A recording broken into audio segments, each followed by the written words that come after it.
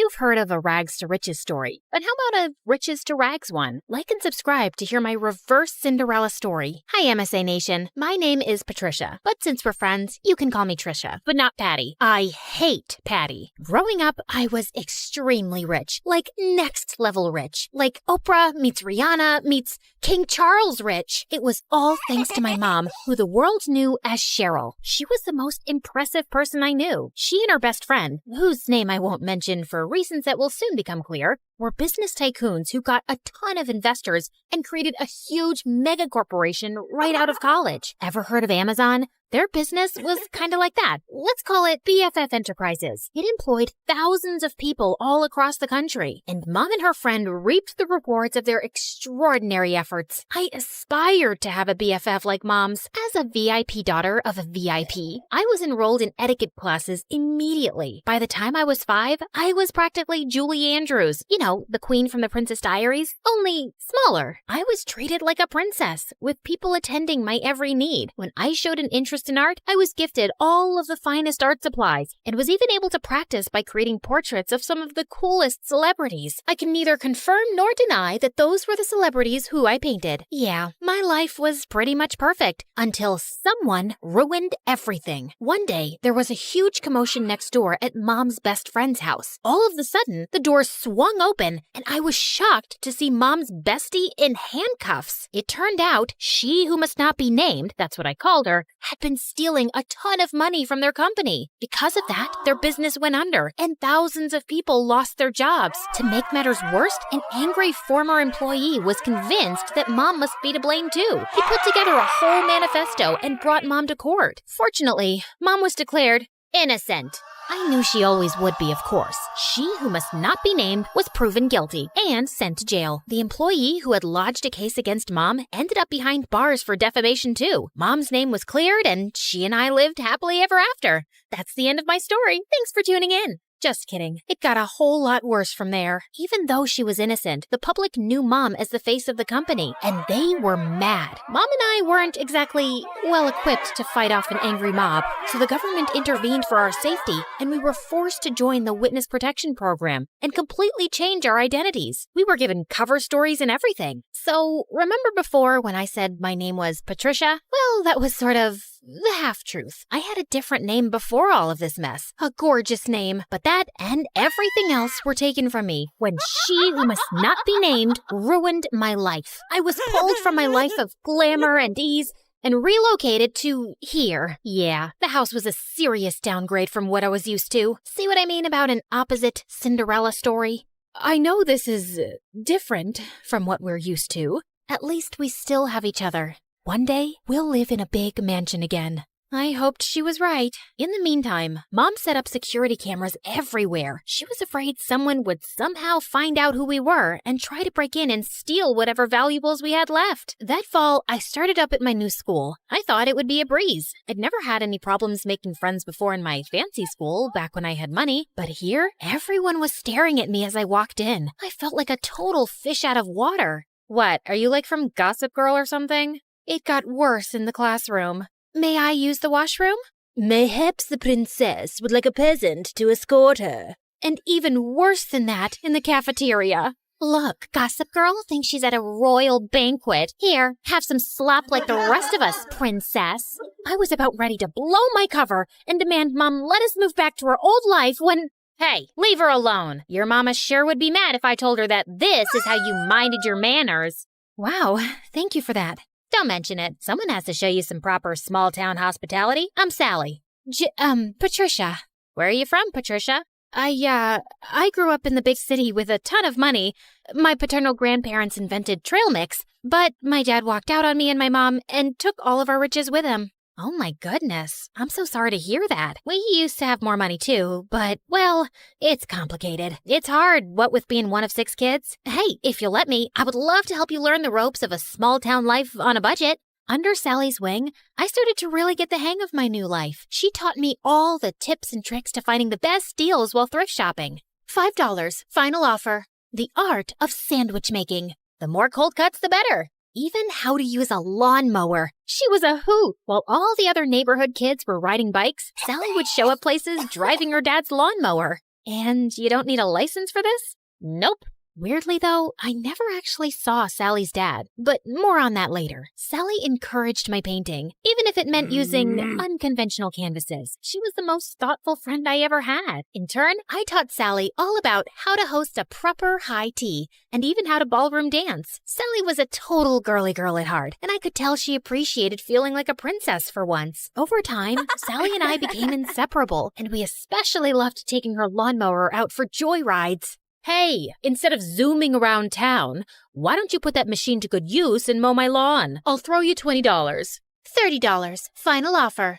The haggling skills Sally taught me were really coming in handy, and that's how Sally and I started earning some extra cash. In the beginning, we had a handful of customers, mostly our friends' parents, who paid us to mow their lawns and rake their leaves. But then, Sally had a fabulous idea. Trisha, you're such an excellent artist. We should offer painting services too. You can even do customized designs. Oh my gosh, Sally, you're a genius. We showed up to the hardware store, excited to get all the materials we'd need to expand our business, but were shocked when we saw the prices. We were in over our heads. I went home, defeated, but then I thought of someone who just might have some good advice. Janessa, the apple certainly doesn't fall far from the tree. I'd be happy to jumpstart this business for you too. Yay! We'll finally have a new way to make money. But first, I want to see your business plan. With Mom's guidance and funding, S&T's Landscaping was born, and with her savvy advertising, our client base expanded quickly. Plus, I was having a blast customizing people's houses with my art. With Sally by my side, I was starting to finally feel at home in this small town. There was just one weird thing. Sally never invited me to her house. She always made excuses why we should meet at my place instead.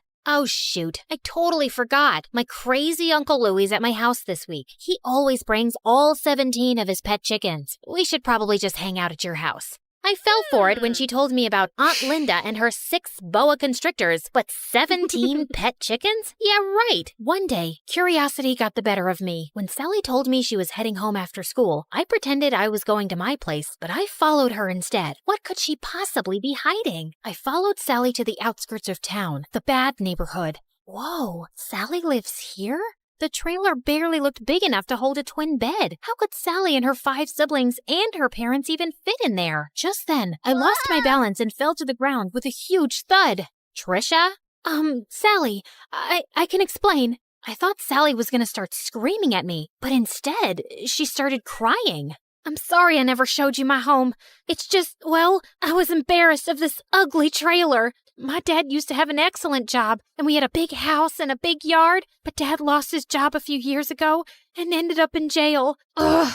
If it wasn't for BFF Enterprises, we would never be in this mess. He was just trying to stand up to their evil owners, and instead Cheryl hired her cronies to make it look like Dad was lying and put him away. It felt like my stomach had dropped out of my butt. Sally's dad was the angry former employee who'd made a case against Mom. Thank goodness Sally had no idea who Mom and I actually were, thanks to our aliases and dye jobs. But why was she blaming Mom when it was really her dad who put us in this mess? I knew I shouldn't say anything or risk Sally getting suspicious, so I ran home before I put my foot in my mouth. Trisha, wait! Was it something I said? I avoided Sally the rest of the week, which wasn't easy. I felt so conflicted. Sally was my best friend, but she hated my mom and blamed her for her dad being in jail. So, I decided to get Mom's advice. I need to talk to you. Sally's dad is your angry former employee who ended up in jail. Oh, come on now, Trisha. What a strange joke. Why was Mom calling me Trisha? At home, she always called me by my real name. Mom, this is serious. Sally has no idea who I really am, or that you're actually the co-founder of BFF Enterprises. Just then, Sally popped up from behind the couch, and suddenly, Mom's behavior made sense. Sally, it's not... I can't believe this. I thought we were best friends, and all along, your family is why my family is suffering? Sally, please, leave me alone. I don't want to talk to you ever again. I've heard of surprise birthday parties gone wrong, but never this badly. I probably lost my BFF forever. But Mom was more preoccupied that Sally would out us both. What are you doing? Follow her. Make sure she doesn't talk. Do whatever it takes. I hadn't seen Mom this stressed out since the trial. I tried texting, calling, even showing up at Sally's window, but she wouldn't even look at me. I returned home, completely hopeless. Did it work? Will she keep quiet? She won't even talk to me. Just then, Mom turned into a fire-breathing dragon. Well, not literally, but I'd never seen her this angry. Then we need to move again, now. But this is her home. Sally is my friend. Some friend. As soon as she talks, I'm going to jail. Mom, what are you talking about? Why would you go to jail? The judge said you were innocent. Of course he did. I bribed him. My business partner and I were both stealing funds from the investors because we deserved more. But unlike me, she was dumb enough to get caught and unwilling to do whatever it took to stay out of jail. And Sally's dad figured it all out and tried to get me behind bars too. But I showed him I am not to be messed with. I couldn't believe it. I was so blinded by all of her generosity over the years. I'd never even once suspected that she could have done anything criminal. And I felt so awful for Sally and her family. They didn't deserve this. But then again, how could I choose between my mom and my best friend? What Mom said next, though, made everything totally clear. You got us into this mess. Now you have to get us out. Me? I'm just a kid. You're the one who was so greedy that you stole money and ruined your company and all of your employees' lives. You even let your own best friend take the fall. You cared so much about money, you forgot about what really matters, friendship. Trisha, come back here. My name isn't Trisha, Mom. It's Janissa. So, let me reintroduce myself. Hi, MSA Nation. My name is actually Janissa. Pretty, right? Okay, back to the action. I grabbed the security cameras on my way out and headed straight to the police station. It had our conversation and Mom's confession recorded. The police took my mom away, and because I had just turned 18 recently, they let me take care of myself. And that night, the story was all over the news. I knew I'd done the right thing, but I'd never felt lonelier. The next morning, I woke up to a knock at the door. Sally, you have to believe me. I didn't know about my mom. She told me everything for the first time yesterday. I can't believe you did that for me, Patricia. Well, I had to. It was the right thing. I mean, sure, I probably could have bounced from town to town with Mom for years, pretending to be someone I'm not, but I don't want to be like Mom, throwing my friends under the bus and not caring about hurting other people. I would choose friendship over luxury 1,000,000 times. And by the way, my real name is Janissa.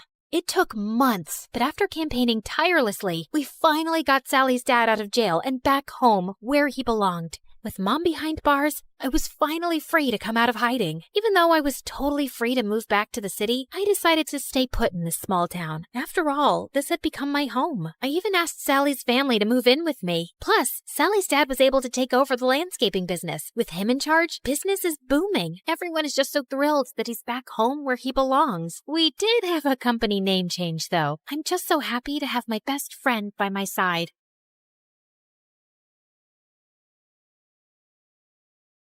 Hey there! My story is a little different from the stories you might have seen on MSA. Want to know why? 'Cause it has a ghost in it. I'm Beatrix, and unlike other kids who are born crying, I was born smiling. Yep, and that sort of freaked out my mom and the doctors. Come on, little angel, it's time to cry. But instead, I cooed and laughed.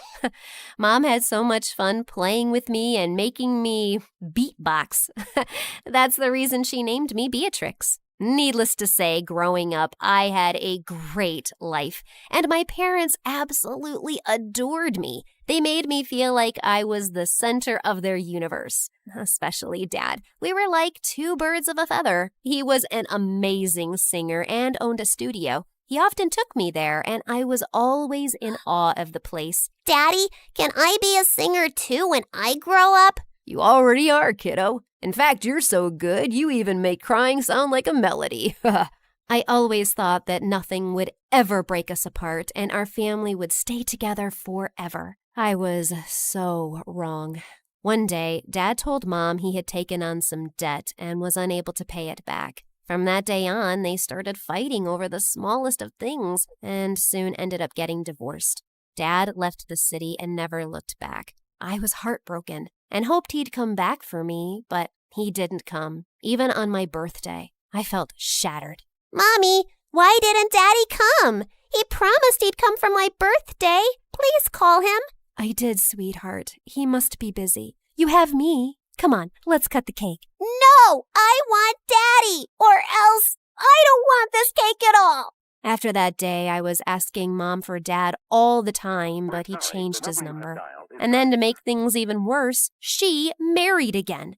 I was nervous at first when I met my stepdad, but it turned out he was an absolute gem. Not only did he paint my room in the exact color I wanted, but he also treated me to ice cream every day and spoiled me with all the things I asked for. Every night when Mom used to tuck me in bed and sing me a lullaby, he'd come too. Life was finally good again.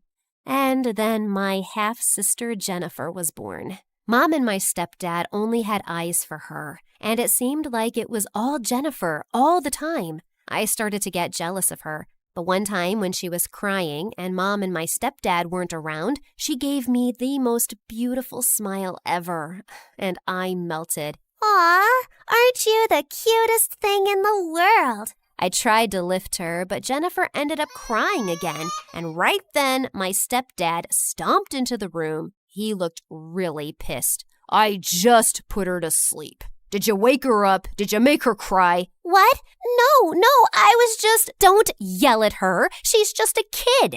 Then they started fighting over me all the time. When my stepdad said I was always causing trouble and should be sent away to live with my real dad, I felt like someone punched me in the gut. That's when I felt like I wasn't a part of my own family. But I kept quiet and didn't complain. And since no one even knew where my real dad was, I wasn't sent away. But then I noticed something strange was happening. I couldn't go outside anymore. Mom even had to homeschool me for a month. Thankfully, I grew out of it eventually with Mom's help. And as Jennifer grew up, she loved being around me. We were pretty close, even though she was competitive and wanted Mom's attention all the time. Like, when I'd come home from school and run to hug Mom, she'd jump in and hug her first, then talk to her and keep her busy until I gave up and would go to my room. I didn't mind because she was still very small. But one day, she broke Dad's phone by accident when we were playing with it. Beatrix, please don't let them know it was me. It was an accident. Please, please, please. I don't want them to be mad at me. I couldn't see my baby sister that way, so when Mom entered the room and saw Jennifer crying, she assumed I had done something. Mom, we were playing, and I accidentally broke Dad's phone. Why can't you be more careful, Beatrix? Why are you two in his office anyway? Don't you know how angry? At that exact moment, Dad rushed in and turned as red as a fire truck. He began yelling at me and Mom. Look at what your daughter did. I told you she's only trouble. Your daughter? Oh, wow, that hurt. After that fight, I began distancing and avoiding my stepdad every time I saw him. Since at home I had so many problems, school was a relief. There I was part of the music club, and singing always felt like a joy. One time when I was in 12th grade, I was performing in a school play, and the lead had to sing a lullaby but forgot the words. I didn't know them either, but I jumped up and sang the same lullaby Mom used to sing me when I was little. When I was done, there was silence. Oh, shoot, I must have sounded bad. But then, all of a sudden, there was a thunder of applause, and I was stunned. Oh my God, Beatrix, you sounded so amazing! Oh, stop, you're just being nice. Wait, who are you? I'm an ad producer, and I'd like to work with you. But... Before I could even finish my sentence, the man handed me his card. I called him a couple of days later, and then I found out he wanted me to sing a jingle for a Christmas ad. It was so much fun. When I got paid, I went to Mom and told her I wanted to take her out for dinner, but she seemed so occupied. That's very nice, honey, but I have to go out with your sister tonight. She got 15th position in her class in the exams. Oh, wonderful. Okay, I'll come too. Well, you know how she is. She said it's a mom-daughter thing only. We'll go out some other time. I hope that's all right. Sure. It was pretty clear that Jennifer was more important to her than me. Mom never made the time to go out with me, even as I finished high school and moved out to my own apartment. After a few years, I started to get lots of attention for my singing, and people were totally loving it. I worked hard, and eventually I got a huge show in New York. I was so psyched about it and invited Mom and Jennifer, but minutes before I was supposed to start, Mom said they couldn't come. When I got on stage and saw the crowd and the 2 empty seats in the front row, I suddenly got really nervous and forgot the lyrics. My brain went blank. And since I was on the stage for so long and still hadn't performed, the audience started booing me. I felt my heart sinking, and then everything went dark. When I woke up, I found myself in the hospital. That was supposed to be my big break. Everything is ruined now. It's not, Beatrix. You just need to take it slow. Trust me, you'll be on the stage again soon. Everything will be okay. I wanted to believe her, but right when I was about to step out of my hospital room, I froze at the door and couldn't move. Honey, what's the matter? I don't know. I'm too scared to leave. I hurried back to the bed and refused to move. After talking to the doctor, I was diagnosed with a condition called agoraphobia. It was just like when my dad left. The stage incident triggered the condition I already had but forgot about. It meant I had trouble being in crowds and open spaces. It had been months since I left my home, and Mom was worried sick for me. She suggested I move into the house next to hers. It had been empty for years because the owners had left town. I was fine with it, as long as it was kept locked and I could stay inside. Mom and Jennifer were the only ones allowed in. My stepdad never visited. Jennifer was incredibly understanding, and we grew even closer. Mom came over every day, always spending time and taking care of me. One day, after she left and I was alone, I heard the sound of a door creaking open. I got up to check all the doors in the house and found the back door completely open. That was weird. I remember locking it. Soon after that, weird things started happening. Like, once I noticed the stove was on, even after I was sure I had turned it off. And then my shoes went missing. What was happening? Was I going crazy on top of everything else? I told Jennifer, and she thought the unthinkable. Maybe my house was haunted. I didn't want to believe it, but I couldn't explain it. One day, Jennifer brought over a Ouija board. Why did you bring this? Well, if there is some ghost here, we need to communicate with it and ask what it wants so we can go away. I wasn't too sold on the idea, but I thought I might as well try. Yeah, just like those stupid kids in horror movies. In just a few minutes, it turned out to be a very bad idea. I thought Jennifer was moving the pointer, but she swore it wasn't her. And it definitely wasn't me. It spelled out, "Get out."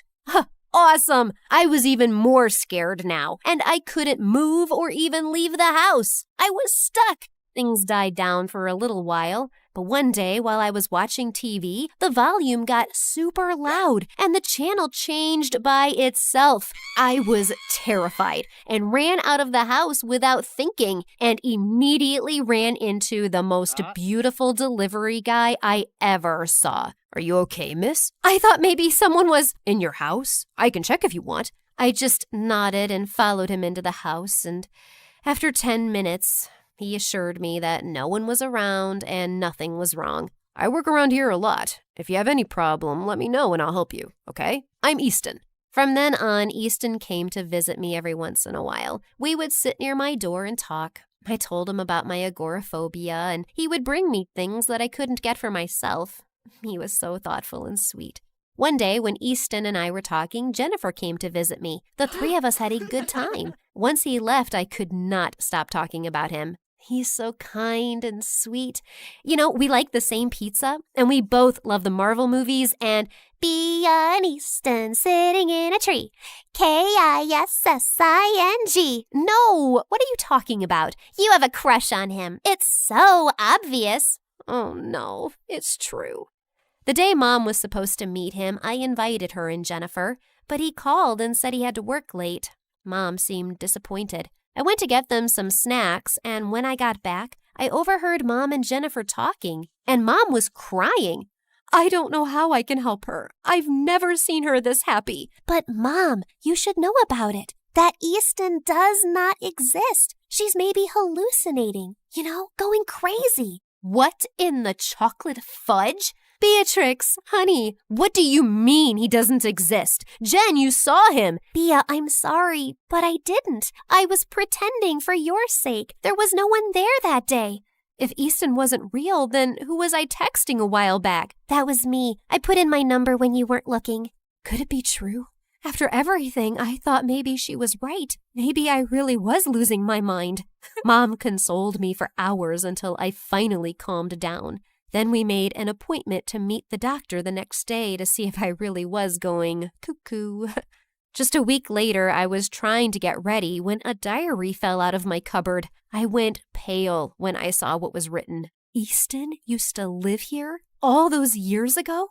This freaked me out so much that when the doorbell rang, I screamed. I was shaking as I opened the door. But the minute I did, I went pale with fear. It was Easton, standing right in front of me. Beatrix, I'm sorry for not showing up last week. Stay away from me. Why are you haunting me? What do you mean? What's going on? You're not real. You're my imagination. Or a ghost. That explains all the weird things that's been happening. The stove, the TV, the weird... What? Of course I'm real. I don't know what you mean. I began screaming and yelling for Mom, and pretty soon she rushed to me with Jennifer and stepdad following behind her. The minute they saw my frantic state, they went pale, especially Jennifer. Mom, I can see Easton, and I'm scared. I think he's a ghost. Honey, I can see him too. Of course you can. I'm a real human. What's going on here? I don't understand. Jennifer, we met too. What's going on?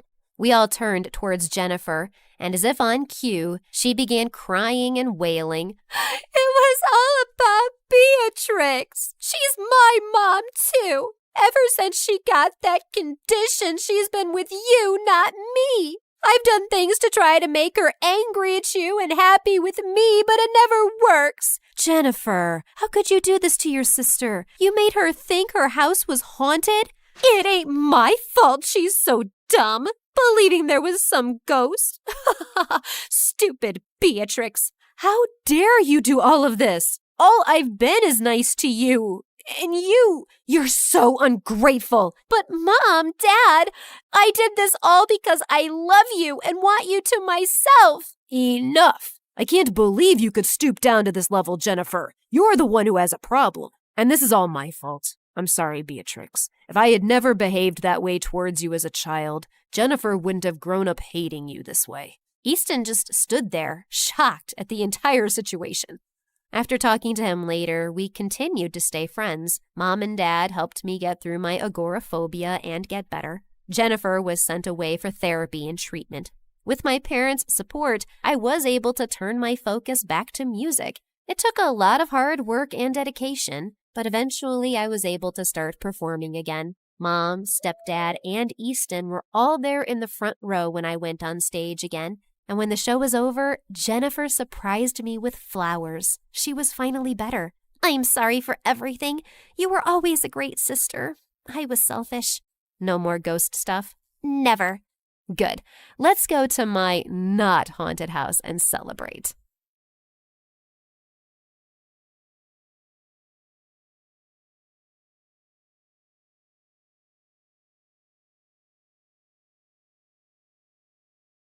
Hi, I'm Amanda. Before I tell you my crazy story, please like and subscribe. I was 5 when I realized my parents were famous for all the wrong reasons. They were rich lawyers who were known for defending the bad guys. People in the neighborhood hated us and would leave horrible notes, throw stink bombs, or trash in our driveway almost every day. Ew, someone put cat poop on the doorstep. Just wipe it off, Amanda, and don't disturb us. We're in the middle of something important. You're playing with toys, Mom. Ugh, I feel sick. These are not toys. That's a limited edition Batmobile. Yeah, that's another thing. Mom and Dad were obsessed with collecting action figures and were oddly secretive about it. They even had a secret room where they kept their toy collection, and no one was allowed to enter it. And I was not allowed to tell anyone about their crazy hobby, which I couldn't even if I wanted to because no one at school talked to me. Every time my parents would win a case,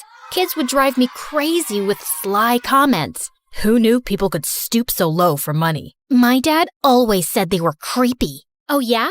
Did he also tell you that your breath smells like poop? No?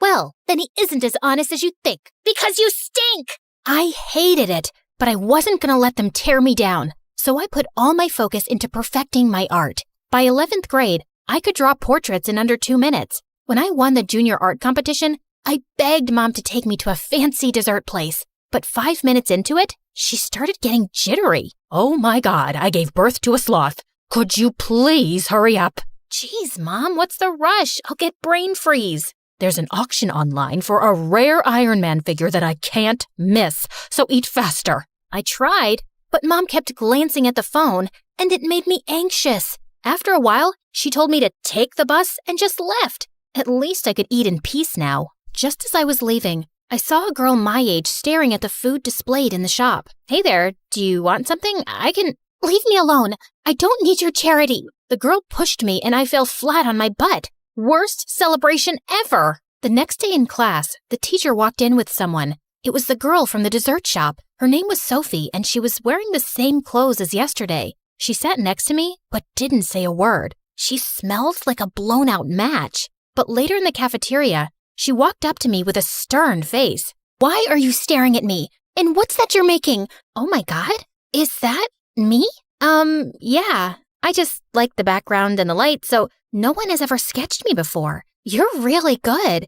Can I keep it?" "Of course." Sophie and I got talking, and it turns out she was actually really sweet. She told me her dad worked abroad and she lived with her aunt here. I miss him, but it's not all bad. Well, I live with my parents, and trust me, you're not missing out on anything. We started hanging out, and I was glad to have finally made a friend. One time in class, I'd just gone out to grab something when I saw Sophie going through my art journal. "Hey, no one's allowed to see that. You have a whole comic book planned out? You'll get this published, right?" "No, it's just random scribbling." "Well, your call. But I think the world needs to know how talented you are." Sophie's words encouraged me, and I took a week to make some edits before finally submitting it to a big comic publisher. I waited a month, but I got no response. It was a long shot anyway.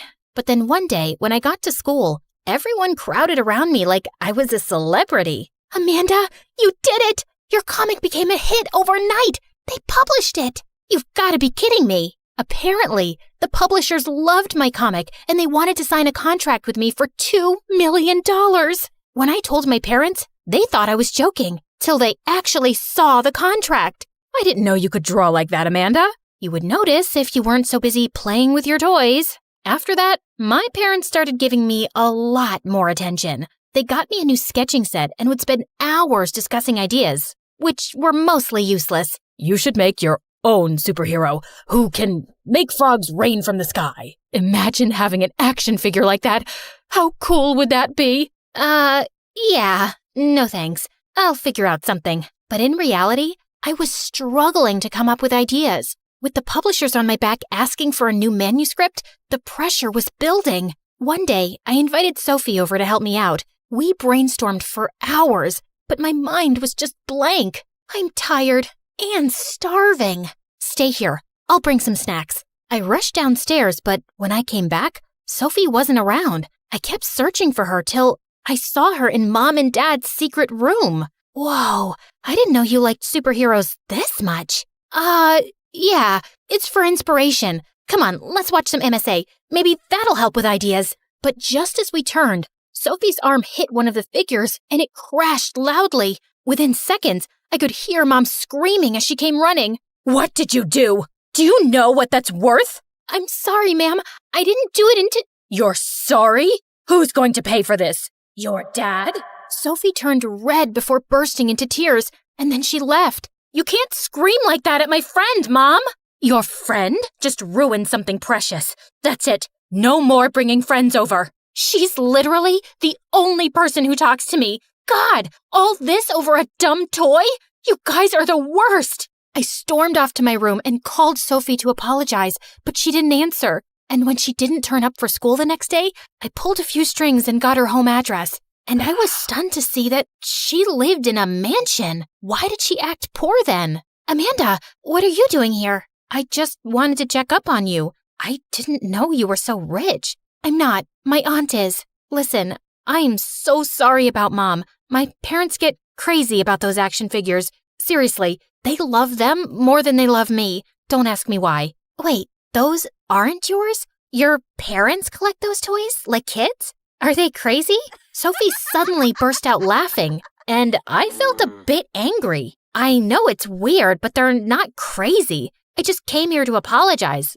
I'll leave." "I'm sorry. I didn't mean it like that. But look at the bright side. This is the perfect comic book material. I'm sure it wasn't easy growing up with them, so why don't you write about that? I have to agree. My life is kind of like a roller coaster. So use it. Also, do you think we can move past this whole thing? In a heartbeat. I started working on the new comic based on my childhood. I changed the names and made a few things different just so no one would know it was a true story. And when I gave it to the publishers after a month, they loved it and wanted to release it immediately. I was super happy. But then a week later, I came home to find my parents with my manuscript. How did you get that? We have connections. What were you thinking, dragging your parents through the dirt like this? You can't write anything without running it by us. Surely we told you that. 1, no you didn't. And 2, that's ridiculous. Please give that back to me. Nuh-uh. You're talking all about your childhood with your weird parents obsessed with their toys?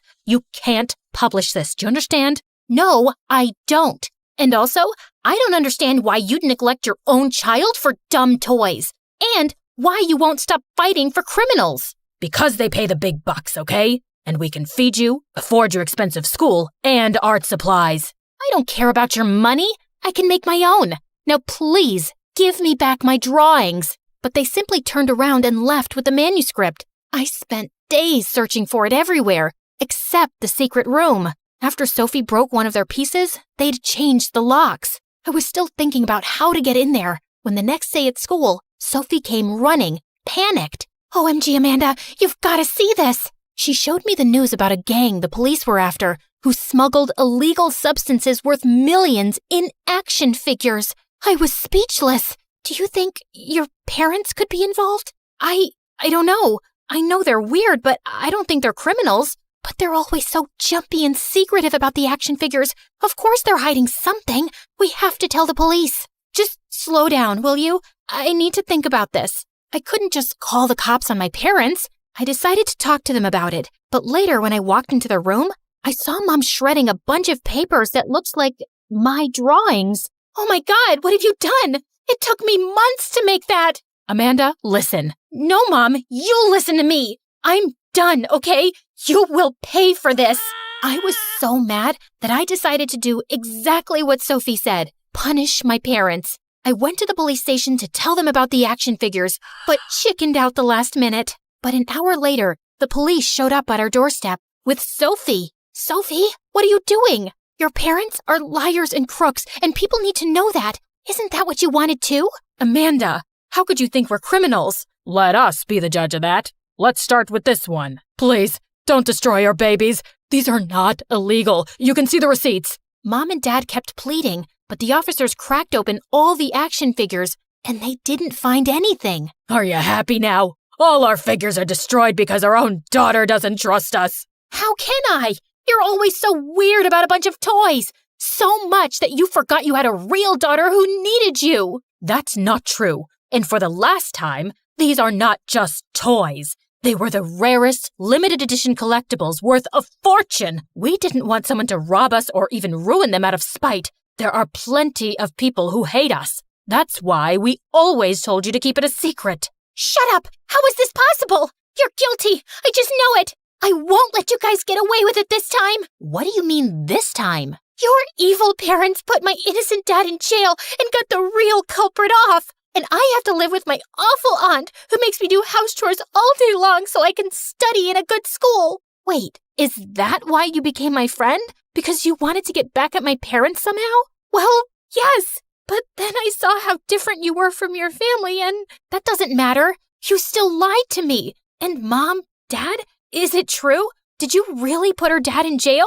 We don't know who her dad is. We fight so many cases, and putting people in jail is what we do. You guys are heartless. Maybe you're not criminals, but you have committed some pretty big blunders. You've ignored me all my life and never cared about how your jobs or hobbies affected me. You've even destroyed my comic that I worked so hard on. Your comic is in my office. What you saw that day was some useless drawings I found in my drawer. I tried to tell you, but you were so melodramatic, like always. I'll give you that dumb thing back. That doesn't make anything right. And you know what? I'm done with you. All of you. Amanda, don't bother explaining. After that day, I ignored Sophie and stopped talking to my parents. Maybe they started feeling a bit bad because they tried making amends by helping get Sophie's dad out of jail. I was happy for her, but I wasn't ready to forgive my parents yet. Sophie left town soon after, and I didn't hear from her again. I got my manuscript published in a month, and it was even better received than the first one. The money I earned was enough to put me through a good art school, and I left home for good. Soon I got busy with studies and writing a new comic, and a whole year went by. One day, I was at a comic book store when someone tapped on my shoulder. Sophie, it really is you. I'm so happy to see you, Amanda. Sophie, you look so different. What are you doing here? I work here now. We moved to this town after Dad got out, and we're doing well for ourselves. Listen, Amanda, I wanted to call you a long time ago, but I didn't know if you'd talk to me. What I did was wrong. I was angry and foolish, and you didn't deserve that. Dang right I didn't. But who could blame you, honestly? My parents destroyed your family, so I get why you were so angry. Does that mean you're not mad at me? Maybe a little, but not as much. Let's talk more over coffee? Sounds good to me.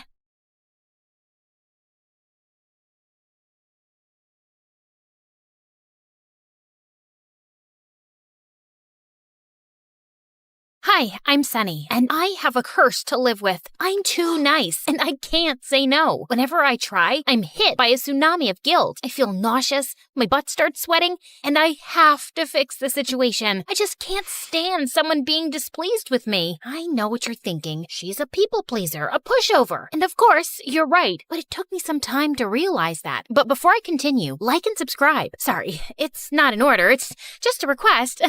Please, I never disobeyed my mother. I always shared my lunch at school. I always gave up the swing at the park, and I could never turn down a poor person's request. Like this one time in 10th grade, I was running back home after school when the homeless guy around the corner asked me for a favor. Hey, Sonny, could you hold this shovel for a few minutes? It's really heavy, and I need to run to the soup kitchen before it closes. Sure, no problem. I kept standing there for 2 hours, and he didn't return. Finally, I left the shovel in the homeless guy's corner with an apology note, but later that night, the police turned up at my door to arrest me. Apparently, they'd found my fingerprints all over a murder weapon, a frickin' shovel. It took a while to get my name cleared. Or this one time, I had to go to the bathroom in the mall when I accidentally went into the disabled people stall. When I came out, I was met by a furious woman in a wheelchair. I've been holding my pee for 10 minutes. People like you are what's wrong with society. What? Oh no, this was a mistake.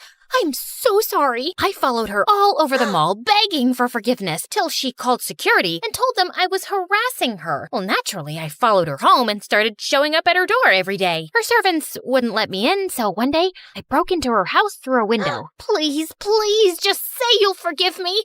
I can't live like this anymore. She filed a restraining order that day. I still pay for a plane to go over her house every week and skywrite my apology. In addition to being nice, I'm also a teen model. I know, I'm breaking stereotypes. I've been on the cover of a dozen fashion magazines, and I've walked on many big runways. My career was amazing, till my mom convinced me to fire my agent and hire her instead. Trust me, honey, I'll make you a star. That's nice, Mom, but you have no experience. What does that matter? I'm your mother, and no one will ever have your interests at heart like I do. I was in labor with you for the worst 23 minutes of my life, remember? Right, of course. You can be my agent. I already knew it was a horrible idea. Mom hated people and rubbed everyone the wrong way. She screamed at the photographers and made a makeup artist cry. She even yelled at a famous designer and started mopping the floor with his dress to show him what she really thought of it. Soon, Mom started complaining about our small house in our dingy neighborhood and started making trouble with the loud, ugly neighbors. Her words, not mine. So, I bought a chic new apartment in a posh area. But then, Mom started complaining about her privacy. Sonny, you really are getting in the way. My new boyfriend and I need our space. But you're standing in my room. Maybe you should move. Yeah, I know. It didn't make any sense. I bought the place. I was bringing in the money. I shouldn't be the one to move out. But as always, I gave in. After buying the apartment, money was a bit tight. Luckily, I found a room in a beautiful beach house that I had to share with 3 other models, Sasha, Tracy, and Mika. And I soon discovered that living with models, the drama was always out of control. I mean, what would you expect from girls who eat a cube of cheese, 1 grape, and 2 almonds a day? They're always hangry. That's my seat, you stupid cow. Is your name written on this seat? OMG, are you wearing my shirt? Is your name written on the shirt? Show me where it is. Can you idiots shut up? If I don't get enough sleep, I look like a raccoon, and then I'll bite like one too. I had to break up almost a dozen cat fights. One day, I cooked us all dinner so we could try to get to know each other. Sasha dreamed of being a pop star. Tracy loved to work out, and Mika was insanely pretty and loved rubbing that in everyone's face. I asked Sasha to sing us one of her songs, and I never heard something so horrible in my life. Of course, I still clapped for her, but Mika and Tracy fell off their seats laughing. What's so funny? You sound like a constipated pig. I'd rather put my head up a cow's butt than listen to you. Yeah, stick to modeling. As long as you can. I mean, you're already showing signs of aging. Sasha got so mad that she threw her plate of pasta at Tracy. Tracy ducked and the food landed on Mika's dress, and they started shouting and pulling at each other's hair. I tried to break up the fight, but I slipped on some sauce and fell. Then someone tossed a hair extension onto the stove, and the kitchen caught fire. When the landlord found out, he was furious and banned us from the kitchen. I put up an ad online for a chef, and a ridiculously good-looking candidate named Lance showed up the next day. So Lance, you can cook, huh? Yeah, that's why I applied for the job. Lance, your cologne is to die for. I'm not wearing any cologne. Lance, did you just fix our sink? You're such a genius. It wasn't broken, you just left the faucet on. Your biceps look like boulders. Can I touch them? I'd prefer it if you didn't. Lance was an amazing chef, a handyman, and even a gardener. One day, all of us were drooling at his abs as he pulled out weeds, when suddenly, some crazy paparazzi climbed over our garden wall. Lance ran towards them like Tom Cruise, broke their cameras, kicked their butts, and sent them running. Oh my God. I can't take it anymore. I have to ask him out. No, he's mine. What? I saw him first. I don't think he's interested in dating any of us. Shut up. Who asked you? The girls cornered Lance in the hallway to get his attention. Sasha sang Lance an awful love song. Tracy did a cheerleading routine. Then Mika walked up in a bathing suit. Hey, Lance, you want to go for a swim? No thanks. I gotta get back to work. But the girls' constant flirting and fawning over Lance got so out of hand that he couldn't do his job properly since he was always trying to hide from them. One of the toilets got clogged, the shower stopped working, and the front yard was starting to look like a jungle. I can't live like this! How are we supposed to share one bathroom? I haven't taken a shower in 2 days. I proposed a solution. Okay then, from here on out, Lance is off limits. No one is dating Lance. They reluctantly agreed, and we made a pact. We all left Lance alone, and soon the house started getting back to normal. A couple of months later, I threw a party and invited a bunch of rich models. Sasha, Tracy, and Mika seemed to forget about their crush on Lance in about 2 minutes. Just then, the doorbell rang and Mom walked in. Hey, honey, did you miss me? Clearly not, or you would have sent me a proper invite. Mom, actually, yes, you're right. I'm sorry, but I'm glad you're here now. Just for 10 minutes. I don't want to overstay where I'm not wanted. I just need to borrow a couple of dresses from you and about, $20,000. But I let you borrow $10,000 last week. Don't be cheap, honey. It's unattractive. Don't you want Mommy to buy something nice for her birthday? Your birthday isn't for another 11 months. But Mom was being pushy, and I knew she'd make a scene. So I gave her my credit card and told her to return it in 2 weeks. Just then, I noticed Lance shaking his head at me, and then he walked away. After the party, the house was a mess, so I asked the girls to help me clean up. Sorry, I have plans with my new boyfriend. I'm allergic to dirt. I twisted my ankle. I'm gonna rest. Okay, no problem. Sleep tight. I was up well into the night still cleaning when Lance joined me and started to help. Why are you still here? You don't need to do this. I stayed back in case you girls needed me. I don't mind. As we were cleaning, I kept catching him looking at me strangely. Okay, I can't take it any longer. Why are you staring at me like I have have 2 heads. You're not like the others. You're a misfit. Well, that's rude. No, it's a good thing. You're beautiful, but not self-absorbed. You're smart, and you seem like a really kind person. You think I'm beautiful? That's all you got from what I said? Lance gave me that strange look and went back to work. You're doing that thing with your face again. Did I do something to make you mad? Are you disappointed? Why do you care what I think? I don't know why. I just do. It's how I'm built. Want some advice? Just stop caring what others think and stop letting people push you around and use you. You deserve better. Excuse me? I am not so naive that... Really? Then how come you're the only one who's cleaning up after the party? And has your mom ever returned the money she keeps borrowing? That's none of your business. Okay.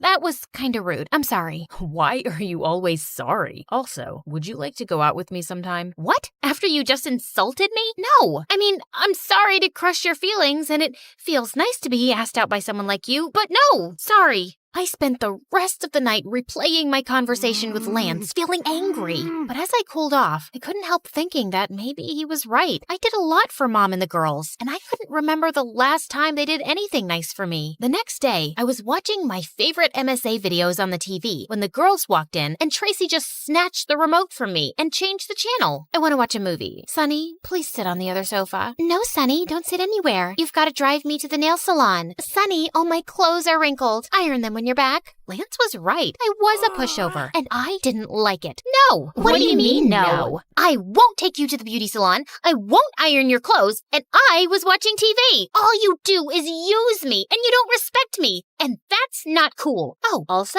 I'm gonna go out with Lance, and you all have boyfriends, so I don't care if you're mad. I am breaking the pact. They were shocked, and so was I. I'd never yelled at anyone in my life, and it felt good. Later that day, the girls apologized for treating me badly and promised not to take advantage of me anymore. They even gave me their blessing to date Lance, and of course, I forgave them. Lance and I started dating soon, and we had such a good time together. He helped me stand up for myself more often and gain confidence. I even booked some modeling gigs without involving Mom, and I was doing great. One evening, Mom invited me to dinner at a fancy restaurant, and I decided to introduce Lance to her there. Break up with him, honey. That boy's a waste of time. I'm sitting right here. Mom, Lance is a nice guy, and he makes me happy. He's a loser. By the way, Lance, are you going to finish that cheesecake? Before I forget, Sonny, I need to borrow your credit card again to book a flight to Hawaii. So just give it to me after you've paid for this meal, okay? I felt a wave of rage sweep through me. No! What's that sound you just made? I've never heard it from your mouth before. Hear it now, loud and clear. No, no, no, no, and sayonara. Oh, one last thing. You're fired. I snapped my credit card in half, grabbed Lance's hand, and stormed out of there. I'm sorry about my mom. She shouldn't have treated you that way. Don't worry about it. I'm so proud of you for standing up to her. Lance was such a supportive boyfriend, but Mom got more conniving by the minute. She started sending me dozens of texts begging me for money, and it got harder to ignore her each day. One night, Lance caught me sneaking out of the house. Where are you going? For a jog. At midnight? Fine, I admit it. I can't help myself. It's a curse. I know my mom's using me, but I can't sleep at night since I refused her money. There's no hope for me. I'm doomed. Leave now and save yourself. I started crying like a baby, and Lance pulled me into a hug. Maybe you should try giving money to a good cause, Sonny, to people who really need your help. I thought that was a great idea. The next day, Lance introduced me to his cousin Nancy, who owned a nonprofit to feed hungry kids. I was so excited to help that I wrote Nancy a big fat check. Sonny, that's a lot of money. Maybe you should think about this. No, I insist. A couple of weeks later, I donated double the amount, and the month after, I tripled it. It felt amazing! But one morning, Lance didn't show up to work and didn't answer any of my calls either. When 2 days passed by, I started getting really worried and filed a missing person report. I even called up Nancy, but her phone was off too. And then I found pictures of Lance and Nancy on social media living their best life on some beach. Lance wasn't even his real name. Their whole charity was a big scam. And duh, Nancy wasn't his cousin. I was so devastated I couldn't get out of bed, take a shower, or comb my hair for days. days. What is up with you, girl? You smell like a gym sock soaked in spoiled milk. Is there something living in your hair? I burst into tears and told them everything. I knew Lance was trouble with his perfect eyes and hair. He was way too good to be true. Of course he was evil. We'll make him pay. First, we went to the police, who put out a warrant for the pair's arrest, but they were smart and couldn't easily be found. Next, the girls and I went online and told our followers about Nancy and Lance's scam and asked for help to find them. Within minutes, we got a dozen leads. Nancy and Lance were arrested at an airport trying to leave the country. Sasha threw a party at the house to celebrate, but for some reason, I still wasn't happy. I took a walk to get some air, and I saw these kids waiting in line outside a soup kitchen. Suddenly, it turned on a light bulb in my head. Before I knew it was a fraud, it had made me really happy thinking my money was going to needy kids. I could start my own charity. Being nice didn't have to be my weakness. It could be my superpower. And now, 5 years later, I'm running soup kitchens all over the country. My model friends volunteer sometimes too. How about I perform for these kids after they've all eaten? No. You two are just jealous. You like my music, right, Sonny? Sasha, I love you, but I really, really, really hate your music. Sorry, I'm not that nice anymore.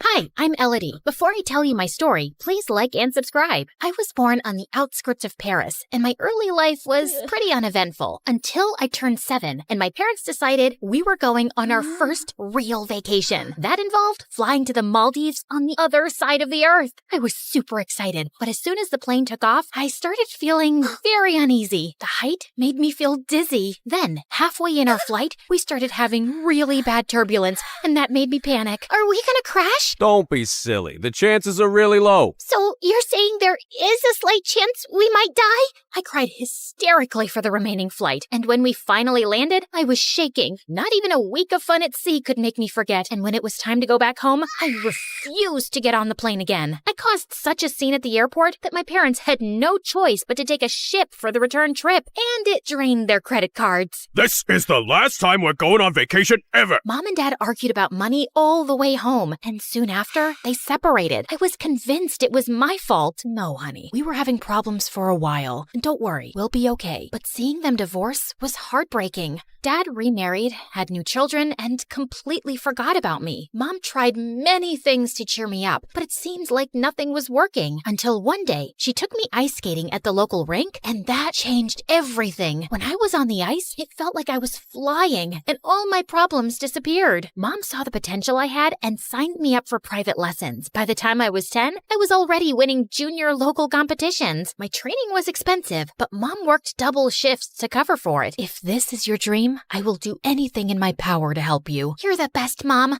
I'll make you proud. At school, I did well enough. My peers admired me, but unfortunately, I didn't have many close friends. Also, as time went by, I started noticing I wasn't like other girls my age. Like one time when I was 15, I was at a friend's house for a sleepover and we were watching the movie Titanic. During the final scene, all the other girls were crying, but I just couldn't get it. I snatched the remote and paused the movie. This is so stupid. Look, there's enough room on that door for Jack to climb too. Elodie, you're ruining the moment. This moment is already ruined. Who even likes such dumb movies? Needless to say, I was never invited for a movie night again. So maybe I wasn't that much of a romantic. Or at all. Big deal. As I grew older, most of my peers started dating, breaking up, and crying over ice cream, while I was still waiting for my first crush to happen. I felt like I was being weird, and the only person in the world who got me was my best friend Louis. We got closer months ago. Mom is happy I'm not getting distracted by dating, but her sister and friends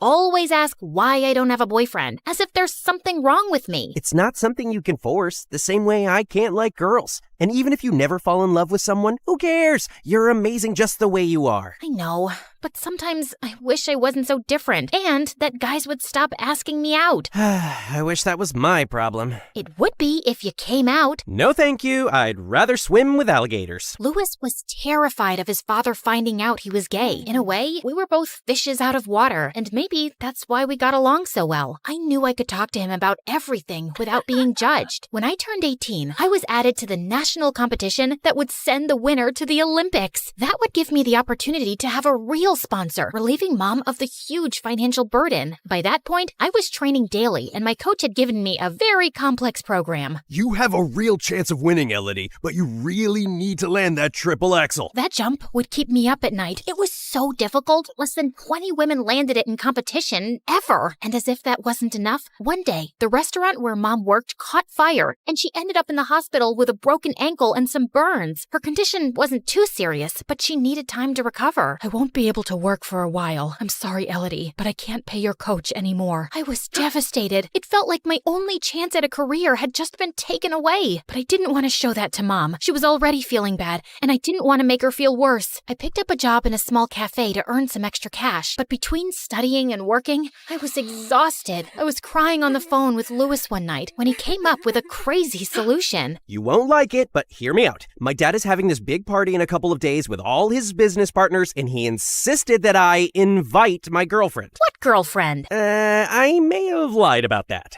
Dad kept asking me why I was still single at my age, so I panicked and told him I was dating someone. I know it's wrong, but I never expected him to meet her. Anyway, you could pretend to be my girlfriend, and I'll ask him to sponsor you. He likes donating to all sorts of causes, and for a potential daughter-in-law, I'm sure he'll accept. I don't know. Lies like that always end badly. Can't you just tell him the truth? You don't know him. Ever since I was little, he wouldn't stop talking about my future wife and how he hopes I'll have like 25 grandkids. Trust me, this is the only way. I was uncomfortable with the fake dating plan, but Louis was right. It would benefit both of us, at least until I managed to win the championship and get another sponsor. So when the day of the party rolled out, I put on my prettiest dress and ended up charming all of the guests. Louis was cold sweating when it was time to introduce me to his father, and I could see why. His dad was a very stern-looking man with a permanent frown on his face. But when we started talking, he seemed kind in his way. Louis took the opportunity to tell him about Mom's incident and how I needed help with my career. I understand, but unfortunately, this isn't a good time for my company. Maybe next year. I felt like the earth stopped spinning. Louis looked as shocked as me and promised to talk to his dad again,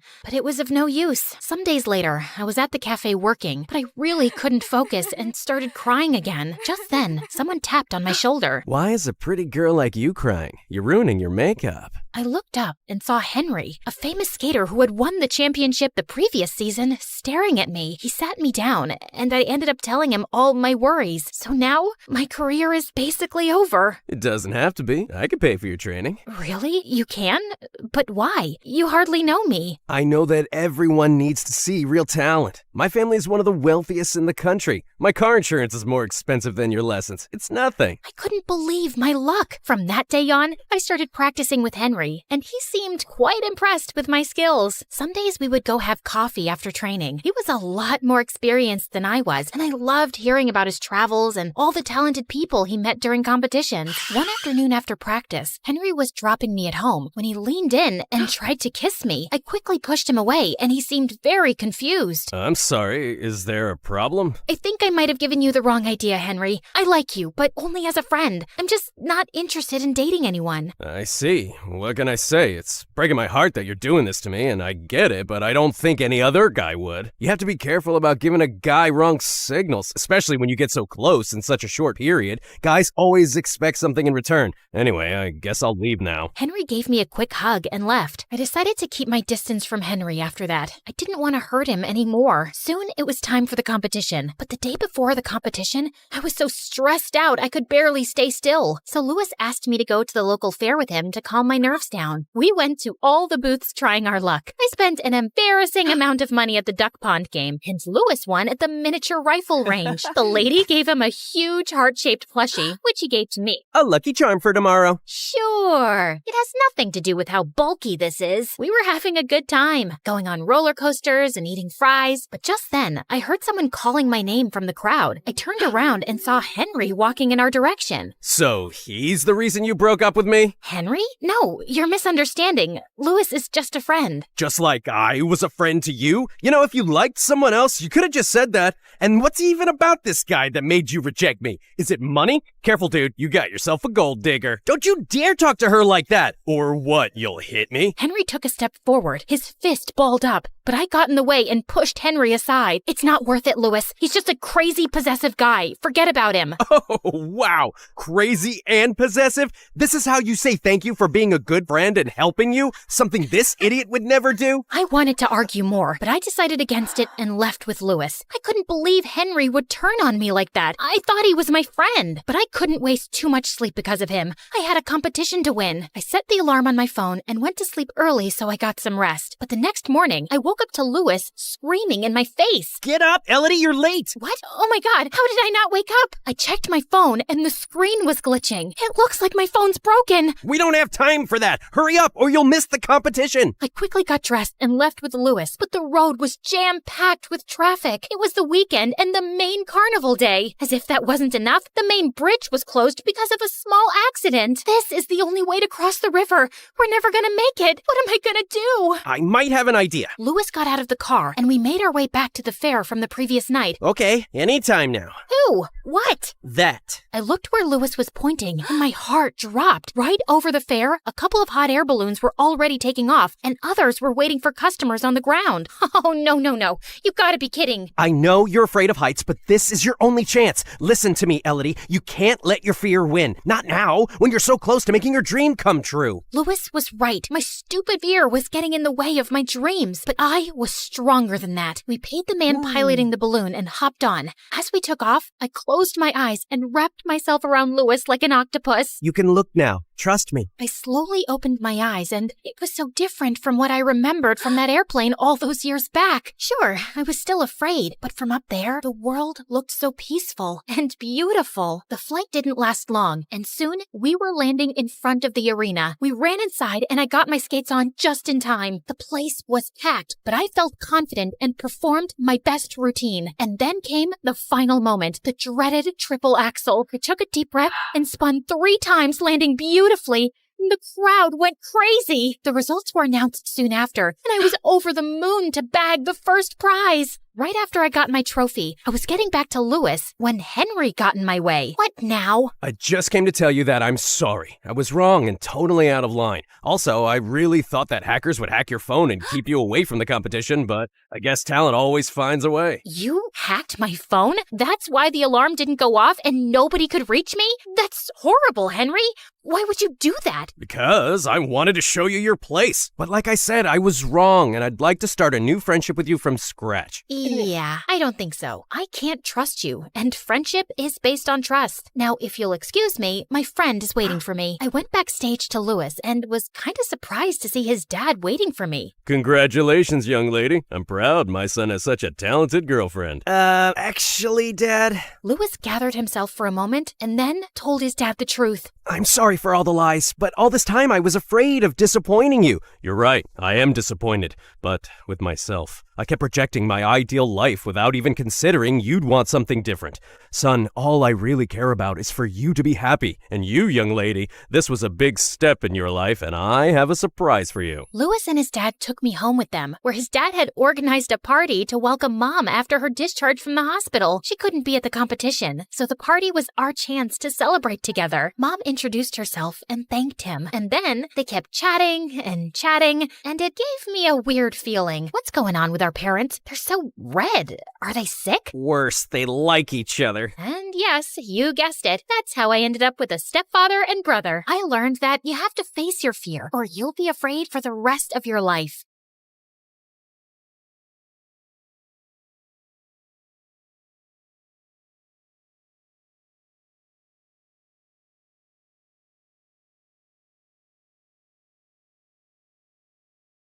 Hi, I'm Princess Leah from Liechtenstein. Before I continue, please hit like and subscribe. The moment my mom gave birth to me, everyone in the village instantly fell in love with me.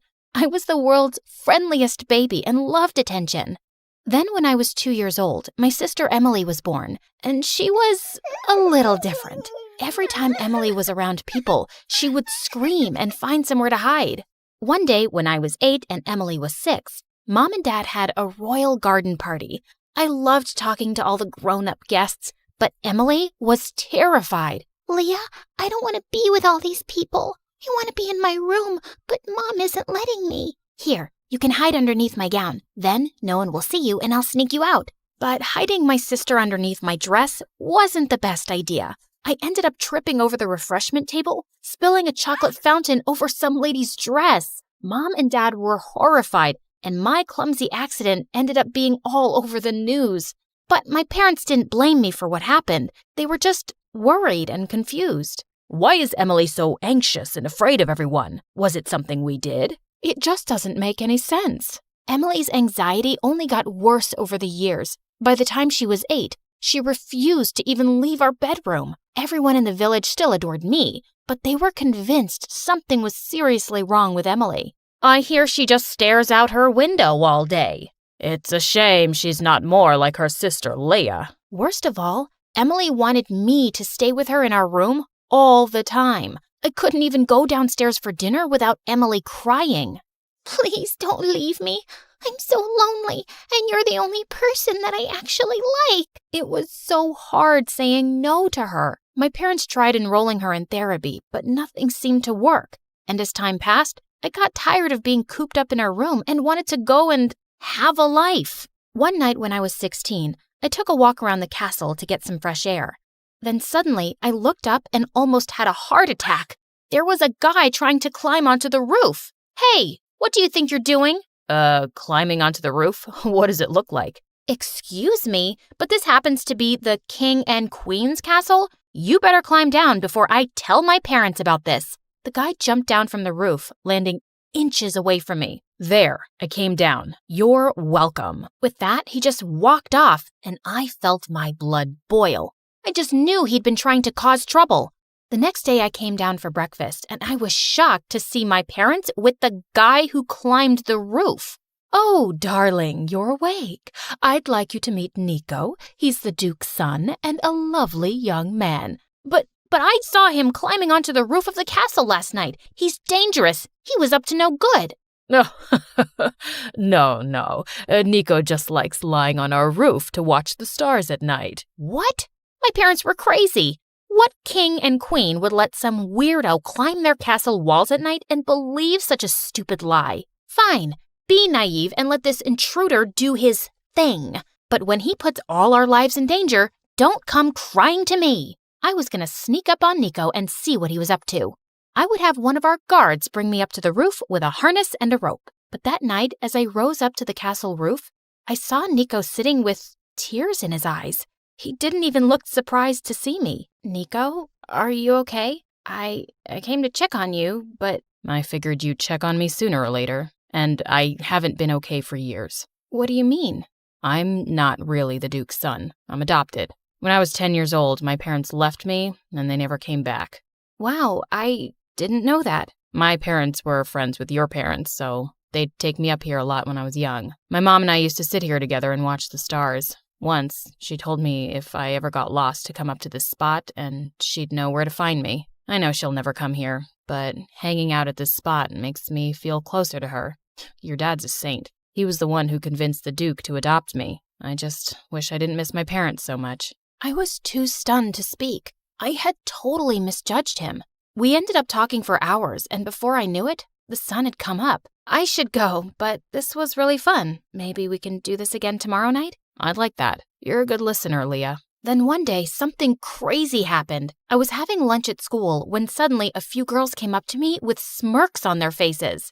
According to one of your maids, your weirdo sister threw a chair at a new maid of yours this morning? We didn't know she was that crazy. Oh, God, I wanted to disappear. They should just lock her up forever. You shouldn't have said that. I yanked the girl's hair hard and she started to scream. Just then, someone pushed the girl backwards and I saw it was Nico. You forgot you're speaking to our future queen, girls. Come on, Leah, let's go for a walk. Nico led me away from the girls, and that's when I asked him how he was in my school. I've been homeschooled my whole life, but my dad decided it was time I start studying with other royals. I was really happy Nico had transferred, but his words made me think of Emily. She had never been able to go to a normal school. All of a sudden, I had tears in my eyes, and I told Nico everything about Emily, how she never came out of her room, how my parents were ashamed of her, and how I always needed to stay with her. What if the girls are right? What if Emily really is crazy and she starts losing her mind? I don't know, but you shouldn't have to sacrifice your life for her. Emily probably just needs someone outside her family to feel safe with. If you want, I'll come over and talk to her. I hugged Nico and immediately agreed. That night, I brought him into our bedroom and Emily started having a panic attack. Hey, it's okay. Nico's a friend. Then suddenly, Emily stood up to really get a look at Nico. And seconds later, she was swooning. I never knew Leah had such handsome friends. You know I'm a princess too, right? Emily started flirting with Nico like crazy. But as the night went on, Nico got her to start opening up about her issues. I get what you're going through. Sometimes I get so depressed, I don't even want to leave my bed. But sometimes being alone makes it worse. How about I introduce you to some of my friends from school? We can start slow. To my shock, Emily agreed. Nico and I started out by taking her for walks in the park, and once in a while introducing her to people. I was so grateful for Nico, and as time passed, we grew really close, and I secretly started having feelings for him. Then one night, the three of us were walking along the pier when suddenly Nico tripped and fell sideways into the lake, hitting his head on a rock. Then he started sinking into the water. I jumped into the lake to get him. When I managed to pull him out, he was unconscious. Luckily, I knew CPR, and within an hour, he started to wake up. He was saved. The next day, I went to visit Nico at his house to see how he was. When I got there, he was lying on the couch, and he looked super out of it. Hey, how are you feeling? I just remember that I hit a rock and almost drowned, and that someone special saved my life. You have no idea how much it means to me, Leah. I haven't felt this loved in years. My heart soared. I was just about to lean in and kiss him when Emily came over and Nico took her hand. Emily told me she dove into the water to get me and then did CPR. She's an absolute angel. To my horror, Nico pulled Emily close and kissed her. I felt like I was going to throw up. I yanked Emily's arm and pulled her into the other room. How could you take credit for saving Nico's life? He's been my best friend for the past year, and you know what? I'm in love with him. Leah, I've been miserable my whole life. I don't know if any guy will want to be with me ever, considering all the issues I have. This could be my once-in-a-lifetime chance at happiness, but I guess that doesn't matter. So go tell Nico the truth and be the village hero. I'll just lock myself away in this bedroom forever. Emily stormed off into the bathroom and slammed the door. I couldn't think straight. I ran out of Nico's palace to clear my head. I wanted to tell Nico the truth so badly, but what if Emily was right? What if this was her one chance at a normal life? In the end, I decided to let Emily take the credit. It probably wouldn't be a big deal. She'd get to be the village hero for once. Plus, it wasn't like she and Nico were going to get married overnight. I had time to think things over. Except Emily's fame lasted for more than a week. Worst of all, she and Nico were getting close. The two of them even went out together. He comforted her every time she had a panic attack and congratulated her every time she left the castle. God, was he her boyfriend or her babysitter? Then one night, my parents invited Nico over for dinner, and Dad made an announcement that sent me over the edge. After much thought and discussion, we would like for Nico to be our new king. We love him like our own son, and we can't think of who'd be a better husband for our daughter. My jaw dropped. I was going to be with Nico after all? Everything was going to work out? But Emily was fuming. You're just going to take Nico away from me? Like that? You mean I'm going to marry Leah? Actually, you're going to marry Emily, and she's going to be the queen instead of Leah. You two make such a beautiful couple, and it was truly a miracle that Emily was able to save your life, even with all her challenges, and that's remarkable. I felt like I'd been punched in the face. That's insane! I'm the eldest daughter. I've been preparing to be queen my whole life. And you know what? I'm the one who saved Nico. I should have never let Emily lie and take the credit for it. And I'm not letting her take my crown or marry Nico either. Before anyone could react, I fled from the table and into my bedroom. Then suddenly, I felt someone standing over me, and it was Emily, with fire in her eyes. Why would you rat me out like that? You can still have any guy you want, as long as it's not Nico. I've loved Nico for over a year. Emily, I've sacrificed everything for you. I spent days on end locked in this room so you wouldn't feel scared and alone. Is this the thanks I get? So, you're saying I owe you in some way? I never asked you to sacrifice yourself for me. You could have left me for a few hours if it was too much. It's not my fault you don't know how to set boundaries. Sorry, but I'm only responsible for my own happiness. That was it. Without thinking, I slapped Emily across the face hard. Emily turned around and was about to push me, but instead, she tripped and fell backwards, tumbling down the stairs. Everyone called for help and an ambulance came. What had I done? I went with everyone to the hospital, but I wasn't able to see Emily yet. I felt sick to my stomach. Suddenly, I felt someone's hand on my shoulder. It was Nico. Hey, Emily's gonna be okay. She'll be in a cast for a few weeks, but don't worry. I think there's something seriously wrong with me. How could I hurt my sister like that? Maybe because you were fed up with letting her take what's yours? The servants overheard your conversation with Emily, that it was you who saved me and how you let her take the credit. I was totally silent. I hadn't really thought of it that way, but Nico had a point. Also, I need to confess something. I'm in love with you too. I've been in love with you for ages. I thought I loved Emily because she saved my life, but we don't have that connection that you and I have. I want to be with you, Leah, not your sister. Suddenly, Nico leaned in to kiss me. Oh God, I wanted to kiss him so bad, but what about Emily? I couldn't do this to her. I ran away from Nico at that second. I had to talk to Emily. I went out to bring her flowers and then apologized for everything. Actually, I'm the one who owes you an apology. I went way too far by stealing both Nico and your crown from you. I know Nico doesn't see me like that. It's okay, Emily. It's in the past now. Everything is going to be all right. I'm so glad you're okay. Honestly, me too. I hugged my sister tight. Today, I'm married to Nico as the Queen of Liechtenstein. And Emily is married too, with 3 kids.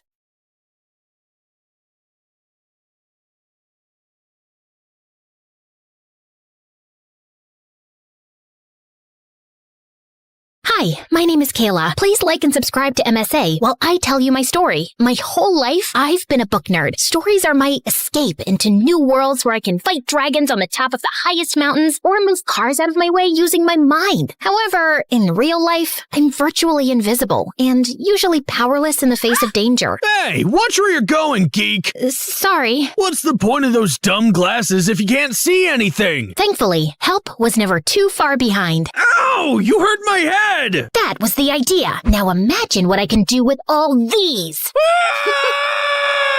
Are you okay? I am now. Hey, is that Harry Potter? I love that book. You know, I think we're gonna be best friends. That was the first day I met Faye, and she was right. We instantly bonded over our love of reading, and I was forever in awe of her confidence. Everyone, make way. Your queen is coming through. She proved to me that being into books did not mean you had to be timid. And that ends my presentation on why every Friday should be pizza day at the cafeteria. But while Faye's life was forever blasting out loud, I felt like something was missing from mine. I'd read so many romantic tales of a prince riding into town, conquering the angry monsters just to be with the one he loves. And then I wonder, is my prince ever gonna come and save me? Snap out of it, Kayla. Huh? Look around you. These boys are no match for your intellect. They're all stinky and stupid. Speak for yourself, nerds. That's why you weren't invited to the big house party this weekend. Your fly is undone. Huh? Oh, oops.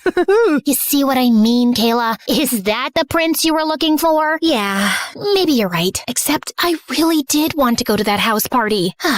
I knew there was no way that was going to happen. Or at least, that's what I thought, until everything changed one day as I was looking for a book in the library. Hey, what's this? Looks like a secret compartment. Pull it up. Whoa! Hidden beneath the shelf was a dusty book we'd never seen before. I blew on it and read its title, The Secrets to Get Boys to Fall in Love with You. That is the dumbest thing I've ever heard of. No wonder somebody hid it. Look at this stuff. How to dress for a man, how to talk to a man. I wonder if it works. Who cares? Shove it back where you found it. Actually, I think we should try it out. What? You can't be serious. I am. We could test it out tonight at the house party. Think of it as a social experiment where we see how easy it is to get boys to fall for us. Well, I do love a social experiment. All right, why not? I'm in. After school, we rush to my house and follow the book by the letter. Always wear bright red lipstick for attention. Check. Clip-in hair extensions for more bouncy hair. Check. Learn how to walk correctly by balancing books on your head. Check. Juice your meals to digest them faster. Check. Ugh. Lift weights to tone your figure. I'm exhausted. Don't sit down. You'll get chair butt. And according to this book, boys hate chair butt. Ugh. Eyelashes, short skirts, pink everything, and ta-da! Wow, we look like completely different people. More like complete bimbos. I didn't care what Faye said. I was super excited. And when we arrived at the party, everyone was looking at us, and I felt seen for the first time. Hey there, good looking. Can I get you some punch? I'll give you a punch. Faye, remember the book? Like, oh my gosh, I would totally love some punch. Duh. Once alone, I scanned the room looking for my prince. And oh my god, there he was. He was the most beautiful boy I had ever seen. Tall, muscular, well-dressed, and looking so cool. I wanted to go over there, but I remembered what the book said. Chapter 13, don't pester boys. Rather, stand against a wall and look mysterious, and they'll come to you. And so, that's what I did. But unfortunately, it attracted the wrong guy. Excuse me, miss. My name is Ricardo. And let me just say you are a radiant vision of sunbeam perfection. Oh, thanks. Please, let's swap numbers. Okay.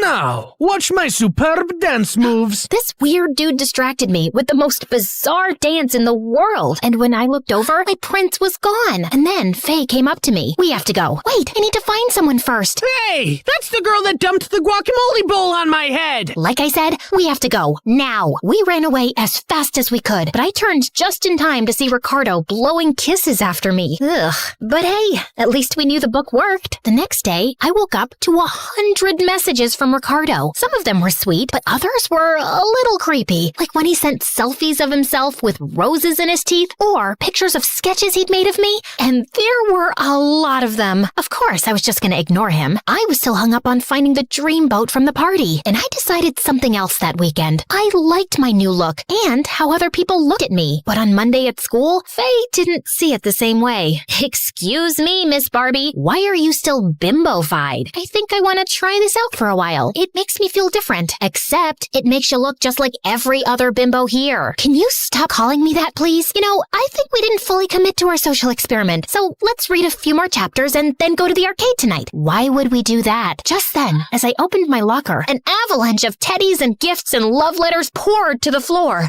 Looks like Ricardo found me. Whoa, wait a minute. I'm starting to get the picture. You think you're actually gonna get your prince this way, don't you? You mean this guy? I don't even like him. Please, just come to the arcade. Do it for me, Faye. Hard pass. I'll be at the library where the smart people usually are. You're on your own. I hated to see Faye so annoyed, but I figured she'd get over it. Besides, I needed to continue my mission. That night, I read a few more chapters and then went to the arcade alone, where all the popular kids hung out. I felt super nervous by myself and considered leaving when... Hey, are you just going to stand there or are you going to play something? Oh my gosh, it was the hunk I saw at the party, and he was talking to me. Think quick, Kayla. What did the book say? Oh yes, chapter 7. Always laugh at boys' jokes. You're so funny. Thanks. My name's Lloyd. Are you waiting to play this claw game? Chapter 20. Be the damsel in distress. Oh, it's too complicated for me. Oh, here, I'll show you. The trick is all about timing. Like, oh wow, you're so good at that. Thank you. Sure thing. Would you like to get ice cream? Uh-oh. Chapter 3. Avoid fatty desserts. How about a low-fat milkshake instead? As we shared a vegan milkshake, Lloyd started telling me about his life. He was a part-time model, but his true passion was volunteering at the children's hospital. I mean, can someone be more perfect? I gazed into his eyes, and then we both moved forward to sip our straws at the same time. Our faces were so close, I almost thought he might kiss me, when suddenly my phone rang, and it was my mom telling me to come home immediately. Apparently, my grandma had broken her hip, and my parents needed to go out of town to see her. Since I couldn't miss school, they asked me to stay with Faye for a few days. I know the timing isn't great, and you're mad at me. Don't be silly. What are friends for? You packed all that makeup to bring over? Since when do you even have so much makeup? I went shopping yesterday, and what is this ridiculous bag? Wait, I've seen all the cheerleaders carrying this lately. Are you gonna start waving pom-poms in my face next? Faye, is me staying over gonna be a problem?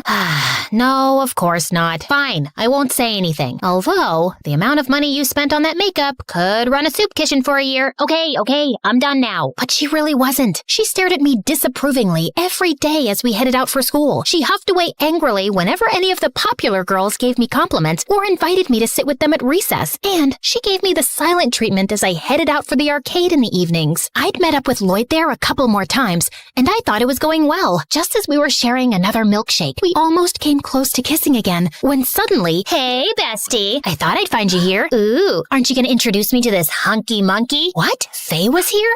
And she was dressed by the book too? Lloyd Faye Lloyd. That's such a manly name. So Lloyd, can you show me how the photo booth works? Oh my gosh, it's so confusing. Yeah, I can show you. This was crazy. Faye was trying to steal the spotlight from me. Well, two can play at that game. Oh, wow. Look at these photos. We'd make such a cute couple for sure. If you say so. Oh, Lloyd, let's have a dance battle. All right. Oh, Lloyd, let's sing karaoke. Okay. Oh, Lloyd, let's get some cotton candy. Sure. Oh, Lloyd, let's shoot some zombies. Can do. Oh, Lloyd, let's break the basketball high score. No, Lloyd, let's trade some prizes for our tickets. well, Oh, please, Lloyd. ow. Lloyd, this way. Ouch. Come on, Lloyd. Stop. I don't know what's happening here, but it's freaking me out. It's not me. It's her. She's a phony. Me? You're the phony. Look at her. What the heck? Look, I don't know what's going on here, but you two clearly have some serious issues, and I don't want to get in the middle of it. Goodbye. Oh, Lloyd, come back.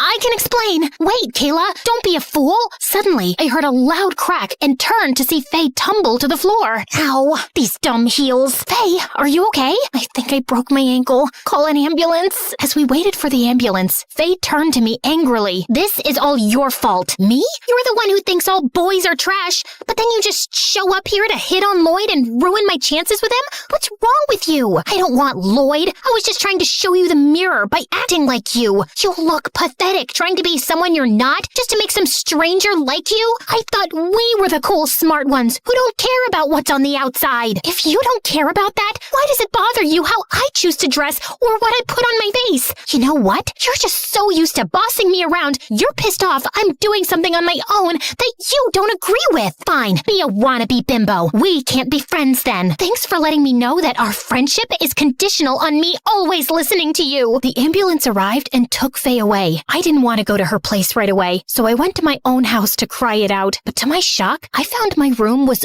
overflowing with gifts from Ricardo. Heart-shaped balloons, bouquets, and dozens of teddy bears. This was all too much. And when I looked in the mirror, I didn't even recognize myself. I had lost my chances with Lloyd, and things with Faye were all messed up. Plus, these new clothes were so uncomfortable. And that's when I realized all these troubles started with the book. I opened it up to the final chapter and read in horror. Chapter 31, charm boys by cleaning up after their mess. Chapter 32, make boys sandwiches when they are sad. This was not a magic guide to romance. This was the most sexist book in the world. And I had been such an idiot. I needed to make it right. The next day, I returned to the arcade, only this time as boring old Kayla. Excuse me, Lloyd? Hey, Kayla? Yeah, this is how I really look, and I'm just here to apologize. I've been acting like somebody I'm not, which isn't cool or fair to you. Seems like you have some self-work to do. Most definitely. Okay, well, sorry again. Goodbye. Hold on. Do you want to get a milkshake? As long as it's full fat. The rest of the evening, we played arcade games and then went for a romantic walk by the river. And Lloyd seemed to like me for me. I went home on cloud 9 that night, and when I woke up the next morning, I was determined to fix everything else. Starting with, Faye, I just wanted to apologize. You're right. I shouldn't have to change anything about myself to get noticed or be liked by anyone. Kayla, I owe you an apology too. To be honest, I just got jealous and insecure. I mean, you're out there trying to find your Prince Charming, while I'm perfectly happy just the two of us in the library. I just didn't want anything to change. We can have both, Faye. You'll always be my bestie, no matter who else comes into my life. I can handle that, as long as whoever he is appreciates the Kayla that I know. Deal? Deal. Yoo-hoo! Huh? It's me, Ricardo. I've been searching for you for days. Why are you ignoring my gifts? There was something crazy in his eye. Ricardo, you're coming on too strong. You broke into my house to leave me gifts, and now you're following me around? We don't even know each other. But we can spend our whole lives getting to know each other. We're meant to be. I love you. Ew, catch a hint, dude. She doesn't like you. No, I will not rest until you're mine! Ricardo grabbed me by the wrist, and I was about to panic when suddenly, Let go of her! two boys battling over me sounded like a fairy tale in a romance novel. But now that it was actually happening, I didn't like it one bit. And that's when I remembered the book, The Whack. Ow! You break my heart and now you break my head. I don't want to be here anymore. At least this book came to some good use. Girl, I am so proud of you.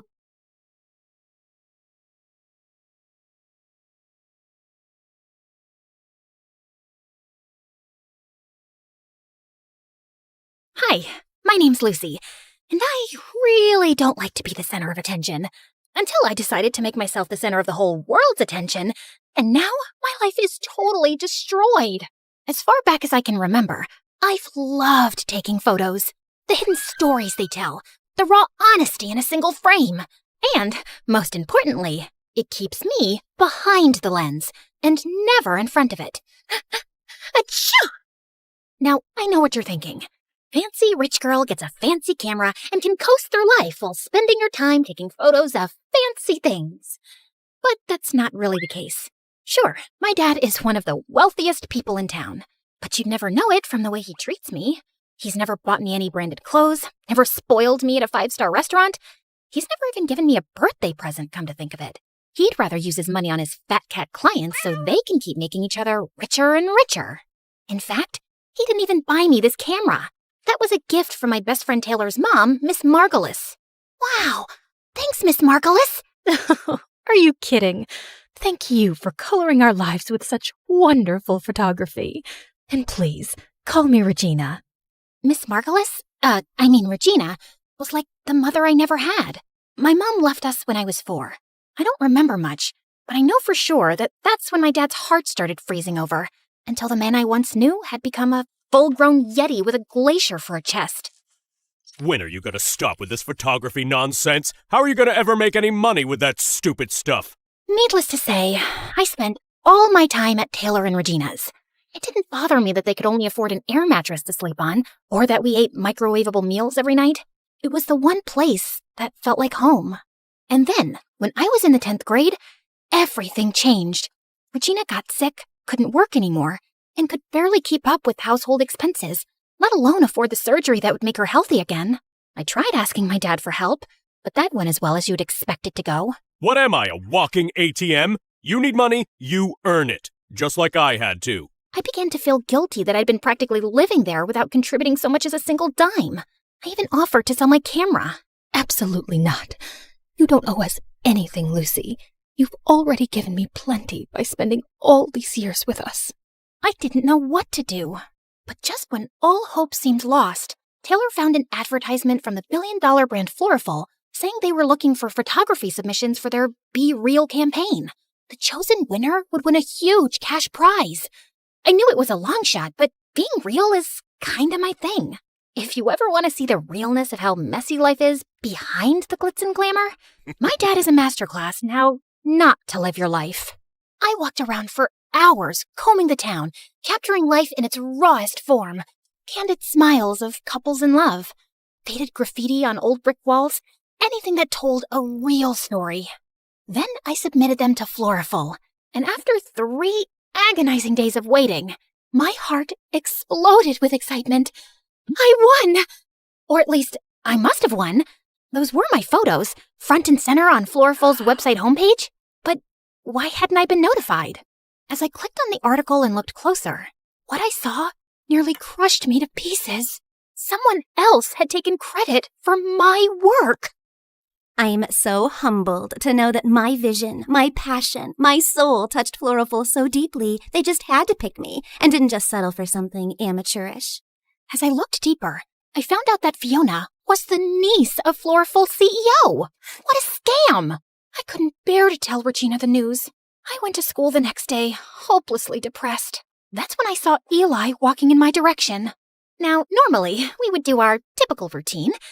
Me, cowering beneath the shadows of his beautiful hair and massive brain. Him walking by like I was a particularly uninteresting ficus. But this time was different.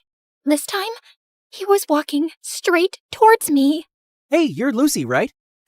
Well, I I can be a Lucy if you want me to be. But your name's Lucy, right? Like Lucy with a C? Yeah, Lucy with a C. How smart. Some people think it's with an S. One guy thought it was a Q, but he was an exchange student, so I guess that doesn't count. Okay, Lucy. My name's Eli. I'm the editor for the school paper, and I saw some of your photos. They're brilliant. We're looking for a photographer for our next big story. Only problem is, we don't exactly have a story yet. Well, there was a fish that went missing from a classroom, but that's not exactly Pulitzer material. And then, under the weight of the pressure and sadness and indignation of losing what was rightfully mine, my shyness evaporated. I burst out and told him everything. I told him about Taylor and Miss Regina, and the Be Real competition and Fiona. And I watched as I saw a side of Eli that I had never seen in all those years of pretending not to gaze at him from afar. He was mad, like fuming mad. How could they do that to you? After all the great work you put in? That's outrageous! I couldn't believe it. The smartest kid in school, and third most handsome by gossip's consensus, was angry on my behalf. Eli vowed to go forward with the story in the school paper. But first, we had to find Fiona. As an investigative journalist, I know a lot more than I probably should. Like what? Like Fiona's address, for example. We got into Eli's car and sped to Fiona's house. I felt more alive and more assertive than I have in years. Don't be nervous. When she answers, just... Thanks, but when it comes to defending my work, I don't need a pep talk. Who was this person I was becoming? Or was I finally rediscovering my old self? Was the Be Real campaign uncovering a real me I'd forgotten years ago? I rang the doorbell, and Fiona herself answered. But to my surprise, she looked different, more tired than she did online, and maybe almost nice. At that moment, all my previous confidence shriveled up like an overexposed photo left out in the sun. Hey, can I help you? Fiona. It is Fiona, right? Of course it's Fiona. After all, this is Fiona's house. What were we here for again? I'm Eli Bellinger. I'm with the Northwood Times. We're here to ask you some questions. Oh, right. Okay, well... Fiona, don't slouch and fix your hair. You look tired. What have I told you about answering the door like some intern? And suddenly, everything about her changed. She began to morph into every it girl that ever terrorized me at school, like a werewolf at full moon.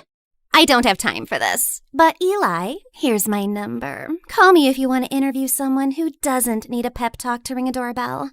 No offense. This witch! First she takes my work, now she tries to take my friend, I guess? I couldn't contain myself anymore. My name is Lucy, and you stole my photos to win the Florful competition. Excuse me? Your photos? Please. In case you weren't aware, I graduated as the top portfolio pick at the Willow Ridge Visual Arts Academy, won 2 regional youth photography awards, and got featured on the front page of Shutterscene's Next Gen Visionaries issue. But sure, let's pretend I needed to steal your pictures. Now, why don't you make it like the Florful campaign says and get real? Call me Eli. I didn't know what was worse, having my hard work plundered or being brutally embarrassed in front of Eli.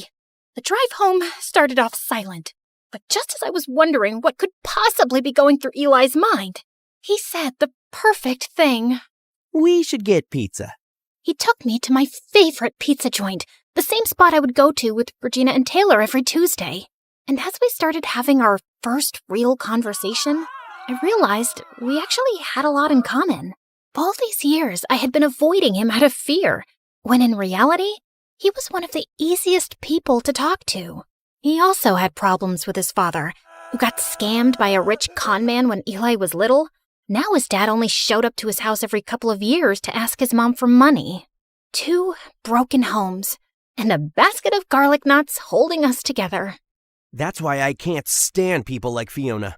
Just another snobby rich kid feeding off of people like us who really need the money. You know what I mean? Yep. Unlike her, just two humble peasants. Gotta go harvest some potatoes after algebra. Makes me mad just thinking of her. Yeah, she's like a squirrel with a credit card. What? I don't know. It made sense in my head. And he even found me funny. After Eli dropped me off at Regina and Taylor's, the weight of my reality crashed back down on me. I barely slept through the night. I just kept refreshing Floriful's homepage over and over again. I even began to doubt whether those photos really were mine. The next morning, I sulked into the kitchen, totally dejected. But that's when I saw Regina cheerily making us her special secret pancake recipe. And I remembered, this wasn't about me or Fiona at all. This was about Regina and her health. And if she could put together a smile and trudge forward every day, so could I. So later that day, I marched right up to Eli. I didn't even care that other people were looking at me. That weird feeling was back again. You know, confidence. We need to write this article, and we need to write it now.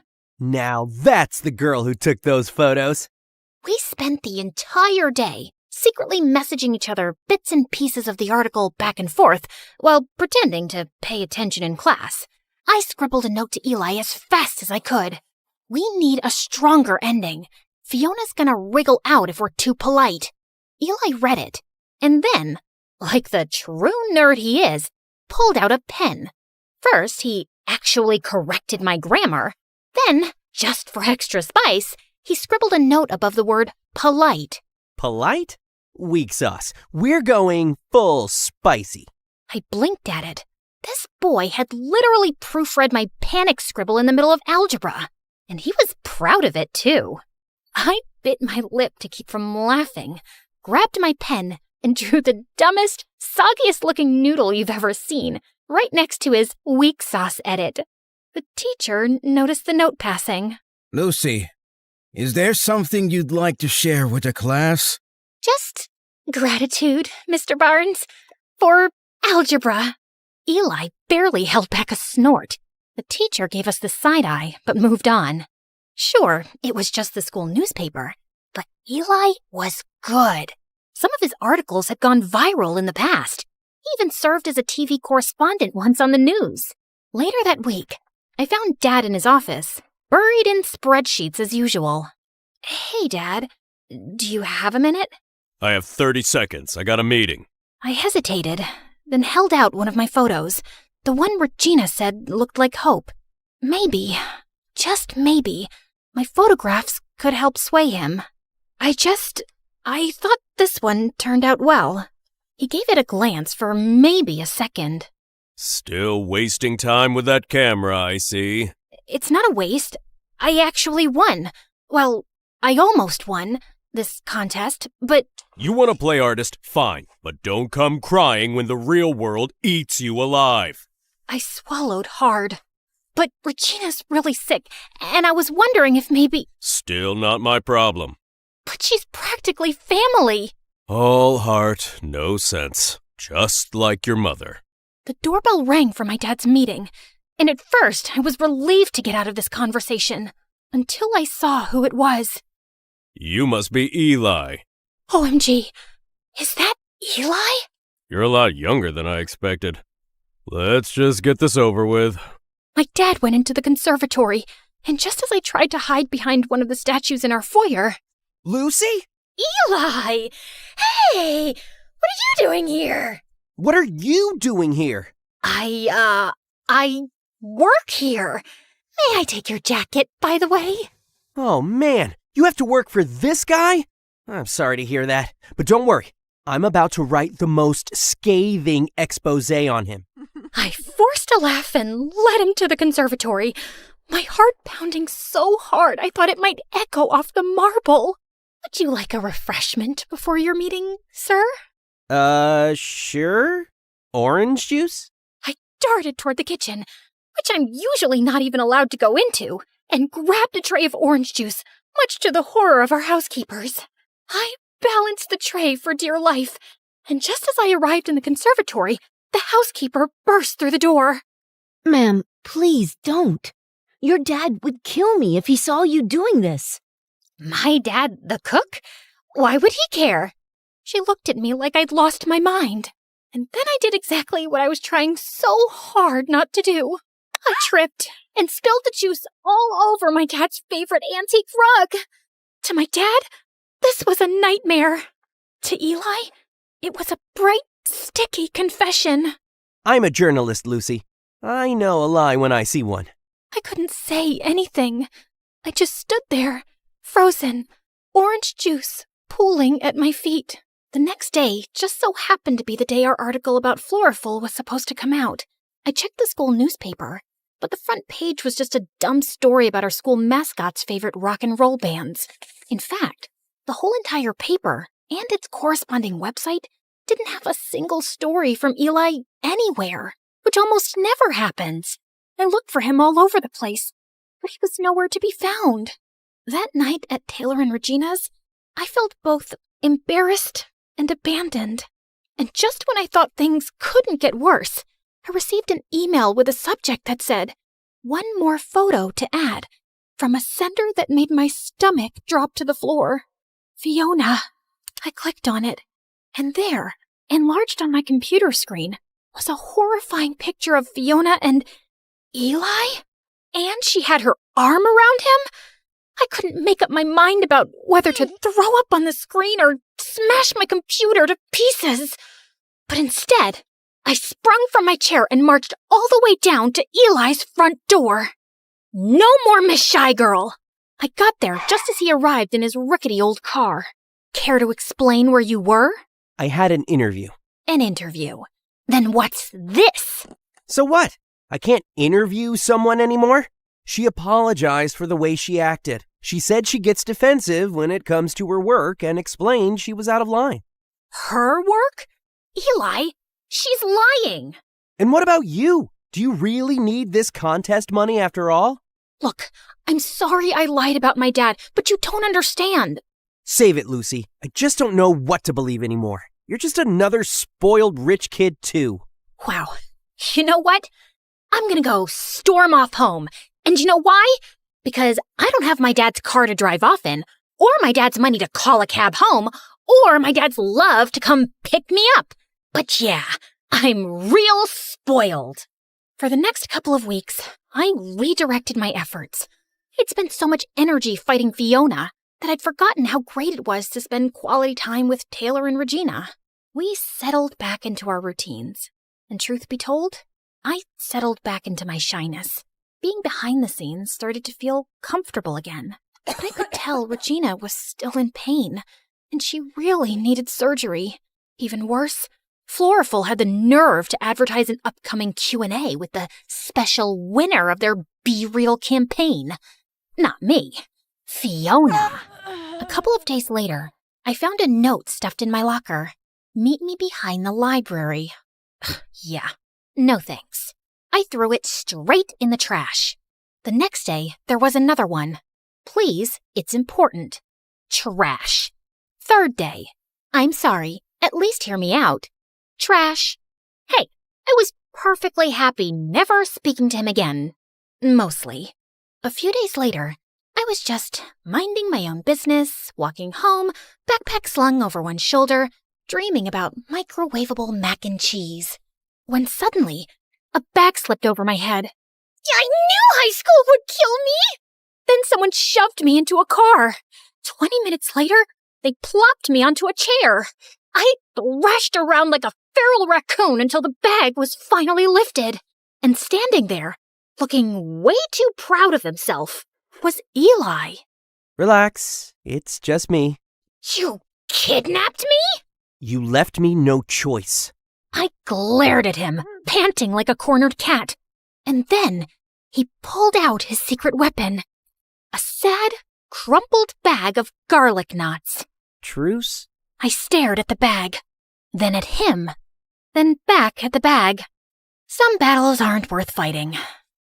You're lucky I'm weak for carbs. I'm so sorry. I know it'll be impossible to make up for what I said to you, but I have a surprise that might help. I braced myself for, I don't know, a heartfelt speech. Instead, he pulled out his laptop. And front and center was that same disgusting photo of him cuddling up with Fiona. Eli, if this is some sort of twisted joke, it is not funny. No, Lucy, seriously. Look closer. I was about 2 seconds away from hurling his laptop into the sun, but then he zoomed in, and there it was, hiding in the background of that gross photo, Fiona's email inbox. A whole page of messages, including one that said, "Like and subscribe to MSA, or I steal your work." Just kidding. But seriously, you should. Anyway, there, between all the junk mail and regrets, was a message from her uncle, the CEO of Floriful, with a subject line that read, "Be Real Contest Winner, Lucy Roth," dated 2 whole days before Fiona was announced as the winner. As much as I tried to stay mad, a tiny, smug grin betrayed me. Well, this doesn't excuse how you treated me, but I'll admit, that's a good catch. However, you're writing the article this time. I think we're gonna need more than just a photo. Otherwise, she'll be able to say it's fake. We need to catch her off guard. Well, lucky for you. Your bestie Fiona is making a public appearance soon at the Floriful Q&A. She's not my bestie. Oh, could have fooled me. You two looked very cozy. I was investigating undercover. Sure, real deep cover operation there, Agent Bellinger. Focus, Roth. This Q&A might be our shot. Perfect. Let's blow her cover live.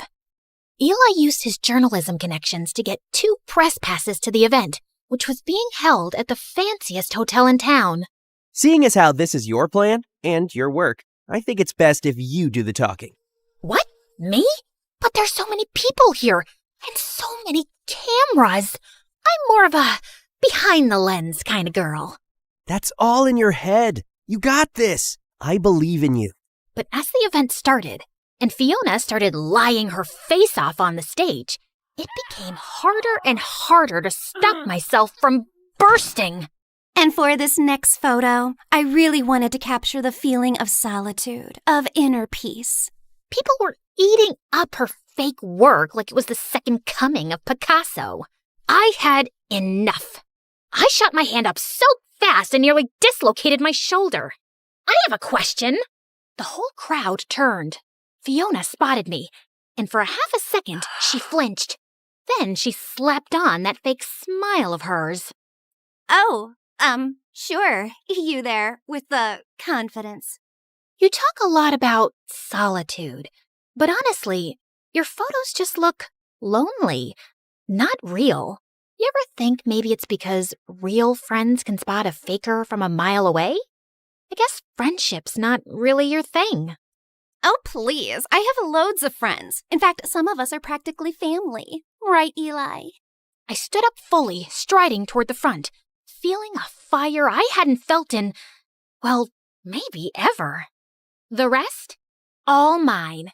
Lucy Roth. Hi. Nice to meet you. Gasp.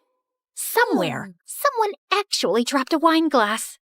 That's a lie! She's obsessed with me. She is like my biggest fan. Probably has a shrine to me in her closet made out of my Instagram stories. People started snickering. Fiona straightened up like someone had just pulled her strings.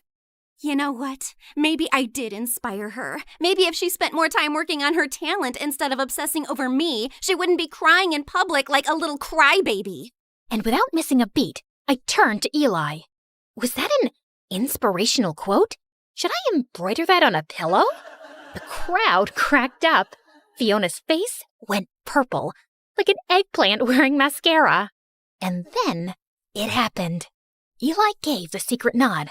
For our plan, it was go time. Suddenly, the big screen behind Fiona flickered, and boom, there it was. A blown-up screenshot of the email from Floriful's CEO, clear as day. Be Real Contest Winner, Lucy Roth. The whole room gasped like someone had let out a massive fart in church. Fiona didn't notice at first. She just kept talking, acting like the queen of authenticity. But when she finally turned around and saw it, It was like watching a Jenga tower collapse in slow motion. She froze, then let out this tiny, pitiful little squeak. Oh, fudge. And that's when things got really chaotic. Her dad practically launched himself onto the stage, flailing like a businessman who had just lost a deal. That's a fake! Security! Remove her! I barely had time to panic before a squad of security guards came barreling toward me like I was some kind of criminal mastermind. I braced myself to get dragged out by my hair. But then, Fiona absolutely lost it. Stop! And when I say the whole room froze, I mean like a Disney movie where time just stops. Fiona stood there, shaking like a soda bottle about to explode, and croaked out, She's right. I stole the photos, okay? I stole them because I just wanted my dad to finally look at me the way he looks at his stupid golf trophies. I swear you could hear a pin drop. Even the security guards looked awkward. Then, and I'm not making this up, Fiona grabbed the Be Real trophy off the podium and shoved it into my hands like it was a hot potato.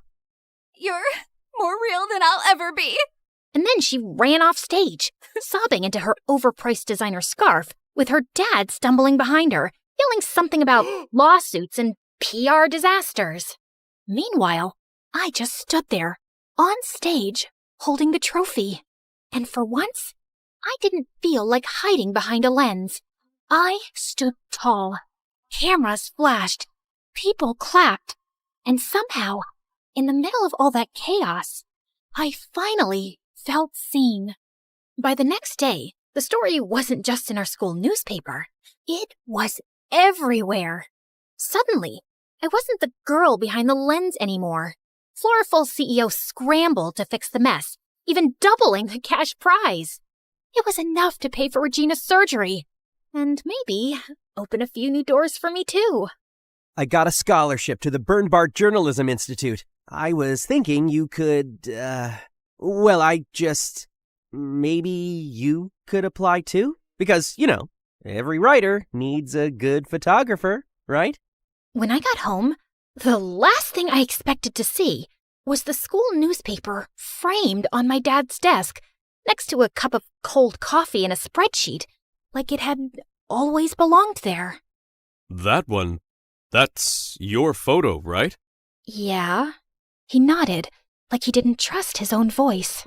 Then he added, I didn't know you had that kind of eye. Your mom, she used to see the world like that too.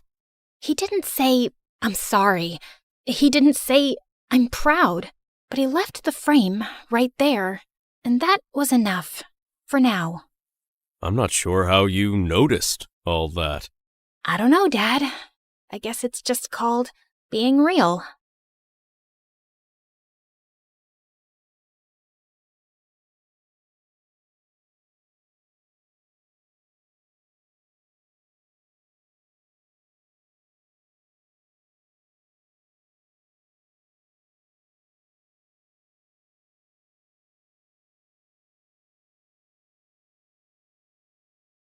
It's a funny thing about most human parents.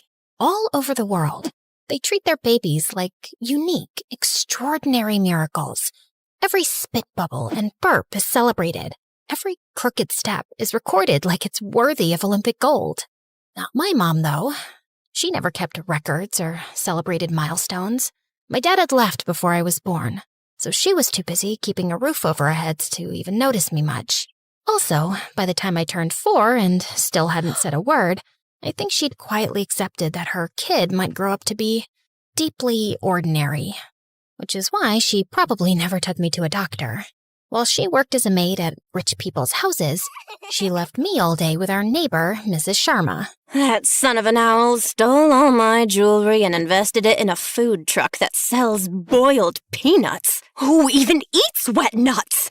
He's an idiot wrapped in a moron. At least your son leaves the house. Mine's in his room making dance videos all day. Still sounds better than selling soggy nuts. Ugh, that dumb son of an owl. You're not an owl. I saw your dead husband's photo. He's not an owl either. Therefore, It makes no sense to call your child the son of an owl. Did she just speak? Did she just say therefore? Also, owls are not dumb. They're highly intelligent creatures who have clever hiding places for food. They can also remember different hunting routes, even after seasons change. Sarah, how do you know all that? It's in that book. I read it while Mrs. Sharma was watching that soap opera with that woman who keeps coming back from the dead. I think I know why her son is stupid. That was the first time I saw Mom smile. It didn't happen again for a very long time. From that day on, it felt like every buried hope and ambition Mom ever had got pinned on me. She said I was special, and apparently that meant one thing: studying. Constantly, aggressively, and without praise. If I got A+ grades, it was nothing impressive, because she said everyone else in my class had one brain cell. School picnics and field trips, a complete waste of time. And while other kids chilled out on Sundays, I was attending the public library like it was church. Don't even get me started on my birthday, which, lucky me, fell on Halloween. Like the time I turned 8, I was trying to look happy about the advanced algebra book set Mom had gifted me when the bell rang and Mom opened the door. Trick or treat! Why would you want to be tricked or treated? If someone tricks you, you're an idiot. If someone treats you with sugar, you're still an idiot, just fatter and with cavities. And what are you even supposed to be? A zombie. I eat human brains. Looks like someone ate your brain. Lady, do you have candy for us or not? No, but I have something better. Sarah, bring your birthday dessert. I died inside as I carried my ugly chia seed flan to the door. Yeah, I never got cake. I'll cut you a slice. It's full of omega-3s. Ew, is it supposed to move like that? I think it just blinked at me. She pushed the plate away, and it splattered on the floor. The kids ran off, while Mom yelled after them, and I couldn't stop grinning. That zombie girl was my hero. Yeah, Mom was hard on me, and growing up in that house was stressful. But I realized that life was hard on her too. Like once when I was 10, I stopped by one of the houses she worked at, just in time to walk into a meltdown. You left the cupboard open again, and my dog knocked over the wedding china trying to reach his treats. This is why I never trust the help around expensive things. I'm really sorry. Actually, I've seen your dog open the cupboard by himself before, and maybe you shouldn't keep his treats next to your plates? Sarah, stop. You know what? I was only going to dock the price of one plate from your salary. And suddenly, she grabbed 2 more plates from the cupboard and smashed them on the floor. But look what your daughter made me do. Now you'll be paying for 3. I'm sorry if I made things worse, Mom, but it wasn't even your fault. How can you let someone talk to you that way? Because people like me don't get to argue, Sarah. I can't lose this job, so I nod and apologize and swallow my pride every day. This is why you can't be average. You're going to have to study harder than anyone else and become someone brilliant. And one day, you're going to walk into a house bigger than that, not to clean it out, but because you own it. You're going to go places, and you're taking me with you. Yeah, no pressure at all. I got bumped up to the 9th grade when I was 12. Some kids looked at me curiously, others snickered and asked me if I needed a high chair, but mostly they ignored me. Till the day I was paired up for a science presentation with the most popular girl in class, Brittany. And I ended up correcting her spelling on the board while she was presenting her part. Honestly, I thought I was being helpful, but apparently I ended up crushing her fragile ego. After that day, she and her minions started playing their favorite game with me, called Oops, I'm Sorry. They accidentally bumped into me in the hallways. Oops, I'm sorry. Accidentally hit my face with balls in the gym. Oops, so sorry. Accidentally kicked my chair from under me in the cafeteria. Oops, I'm so sorry. My elbow got scraped when I fell. so I went to the school nurse to get cleaned up. I've seen you around, and I actually feel sorry for you, honey. Kids like you just don't have a normal life, honey.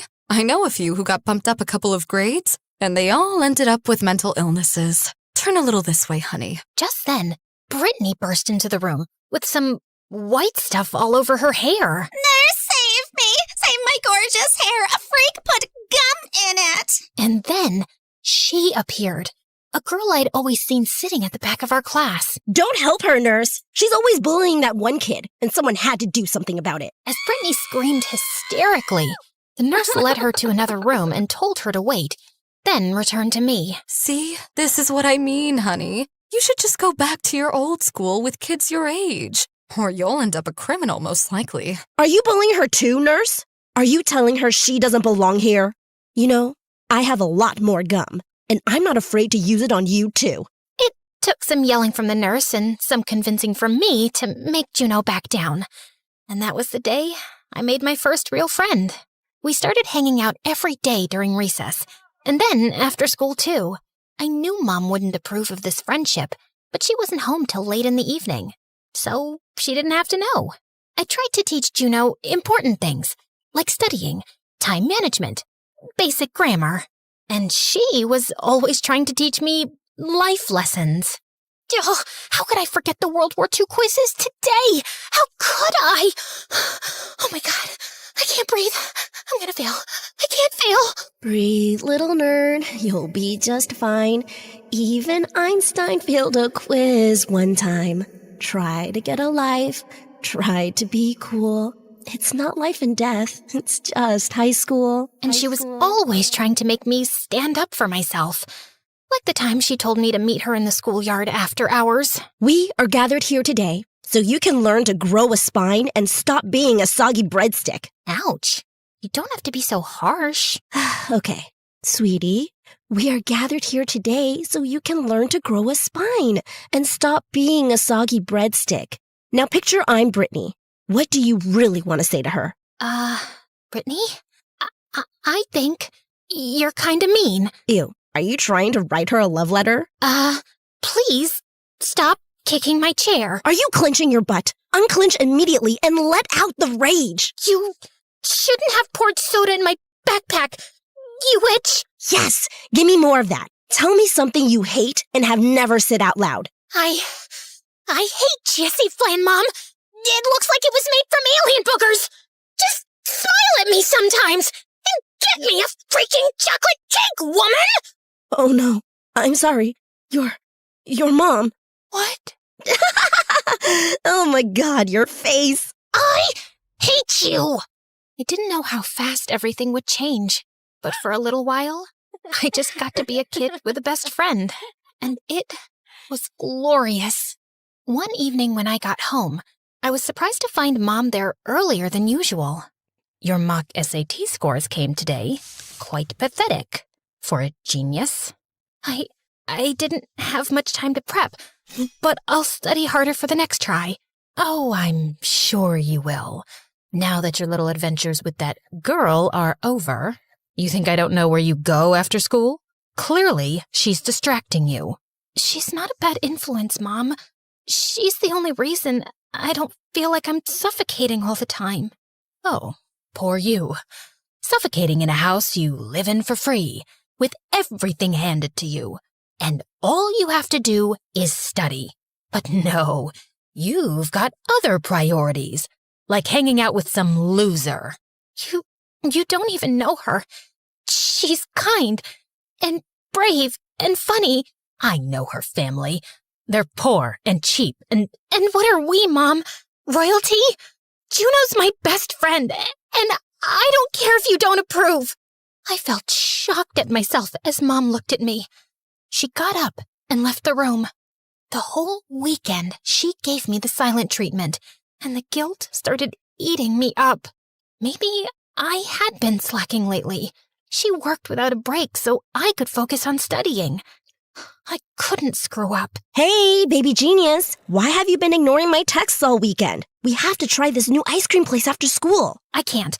My SAT mock scores weren't good, so I need to catch up with prep. You're 12. You've got like 500 years before the SATs matter. And seriously, none of this exam stuff is that important. Yes, it is.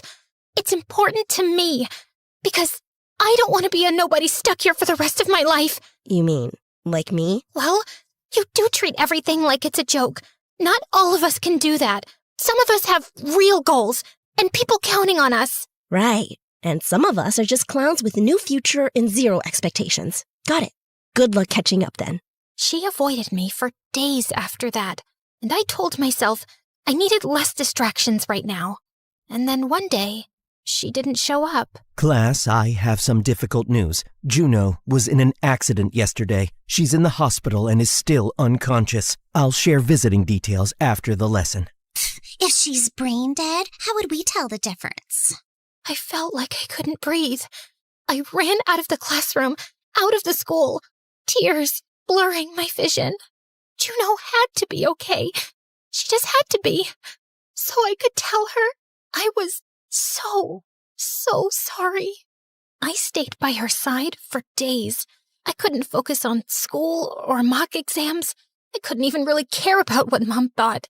She wasn't stopping me from visiting Juno at the hospital, but she didn't sit by me either.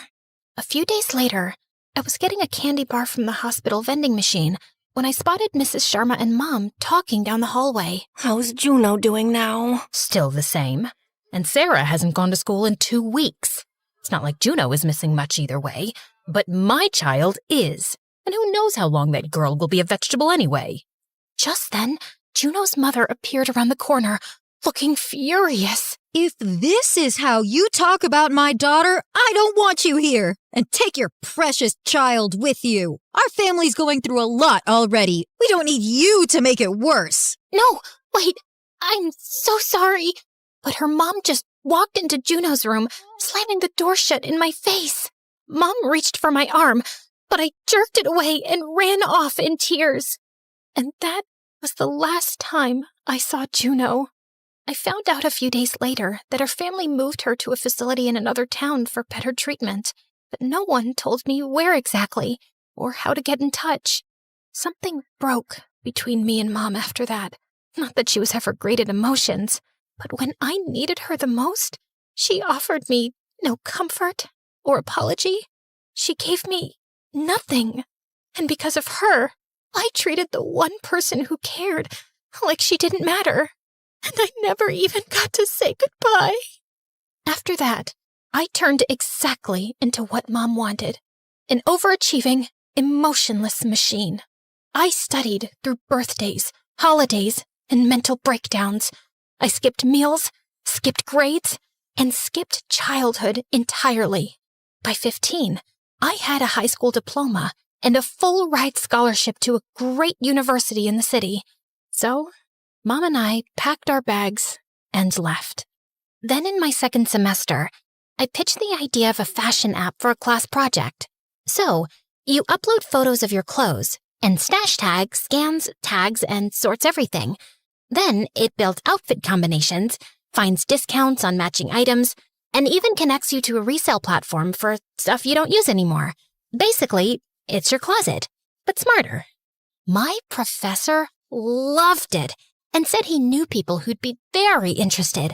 Before I knew it, I was pitching the idea to real investors. And then, Stash Tag blew up overnight. TikTok lost its mind. Fashion bloggers and stylists were calling it revolutionary. And just like that, I became a millionaire before I was legally allowed to drive. We had everything Mom ever dreamed of. A house bigger than any she'd cleaned. Respect. Security. She even started her own business called Bright Minds Academy, a prep center for SATs and college applications built on the slogan, I raised a genius. Let me help you raise one too. I was happy for her, really. I'd worked hard so she could live this life one day. But I'd also worked hard to get away from her. So, at 19, I'd quietly applied to a master's program in literature some months ago, just because I wanted to do something for me. The university was across the country, and my flight was tomorrow. I was going to tell her tonight, over dinner. And then I got the phone call from Mom's secretary. Miss Sarah, your mom slipped down some stairs. You need to come to the hospital immediately. The next few weeks went by in a haze of test results and doctor consults. Mom had suffered a spinal injury and head trauma, and she still hadn't woken up. And then one night, I was jolted from my sleep with a smack on my face. Ow! What the heck? Oh my God, Mom? You're awake! Get away from me. Who are you? Where am I? What? Mom, it's me, Sarah. It's okay. You had an accident. I don't know you. I don't want to be here. She yanked the blanket off herself, but she couldn't get off the bed. Why can't I move my legs? Mom, please, calm down. What did you do to me? What's wrong with me? Just then, some medical staff rushed in and calmed Mom down by giving her sedatives. And the next morning, the head doctor gave me his diagnosis. Your mother's spinal trauma caused temporary paralysis from the waist down, which will be fixed with physiotherapy and she will walk soon. But mentally, it seems like she reverted to when she was 8 years old, and we don't know if it's permanent. So, are you saying she doesn't remember me? She only remembers some of her childhood. So yes, she has no awareness of who she became as an adult or who you are. I know this is a lot to process, but we will help you both adjust. First, she ruled my life as my mother. Now, she'd forgotten that entirely and was about to rule it as an 8-year-old. She got to be a child again, and somehow I still wasn't allowed to be. After a few days of making her understand the situation, the doctor said I could take Mom home. I knew she was confused and scared, and she'd act out, but I had no idea what I was in for. I hired qualified nurses and maids for her, and she kept chasing them all away. She pushed me in the bathtub. She locked me in the supply closet and wouldn't even let me out to pee. She headbutted me when I tried to wake her up for lunch. I decided to take some Zoom meetings from home to keep an eye on her. And I had a new surprise waiting for me every day. Like the whoopee cushion she placed on my chair, which made a big fart noise the second I sat down. And the next day, I jumped up in pain when I sat on a toy porcupine. And the day after that, I didn't find anything on my chair. But as soon as I sat down, my feet landed straight into a tray of green slime. I was so sick of her stupid tricks. Especially when I found out she was funding them with my Amazon account. And anytime I tried to talk to her, it was just so difficult to get through. So, the doctor said I shouldn't call you Mom anymore since it makes you so uncomfortable. Yeah? Also, because I'm not your mom? Right. So I'll just call you Mary then. Nope. Only my friends call me that. You can call me Your Majesty. Yeah, that's not happening. Suit yourself. Mary, can you please put that away and eat your food? You need to take your meds after this. Mary? Mary? Mary?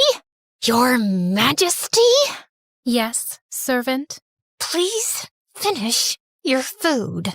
Okay, servant. Don't you think that sounds a lot better than Sarah? There was a girl in my class named Sarah, and I hated her. Then why did you name me Sarah? I don't remember naming you, but if I did, maybe it's because I hated you too. Her childish, spiteful words got under my skin, and I just wanted to scream. A few days later, I took her grocery shopping with me, and after she kept chucking vegetables out of my cart and throwing in candy, I told her caretaker to wait with her at the front of the store. Gosh, I just needed a few minutes of peace. Hey, excuse me? Just wanted to say something. Sorry, I don't want to fill a survey or sample any products. That's not what I was gonna... Also, I'm running late for something, so... Okay, cool story. Just wanted to know if the note stuck to your butt was a deliberate fashion choice. Wait, what? I turned around and pulled a paper off my skirt. Kick me, I'm stupid and boring. Ugh, my mom did this. That's a bit immature. Yeah, well... she's the worst 8-year-old ever. I'm sorry, did you say 8? Just then, I heard a loud crash and went running to the front to see cans of tuna on the floor, right next to her caretaker. Where's Mom? She pushed me into the tuna display and bolted outside. As I dashed out the door, the guy caught up with me. I'll help you find her. So, am I looking for a grown woman or an 8-year-old? She looks 40, but she's mentally 8. She's in a wheelchair, and she rolls super fast. Wow, I have so many questions, but okay, got it. A passerby overheard us and said he'd seen a woman in a wheelchair going to the park nearby. As we ran down the jogging path, I suddenly spotted her. Oh my God, she's heading for the balloon vendor. Mom crashed straight into the balloon stand. The vendor tripped, balloons flew away, and kids screamed. As we shouted apologies and finally caught up with Mom, I grabbed the handles of the wheelchair, and then she flung herself onto the ground. Please help me. My daughter is so mean. She says I deserve to be in a wheelchair because I'm ugly. Oh, now I'm your daughter? Cut it out. And she doesn't even let me watch MSA, but you definitely should. Like and subscribe now. She's just jealous of the amazing main characters because they're all prettier than her and smarter and better. Will you stop talking? That's how she screams at me all the time. I know one day she will get rid of me so her shady boyfriend with weird tattoos can move into my room. Someone call the police! Help! It took me 10 minutes and a giant ice cream cone to finally make Mom shut up. I called my driver to bring the car around, and as Mom's caretaker helped her in, Adam loaded her wheelchair in the trunk and turned to me. So, do you have a shady boyfriend with weird tattoos? Of course I don't. Great. In that case, would you like to go out with me sometime? Seriously? You want to ask me out after all this? It's the most alive I've felt on a Tuesday afternoon in years. Look, it seems like you have a lot on your plate, but if you ever feel like venting over coffee, let me know. He handed me his business card before he left, and I found myself smiling all the way home. Later that evening, I couldn't find his card in my pockets. Then I remembered I'd put it in one of the grocery bags, so I went looking for it. I was sure I put that guy's card here. I saw it in the trash a while ago. The chocolate cake I brought today? Why is it in here? I threw it out. I can't stand the sight of chocolate cake. Oh, and I just remembered. I threw the card in the fireplace. Why would you do that? Just for funsies.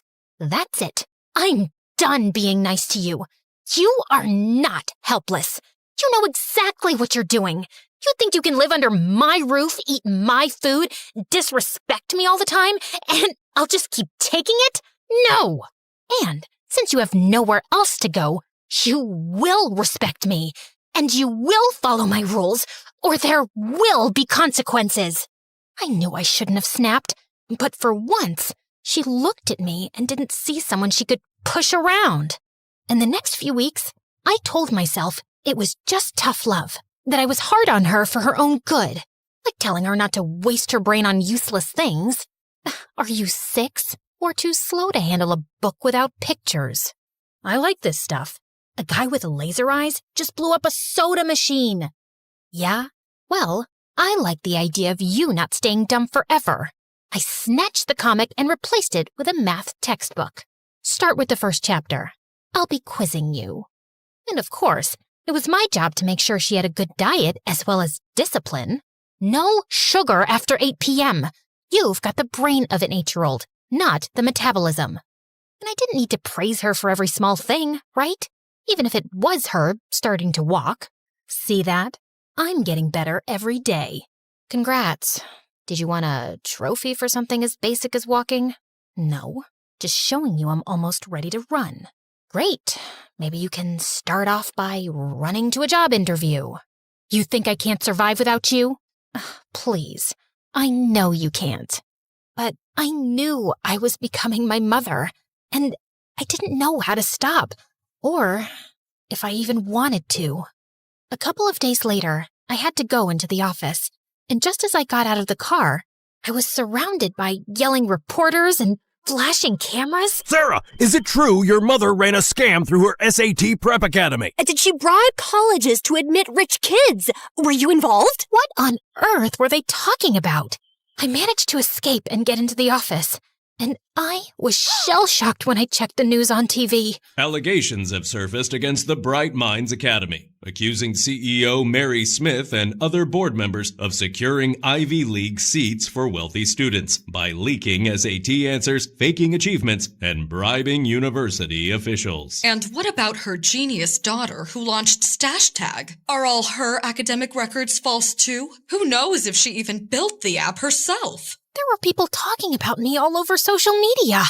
The whole day went by in a haze of disbelief.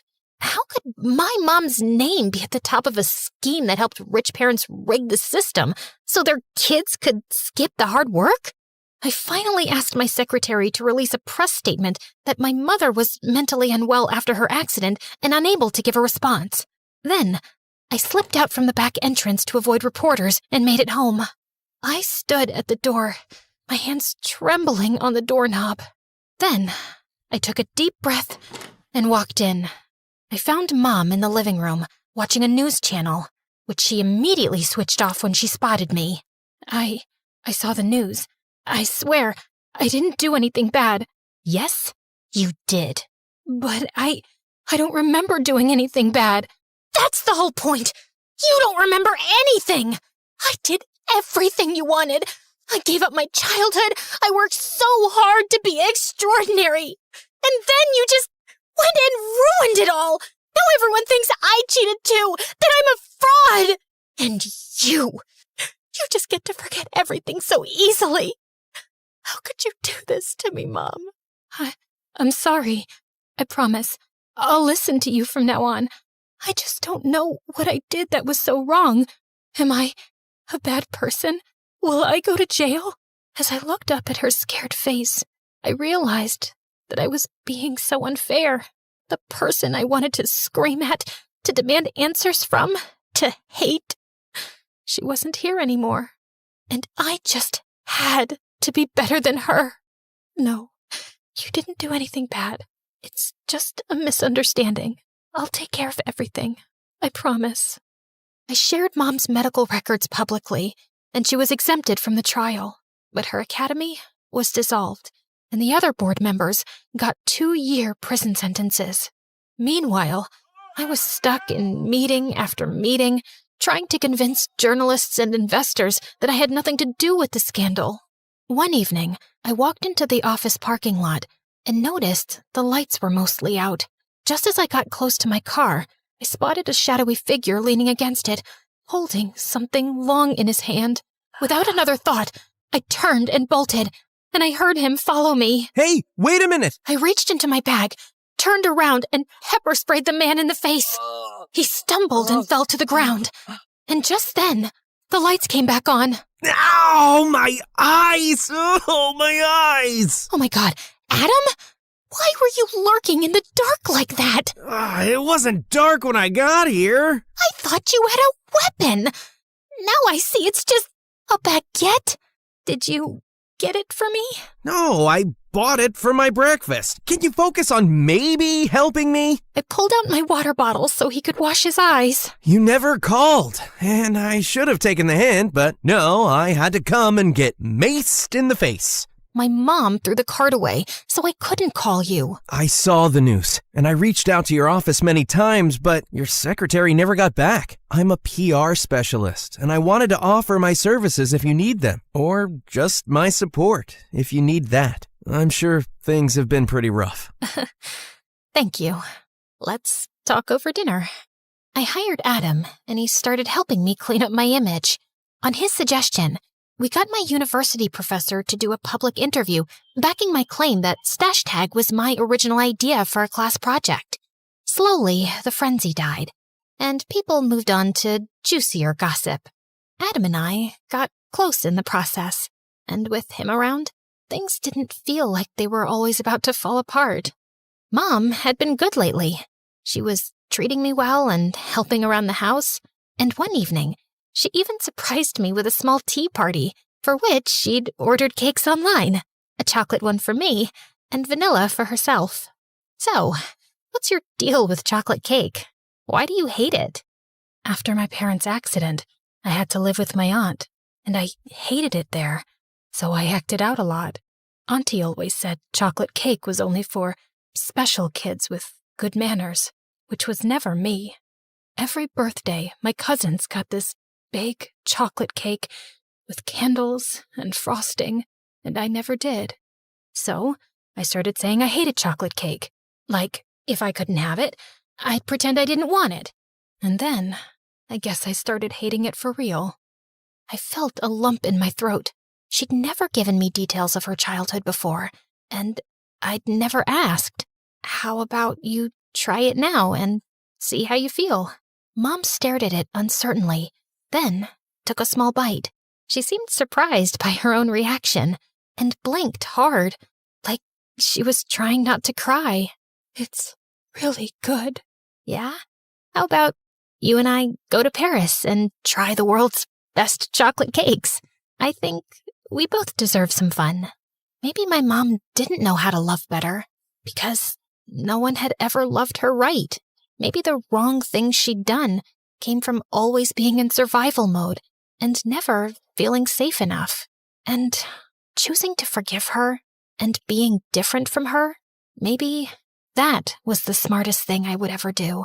Because letting go of your anger takes real strength and wisdom. Read, little nerd, you'll be just fine. Even Einstein failed a quiz one time. Try to get a life, try to be cool. It's not life and death, it's just high school.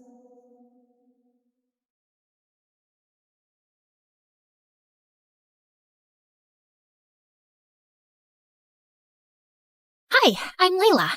And yep, that's me in the front row of a gala, seconds before I betrayed my best friend and almost ruined his life. But before we get to all that, please make sure to like and subscribe.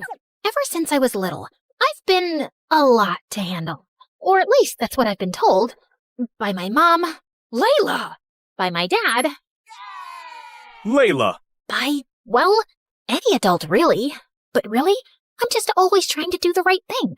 And sometimes that gets me in trouble. That's why my parents sent me to Woodmere Academy to begin with. That and other reasons. It's only the 5th-ranked preparatory school in the country, but heavens, no one else will take you, no matter how much money we throw their way. Good grief, Leela.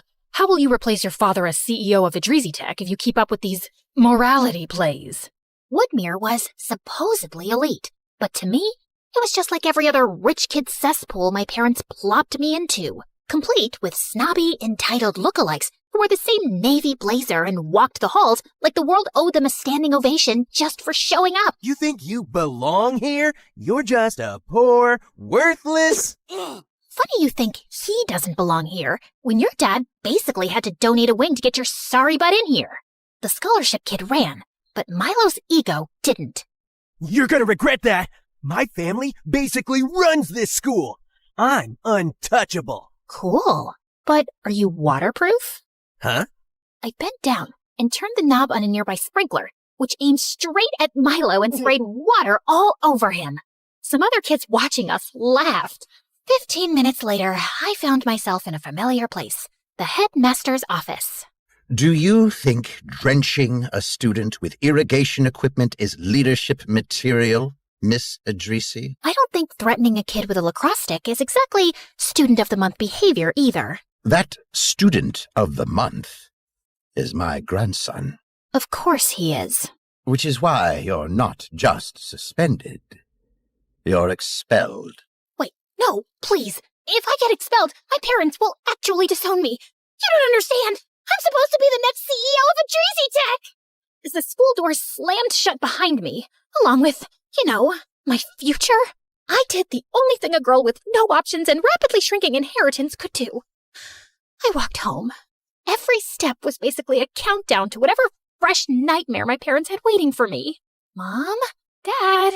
Pack your bags. Immediately. Wait, you already know? You bet we do. You got accepted to Advena Academy!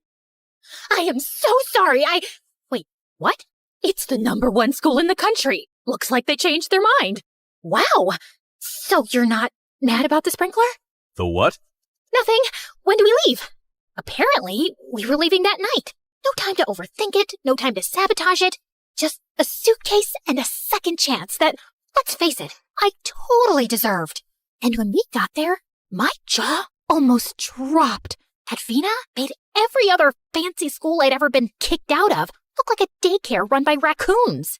I waved goodbye to Mom and Dad and approached the doors with a fresh start in mind and a promise in my heart.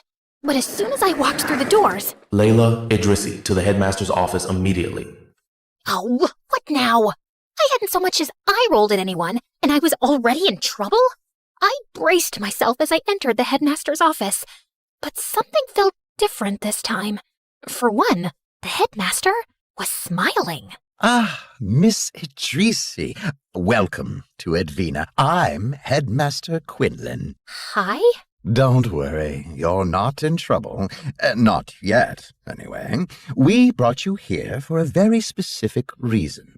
Let's call it an assignment. What kind of assignment? One that requires your particular talents. Quick thinking, initiative, a healthy disregard for rules. Wow, most schools just call that detention. Here we call it useful. But if you mess this up, we will expel you. So, no pressure. He kept going on about some top-secret mission, about how the only reason I was at Edvina was to follow someone with as little contact as possible and await instructions for my next steps. Then, he slid a manila envelope across the desk like we were in some low-budget spy movie. I expected a photo of a criminal mastermind, maybe a hacker, a ninja, at the very least someone with a scar or an eye patch. But nope, it was Louis Block, a kid so aggressively average he practically faded into the folder. Brown hair, brown eyes, scrawny. You could lose him in a crowd of two. And yet, that was my mission. Follow Louis. So I did. And at first, everything about him was even more ordinary than I'd expected. He was the quietest kid in class. He didn't eat with anyone. Even his locker code was 1, 2, 3, 4. But because he was allergic to attention, he actually turned out to be weirdly hard to follow. After all, we couldn't both sit in the back row and pretend to be invisible. And there's only so much space between the vending machine and the science wing. But in all that solo stealth mode, there was exactly one group activity where he appeared to be somewhat comfortable. The chess club. A place so mind-numbingly dull that it made math class feel like a rock concert. And, thanks to this seemingly pointless mission, I guess that's how I'm going to be spending my afternoon. Pawn to b4. Before what, though? I watched as Louis moved a pawn, then another pawn, then the horse one, whatever it's called. Riveting stuff. But then his opponent leaned back, grinning like he just solved world hunger. Checkmate again. Wow, Louis, do you just come here to be reminded about what a loser you are? Man, even in chess club he was an easy target. My brain was screaming, stay out of it, observe, don't blow your cover. But my instincts, they'd already stood up. Do you just come here to forget that your mom cut your hair with a weed whacker?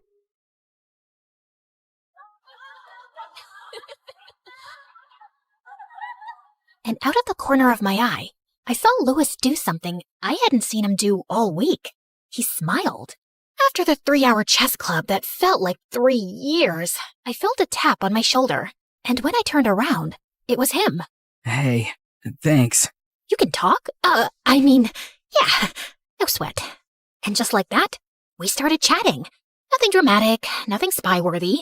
But for the first time since I got here, it didn't feel like an assignment. It felt normal. Actually, it turns out we had a lot in common. My parents put so much pressure on me. I figure it's better for my future to keep a low profile. You probably wouldn't understand. Oh, trust me, I do. Maybe he was just a regular guy after all.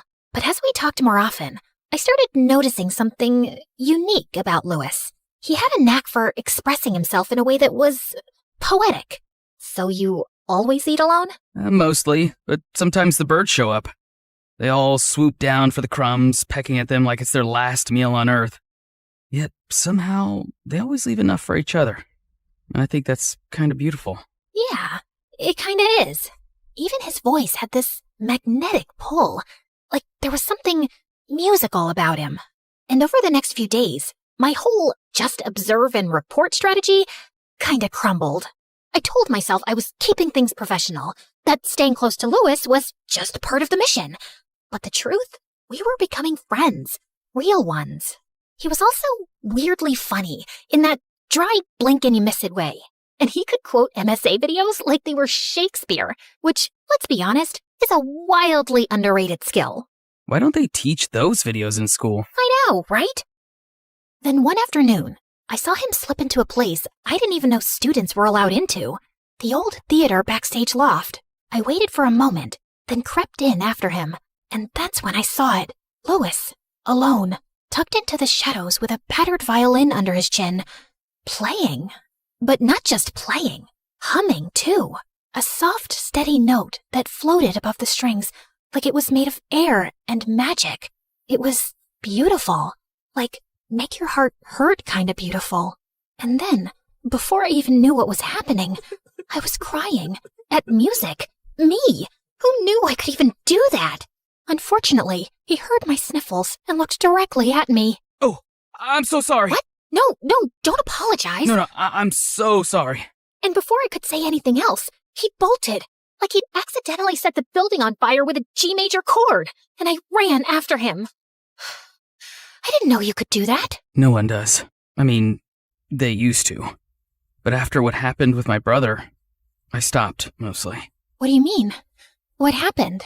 I don't know how to explain it exactly. It's like, when I play, it messes with people. Their emotions. Their insides. I don't try to do it, it just happens. He was going through something really hard, and I thought I was helping. I thought if I could just play the right notes, he'd feel better. But he didn't feel better, it just got worse. And then my parents sent me here after that. Said I needed a break from too much feeling, whatever that means. Suddenly, everything made sense. The quiet, the staring out of windows, the assignment in general. I wasn't just following a weird boy with a sad vibe and a violin. This was something else. Something powerful and broken. Later that week, I got called into the headmaster's office again. Miss Idrisi, how are things progressing? With what? Oh, Lewis? Yep. He's just a totally normal guy. Nothing to see here. Definitely not emotionally gifted to the point of concern, if that's what you're wondering. I understand the two of you have become quite close. What? No, I'm the headmaster, Layla. I know exactly what happens around here. You do know about the incident involving his brother, right? I tensed up. This was going deeper than I ever could have thought. He blames himself. He hasn't spoken about it to anyone. His parents tried everything to help him out, got him the best therapists in the world. Nothing worked. But we believe his silence is part of the problem. When he plays, he connects. He releases what he's been holding in. Now, suppressing a gift like his is not healthy, especially when it's tied to guilt. Now, that's where you come in. You need to help him heal, Layla. There's a gala next month. Nothing flashy, just a showcase of student work, a safe space. If Lewis were to play again, even just one song, it might be the first step back to himself. Convincing the quietest kid in the universe to sing at a fancy fundraiser? No pressure or anything. I found Lewis in his usual spot, tucked behind the music building, sitting on a chipped concrete ledge that overlooked the soccer field. Want one? The cafeteria throws them out a day before they expire. Still perfectly fine, just no longer worth the shelf space. Wait, what? That's like a criminal amount of food waste. Someone needs to stage a protest. You know what you should join? The Social Activism Club. They'd love you. Yeah, well, not sure I have time for that given my assignment. Assignment? Assignments. Like school assignments, homework, tests. Never mind. Anyway, you know what you should join? The roster of performers at the annual gala. Oh, no, Come on. I heard you play yesterday. It was... I said no, Layla. Sorry, it's just not my thing. I should go.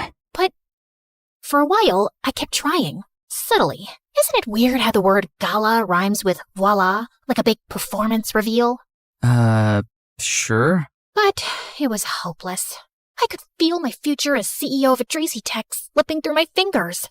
I'd already burned through every other school worth mentioning, and the headmaster had made it clear, screw this up, and I was done for good. And if that happened, my parents would never forgive me, so I felt like I had no choice but to do the ultimate betrayal. I signed him up for the gala anyway. And then I told the headmaster that Louis had agreed to play. Next thing I knew, Louis wasn't just on the schedule. He was the centerpiece. They printed his name on the flyers and announced it in assembly. Was it manipulative? Yes. Did I feel bad? Also yes. But it was for his own good, right? I mean, he had to break out of his shell eventually, right? Unfortunately, he didn't see it that way. How could you do this to me? Do what? Oh, please. You think just because I don't talk much means I'm stupid? I know it was you who signed me up for the gala. Thanks for reminding me why I don't trust anyone. I'd done the opposite of what I was trying to do. He wasn't coming out of his shell. He was burrowing deeper in. Thanks to me. So I went to the headmaster's office, rehearsing my confession in my head. How I'd pushed Louis too far, and how I'd betrayed his trust. That maybe I wasn't the right person to help him overcome his dark past. But when I reached the door, it was already cracked open. And what I heard made me freeze. Everything's right on schedule. The boy plays his little melancholy solo. The audience tears up, and boom, 50s, no hundreds, no thousands of dollars fall into our laps. Easy peasy. And yes, you'll get your 50% as agreed. I couldn't believe my ears. He didn't want to help Louis. He was using him for profit. And I was just a pawn in his scheme. But I'm not a pawn, or one of those horse thingies. I was going to show him who he was really messing with. A queen. Chess club stuff. I sprinted to find Louis, who was sitting alone, as expected. Louis! What do you want?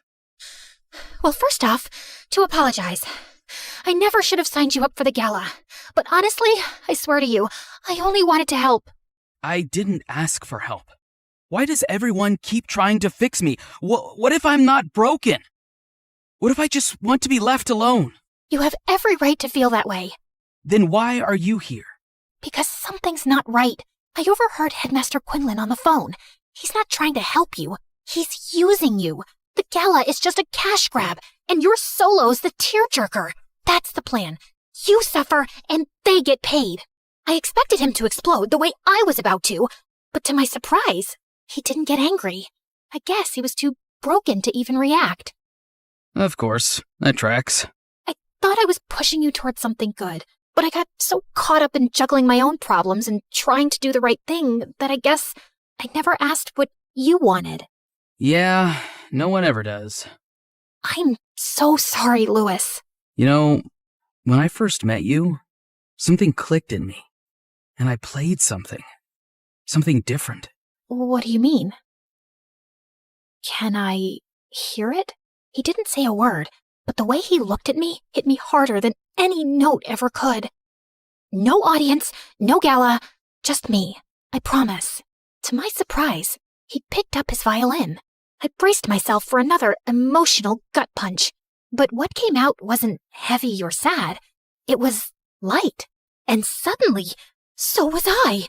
I was grinning like an idiot, flooded with the kind of hope I hadn't felt since before I got kicked out of my first fancy school, back when I still believed the world could change. And then, through my joy, I blurted, Louis. Oh, you hated it, huh? Hated it? I've never felt so amazing in my life. Look, I know I can't get you out of performing anymore, but that doesn't mean you have to fall into their trap.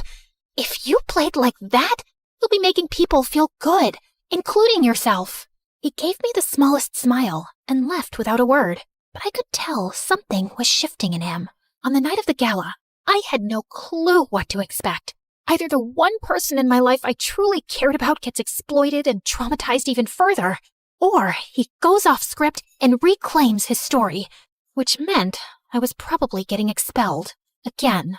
And then, Just when I thought my bundle of nerves couldn't get more twisted, I spotted them in the audience. My parents. Guys, what are you doing here? Layla, look at you. Still enrolled. How nice. Come sit. We saved you a seat. We hear you're close with tonight's little prodigy. If getting expelled was my worst-case scenario, then watching my parents' live reaction to it was the apocalypse. But as Louis made his way onto the stage, he looked unchanged in a way that made me sad. It was like the spotlight was too hot and had shriveled him back into the broken boy they all expected. And sure enough, a sad melody followed suit. As I looked around, I could see the audience tearing up, dabbing eyes, sniffles everywhere. And right on cue, Headmaster Quinlan started slinking between rows, smiling and collecting checks like it was church. As I watched Louis crumble, I expected, as always, for my body to move before my mind had a chance to think. But for once, I paused. It was my decision now. I could sit there and be the good girl everyone wanted me to be, or I could stand up and be me. You're amazing, Louis! I believe in you! Louis froze mid-note. As the wealthiest people in the country stared me down, I still stood firm. And then, like he'd just remembered who he was, Louis's lips twitched into a smile. And suddenly, the music changed. It became lighter, happier. And the audience? They forgot all about me. In fact, they actually started dancing. Headmaster Quinlan's donations became an afterthought. And just as I was ready to start joining the dancing... Layla, what have you done? Huh? What do you mean? The donations are stopping. Do you know what that means for the company? This was supposed to be a proof of concept for investors for our latest tech. Emotional music activation. You've ruined it. Make it stop. And it dawned on me. The person on the other side of the phone call with the headmaster was my father. How do you think you got into the school in the first place? You had one task. Now we'll never be able to convince the board to make you CEO. No, wait, But I couldn't finish the sentence. I looked up at Louis and saw something I almost never saw in myself. True joy. And then I remembered what he'd said to me. No one ever asks what I want. Did I even want to be the CEO of some big tech company? I realized the answer was no. If Louis could find his voice, then maybe I could too. You know what? Fine. Find another CEO. Layla, you don't mean that. Stop telling me what I mean. I don't want to be the CEO of Idrizi Tech. I want to work on something that helps people, not manipulate them. Now, if you'll excuse me, I have some dancing to do. I walked toward the front of the stage, feeling more alive than I ever had. For a second, Louis looked up mid-note, and our eyes locked. I didn't know what the future held, but I knew one thing. Unlike so much in our lives, we'd earned this moment. The next morning, I was called into the headmaster's office, and I was rehearsing my speech to talk my way out of expulsion. But I walked in to find Headmaster Quinlan looking weirdly ashamed. You're not being expelled. I blinked. But your parents said if you wanted to transfer to any school of your choice, they'd support it. I didn't know what shocked me anymore, that I was still enrolled, or that they actually cared about what I wanted. Maybe, for once, they were trying. Thanks, but I think I'll stay here. I hear there's a social activism club that may need some help. I walked out of the office towards Louis, who was waiting for me down the hallway. Still enrolled? Shocking, I know. You were kind of amazing last night. Kind of? Wow. Stop. I'm blushing. He suddenly stopped walking and looked at me, more sure of himself than ever before. I'm really glad you followed me. Yeah, me too. Turns out, I didn't need a mission to save someone. I just needed to stop chasing who I was supposed to be and finally start choosing who I wanted to be. And maybe, for the first time in forever, that was enough.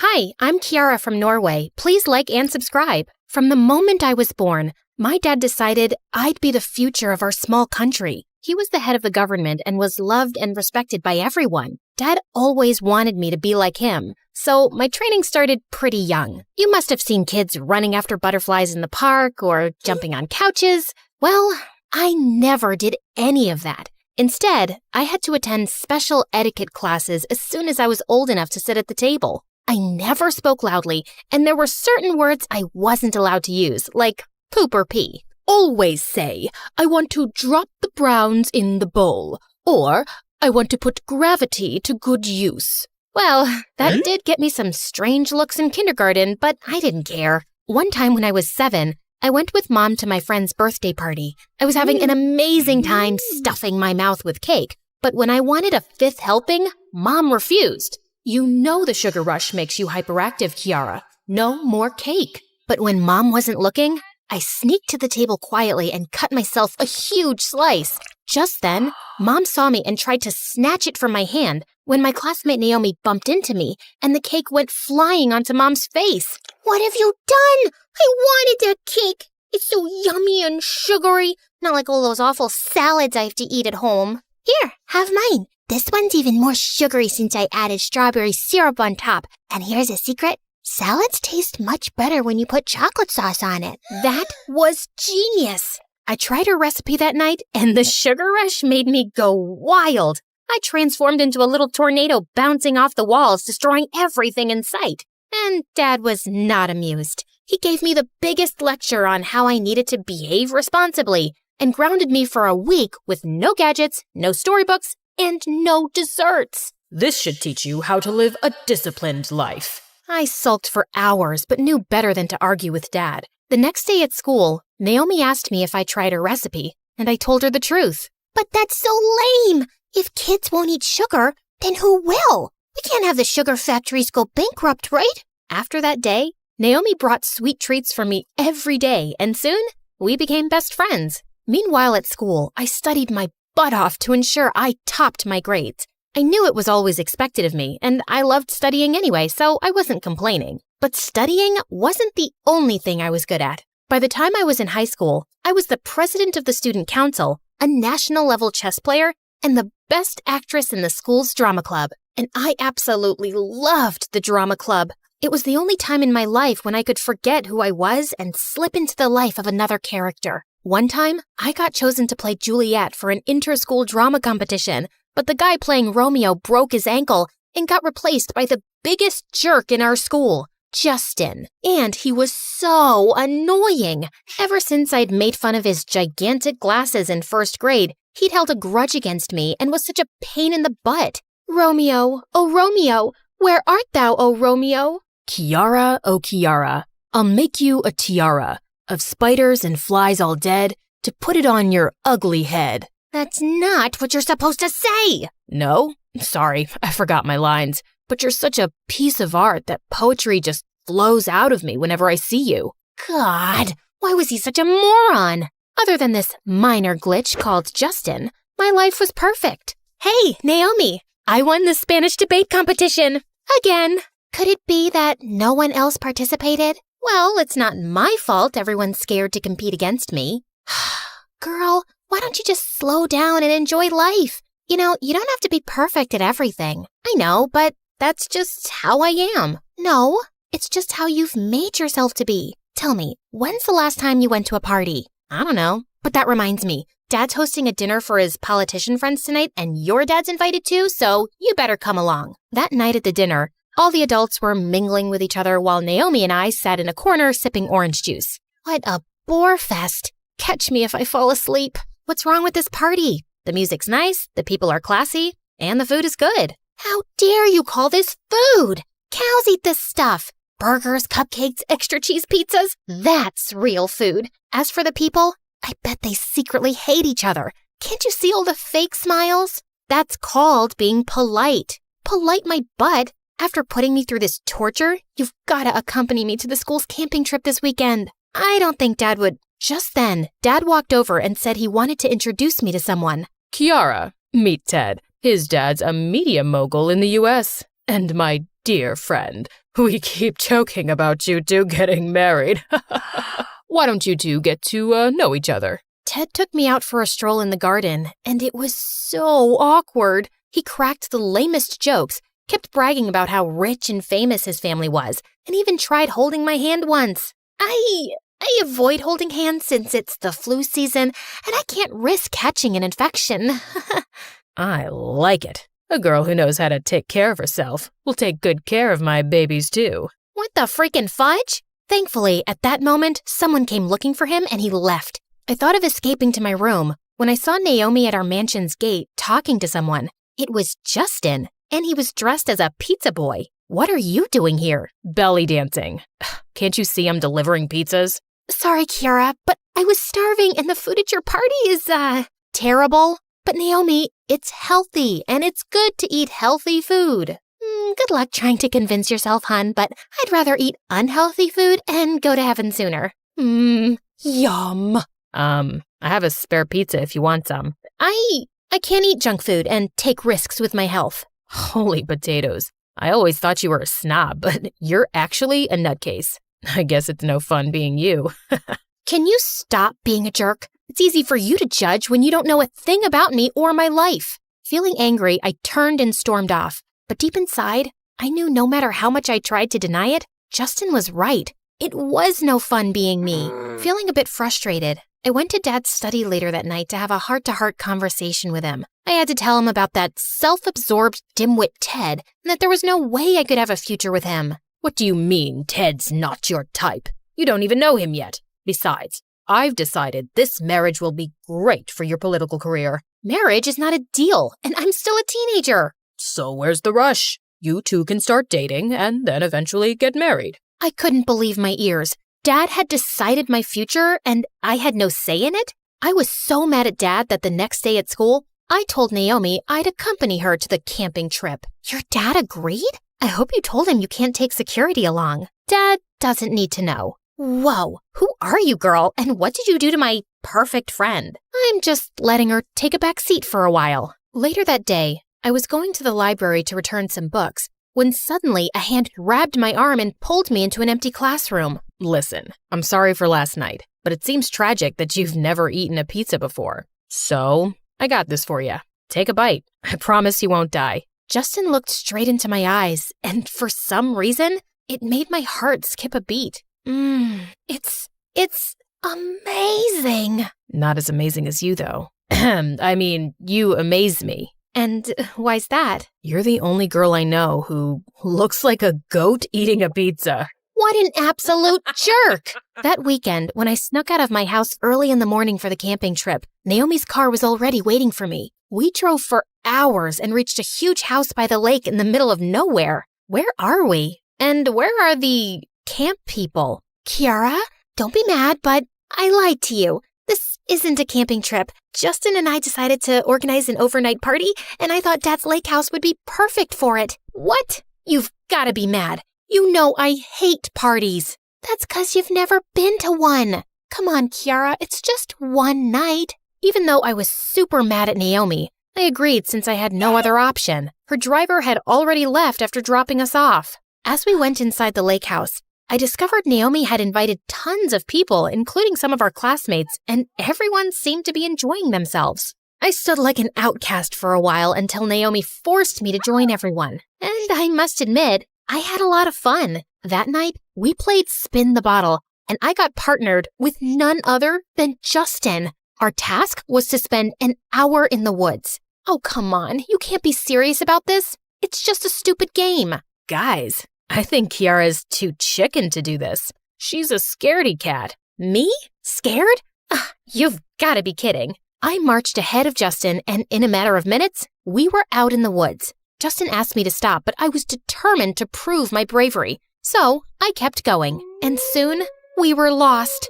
You idiot. How are we gonna go back? No one's ever called me an idiot. And why don't you open Google Maps or something? Because there's no signal here. We tried finding our way back, but when we couldn't, we fell asleep under a tree. When I woke up the next morning, I found myself lying awkwardly over Justin, drooling on his jacket. Oh God, I'm so sorry. Ugh, you're heavy. I'm gonna have a sore back for a month. You could have woken me up. And risked your anger? No thank you. Besides, I understand you're used to sleeping on soft mattresses. I wanted to tell him his abs were anything but soft, but I knew better.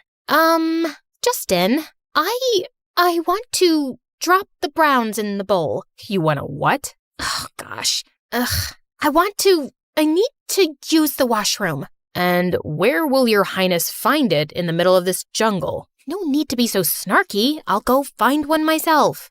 Where do you think you're going? Don't even think of wandering alone unless you want to end up in some bear's browns. He then pointed towards a big rock and asked me to finish my business behind it. We spent that day wandering through the woods. Thankfully, Justin knew how to climb trees and he plucked lots of fruit that kept us going. We talked about random things and I found myself getting attracted to him with each passing second. He was funny, smart, and incredibly handsome. And for some reason, I felt totally at ease with him. I told him everything about my life, my love for theater and Dad's expectations of me. He told me about his younger sister who was sick and that he was working 2 jobs after school to earn money for her treatment. That's why I was at your home that night delivering pizzas. You aren't who I thought you'd be. You pretend you don't care, but deep down, you're actually a good person. And you're trying so hard to earn your dad's approval that you've forgotten to have your own life to live. You don't get it. It's not that easy. It isn't so complicated either. Okay, close your eyes and see yourself as a politician giving a speech. Do you like it? Yeah, kinda. Now, picture yourself on stage, giving the best performance of your life. In that moment, I imagined myself as Juliet, delivering my lines with such confidence that the audience cheered loudly. It felt so surreal that my eyes flew open. So, which scenario did you like better? I don't know. Don't lie to yourself. You have one life, Kiara. Live it the way you want to. Suddenly, Justin's face was so close to mine that I forgot to breathe. Then he gently lifted my chin and kissed me. It was the most magical moment of my life. Just then, we heard the sound of helicopters and we started shouting and waving like maniacs to catch their attention. Soon, a team of paramedics rescued us, and when I finally reached home, I thought Dad would be relieved to see me. But to my surprise, he looked furious. I can't believe you would be so reckless, Kiara. Do you have any idea how much negative publicity we've got? Dad, I was lost in the woods for hours, and all you care about is negative publicity? I stormed off to my room, wishing I'd never been rescued. That night, I was about to go to sleep when I got a call from Naomi that left me stunned. I wish I'd never invited you to my party. Your dad is literally ruining my life. He got my college application canceled by telling the dean stories about my reckless attitude. And he even got Justin fired. You knew how the guy was working so hard to save money for his sister's treatment. But Naomi, I didn't save it, Kiara. I wish you had a spine. Saying that, she hung up on me. But I felt my blood boil. How could Dad do such things? I ran to Dad's study and confronted him, and he didn't even bother denying it. They got what they deserved. That was it. Something in me snapped that day. Dad, how could you? That college was Naomi's dream, and Justin's working 2 jobs so he can afford his sister's treatment. I don't care. Those kids were distracting you from your goal. My goal? Says who? Did you even consider for a second that I may not want to be a politician? All my life, I worked so hard to make you happy, but I just can't do it anymore. For the first time in my life, I shouted at Dad, and he looked stunned. The next 2 days, I refused to eat anything until Justin got his jobs back and Naomi's admission was restored. Ultimately, Dad had to listen to me. Then, when I told Dad a few days later that I planned to join an acting school in the U.S. after I finished high school, he threw a massive fit. But I was no longer the Kiara he could dominate. I knew Dad had bribed the college dean into kicking Naomi out, so I threatened to tell the press about it. I'll create a massive media frenzy, one you'll never come out of. I knew Dad's reputation meant everything to him, so he had to agree. I moved to the U.S., and over the next few years, I worked my butt off and became a popular actress. One day, I was backstage after a performance when I heard a familiar voice. Autograph, please? Yeah, for me too. Justin? Naomi? I was so happy to see them both that I jumped and hugged them. We sat and talked for hours. I told Naomi how I felt so ashamed of what Dad did that I never contacted them. I thought they hated me. Naomi told me she'd graduated from an even better college and apologized for her bad temper that day. And Justin told me how he'd saved up enough money for his sister's surgery and had even started his own pizza chain back in Norway. I am just so happy for you guys. Can you maybe make me even happier by going to dinner with me? How does this weekend sound? Oh, really? And what if I say no? I'll try again and again and again. I shut him up with a kiss as Naomi cheered us on.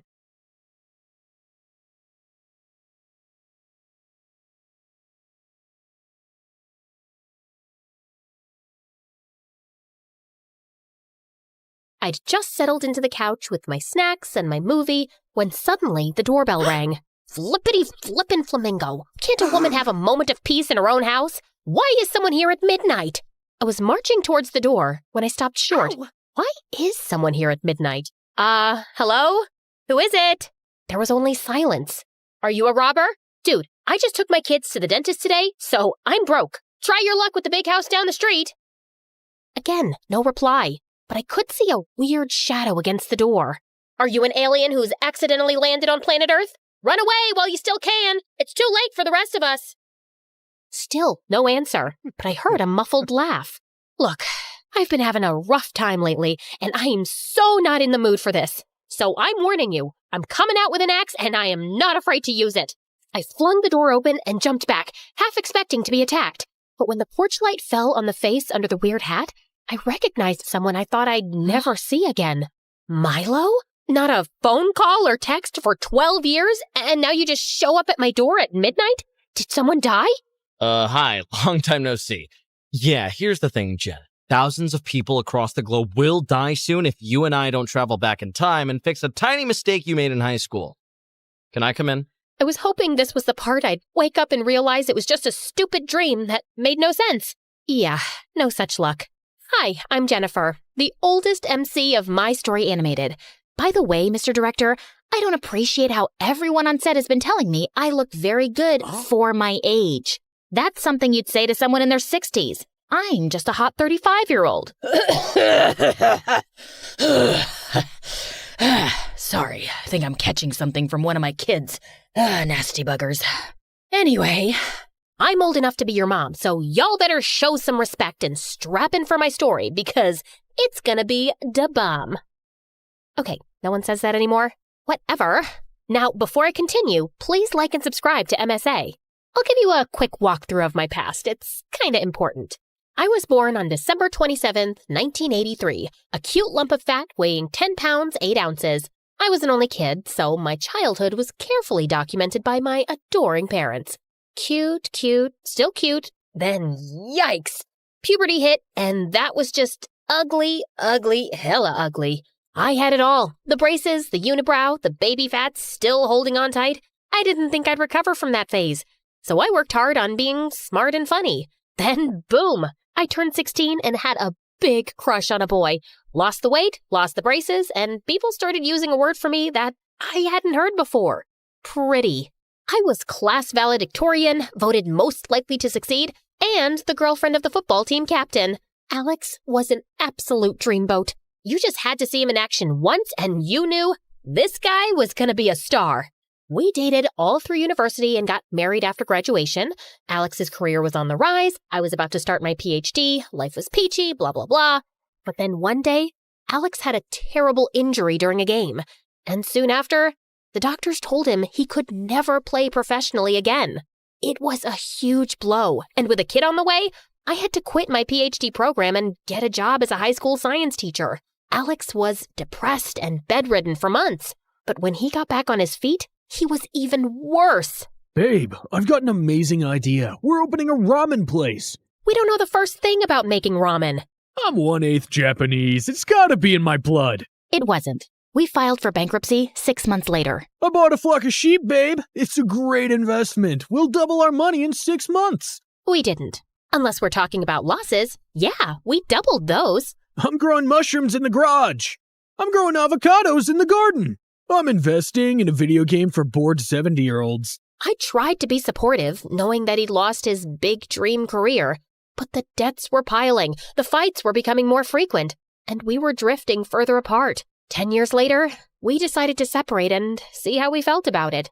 But the one true joy of my life was becoming a mom to my daughter Stella, followed 5 years later by her twin brothers, David and Beckham. No matter what happened, this love I had for my kids was forever.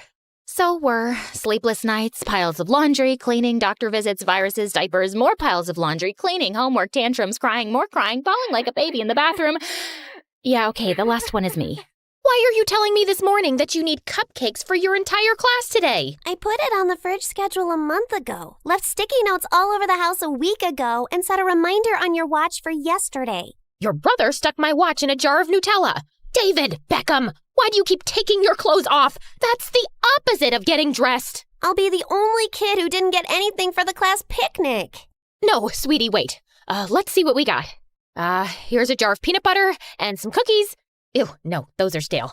You want to take some prunes? They're great for constipation. Mom, I'll tell the teacher you forgot. It happens. Oh, no, you won't. I know how judgy those teachers are. We're stopping at a bakery. Boys, I swear if you don't stop running this second, I'll call an elf who will call Santa and tell him not to get you any Christmas presents. You don't know an elf?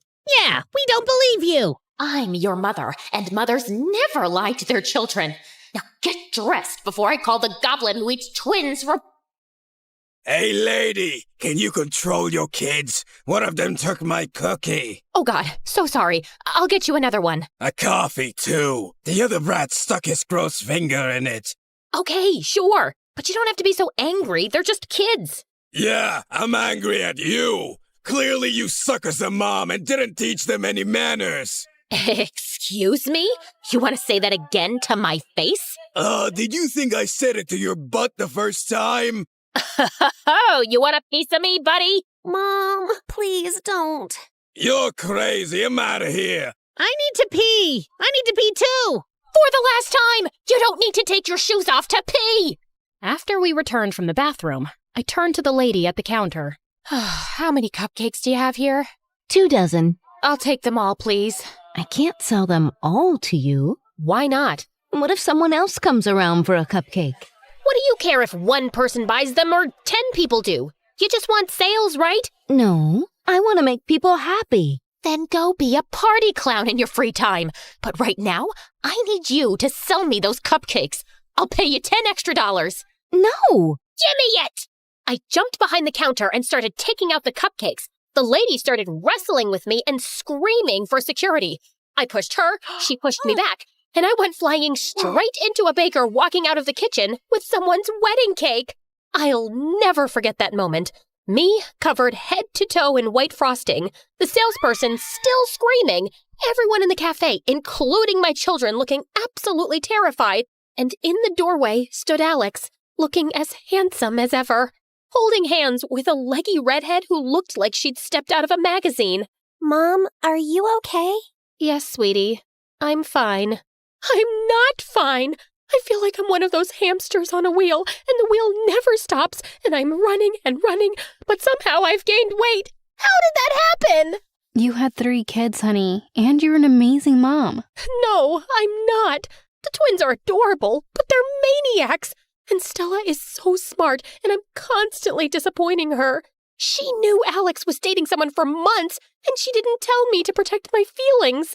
A 10-year-old shouldn't have to do that. How do you feel about Alex having a girlfriend? I know the marriage has long been over, but I just wasn't expecting him to get over it so quickly, you know? I know. So, yeah, we got a divorce with shared custody of the kids. I became kinda friends with Cassie or Katie or whatever that dumb redhead's name is, and life went on. Now it was Alex's turn to keep the kids overnight, and I had big plans for myself, which were rudely interrupted. You have white hair now. You have a bigger butt now. You checked out my butt? Don't sound so excited. I just made a logical guess. Milo, you want to tell me where you've been for 12 years? You just suddenly left town without so much as a goodbye? Oh, wait, what day was that? Yeah, my wedding day. And you were the best man. I told you I had a brainwave related to my research.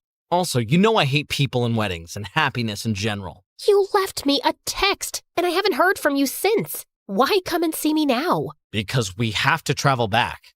Okay, sit down and I'll set up a PowerPoint presentation. Use your words and make them make sense. Okay. So, do you remember what we were doing on the night of 15th December 2000? Sometimes I'm in the shower and can't remember if I just shampooed my hair.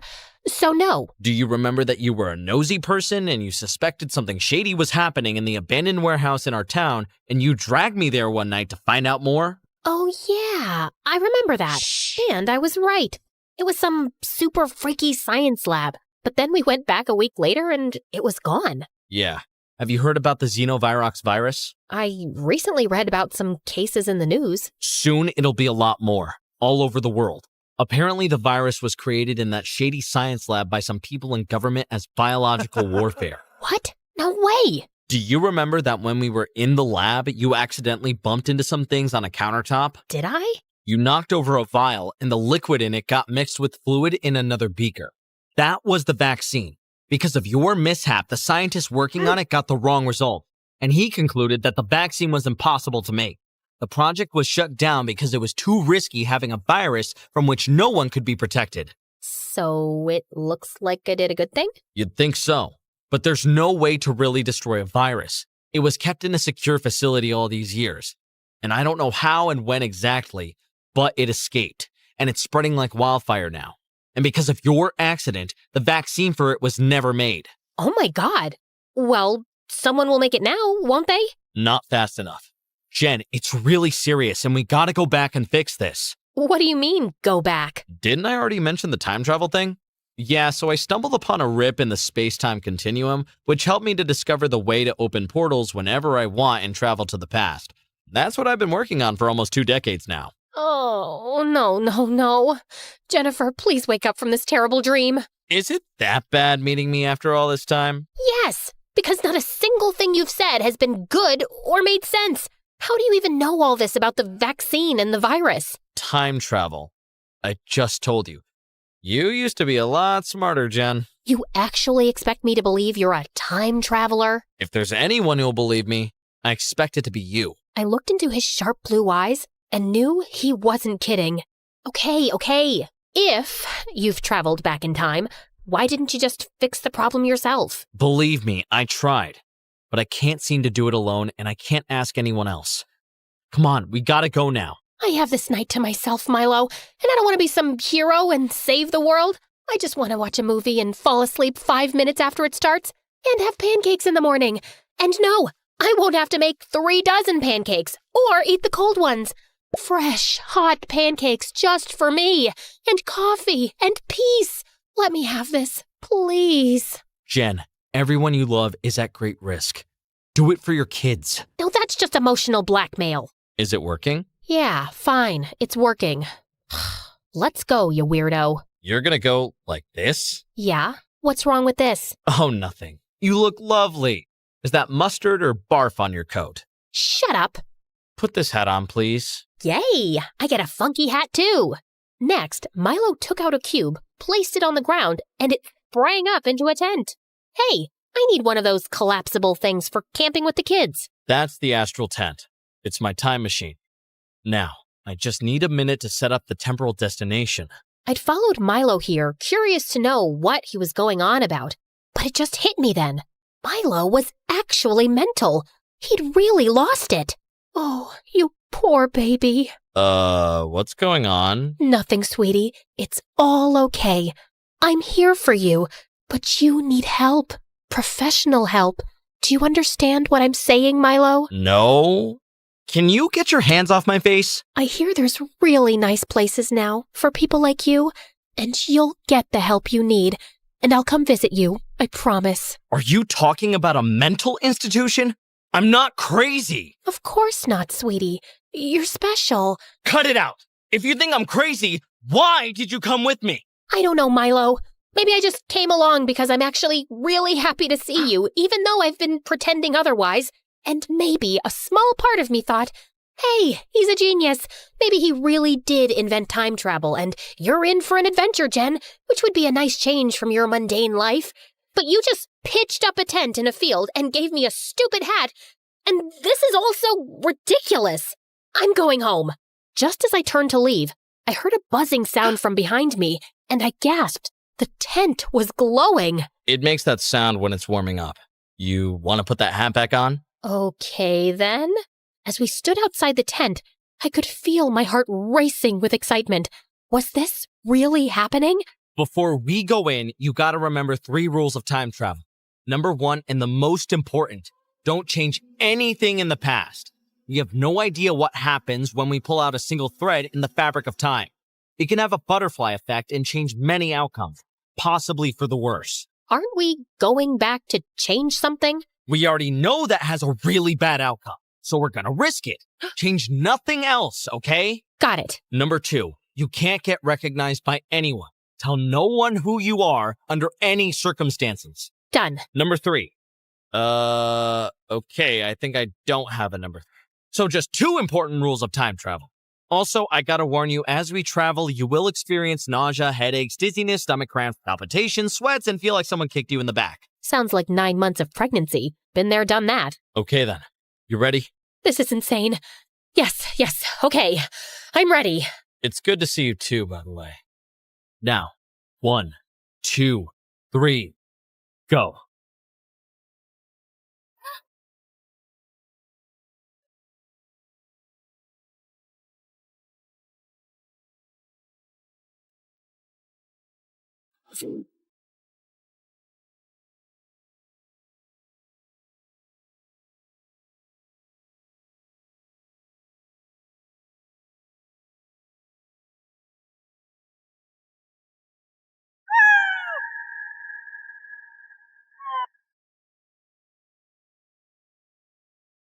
Oh my god. That was amazing. I feel so alive.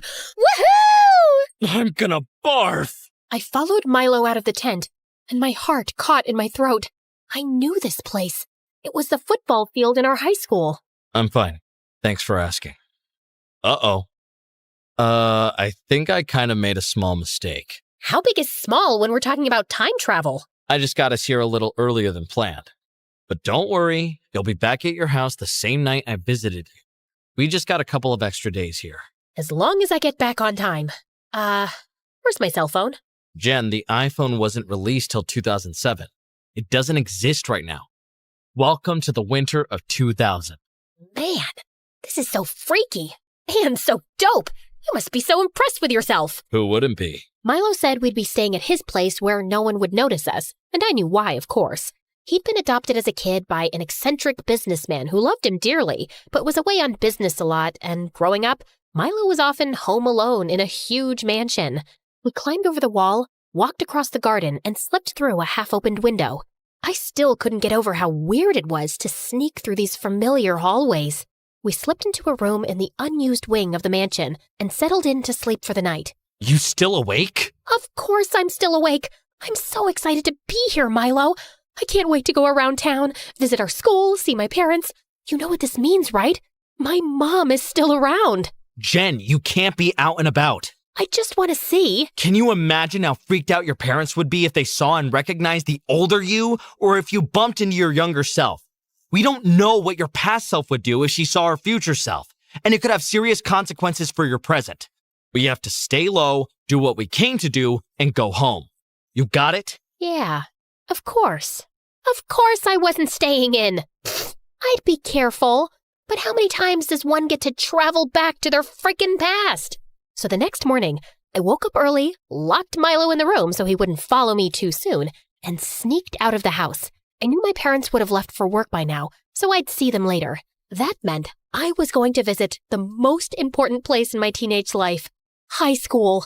No one even asked me who I was as I entered the premises, and it looked like I'd walked onto the set of Mean Girls. The really low-rise jeans, fitted crop tops, butterfly clips, tattoo chokers, and everything with sequins looked like crimes against fashion to me now. I walked out into the main courtyard, and my heart skipped a beat as I caught sight of a young Milo on a bench, lost in a book on quantum physics. I'd always thought he was cute in his careless, genius way, and he had a bit of a fan following. Hey, Milo, I was wondering if you could help me with my math assignment. I could, but I won't. Okay, who cares about stupid math anyway? I just came to ask if you'd go to the spring dance with me. Is it spring already? I hadn't noticed. So, is that a yes or no? A yes or no to what? The dance, Milo? Oh, yeah, that. Nope, nada. Hard pass. Never gonna happen. Why not? Am I that unattractive? To me, yes. Objectively speaking, you're an above-average specimen of the female species. Come on, stop pining for Jennifer and just say yes. Are you sure you know the meaning of pining? Can you even spell it? I don't understand quantity science, but I know when a guy wants a girl. But she's with Golden Boy now, so you should move on. With me. The only thing I'm pining for is peace. So fine, give me that math assignment. Jeez, were you raised by wolves with underdeveloped brains? It's all wrong, literally all of it. I'll solve it in my lunch break and you leave me alone. Deal? As Milo walked away without waiting for an answer, I saw a troubled look across his face. I'd sometimes thought Milo and I had a spark, but he'd never said anything, and I always assumed he didn't want to be more than friends. I made my way to the football field next, knowing exactly what to expect. Alex bunking his classes to practice football. But as I got closer, it nearly took my breath away seeing him playing and looking so vibrant, and my heart broke a little knowing how that dream had ended. Hey lady, who are you? And why are you staring at that boy? Hey, it's not a crime to stare at your husband. And by that I mean the coach. Beautiful man. Can't keep my eyes off him. Coach Jackson is your husband? I didn't know he was married. Husband-to-be. Hopefully, if I can put a ring on it. Okay, I gotta pee. Be right back. I ran off in the direction where I remembered the bathrooms were and decided to wait it out in case the janitor was still outside. But as I was wandering through the hallway, I suddenly saw Alex walk in with his ex-girlfriend, Bianca. Oh God, I couldn't risk being seen by them. I slipped through the first door close to me and realized it was the boys' locker room. I heard footsteps coming closer, so I jumped into an empty closet seconds before Alex and Bianca came in. And then they started kissing. What the actual heck? Alex was cheating on me in high school? Bianca, we can't keep seeing each other. I have a girlfriend I really like. So, I have a boyfriend I really like too. Why can't we have some fun on the side? Yeah, we fought a lot when we were together, but we always had great chemistry. That witch! No, I can't. Look, this is too stressful and it's giving me an ulcer. And I need my head in the game before the big championship. We're not seeing each other again, okay? Okay, if you say so. Now give me one last. Alex, are you in there? Can I come in? That was me. That was my 17-year-old voice. Oh my God, it's Jen.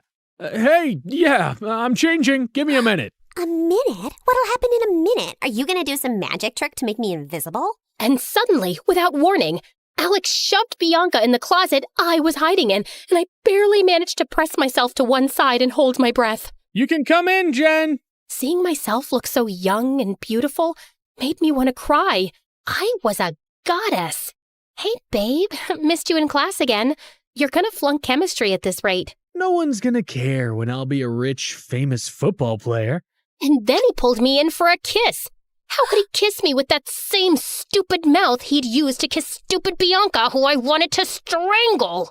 I just wanted to check if you wanted to go with me and Milo to this science exhibit at the museum after school.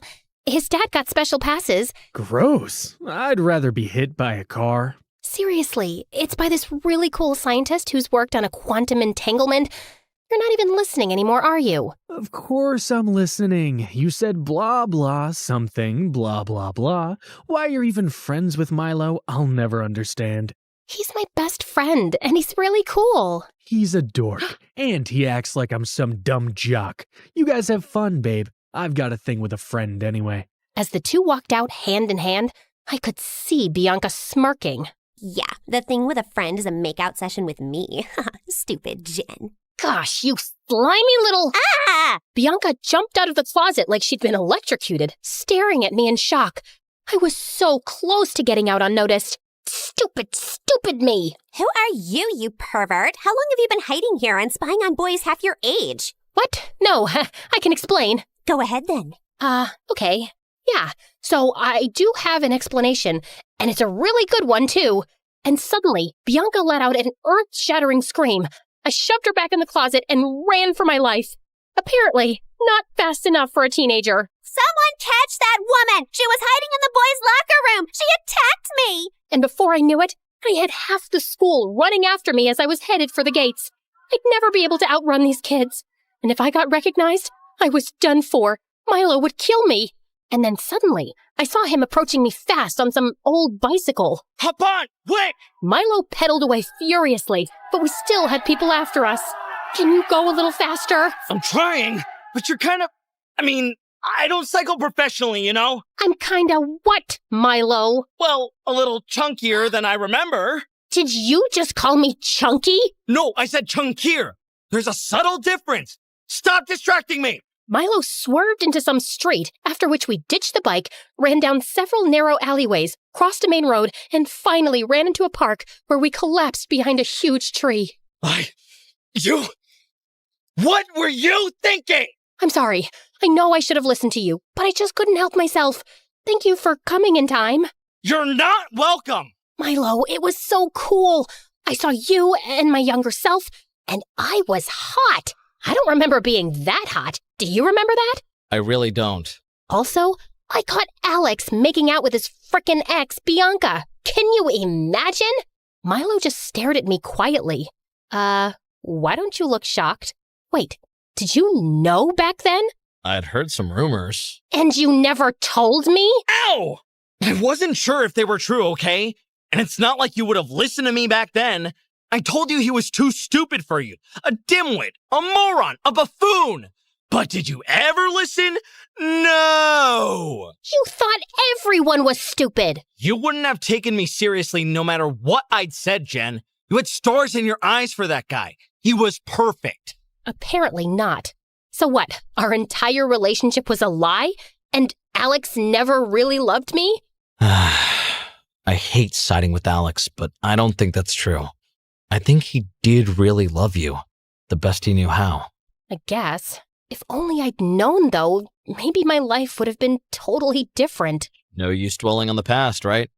Now, listen, we have to stay inside, especially since we've got people looking for us. I just have one tiny favor to ask. No. Hear me out. No. Milo, I want to see my parents once, okay?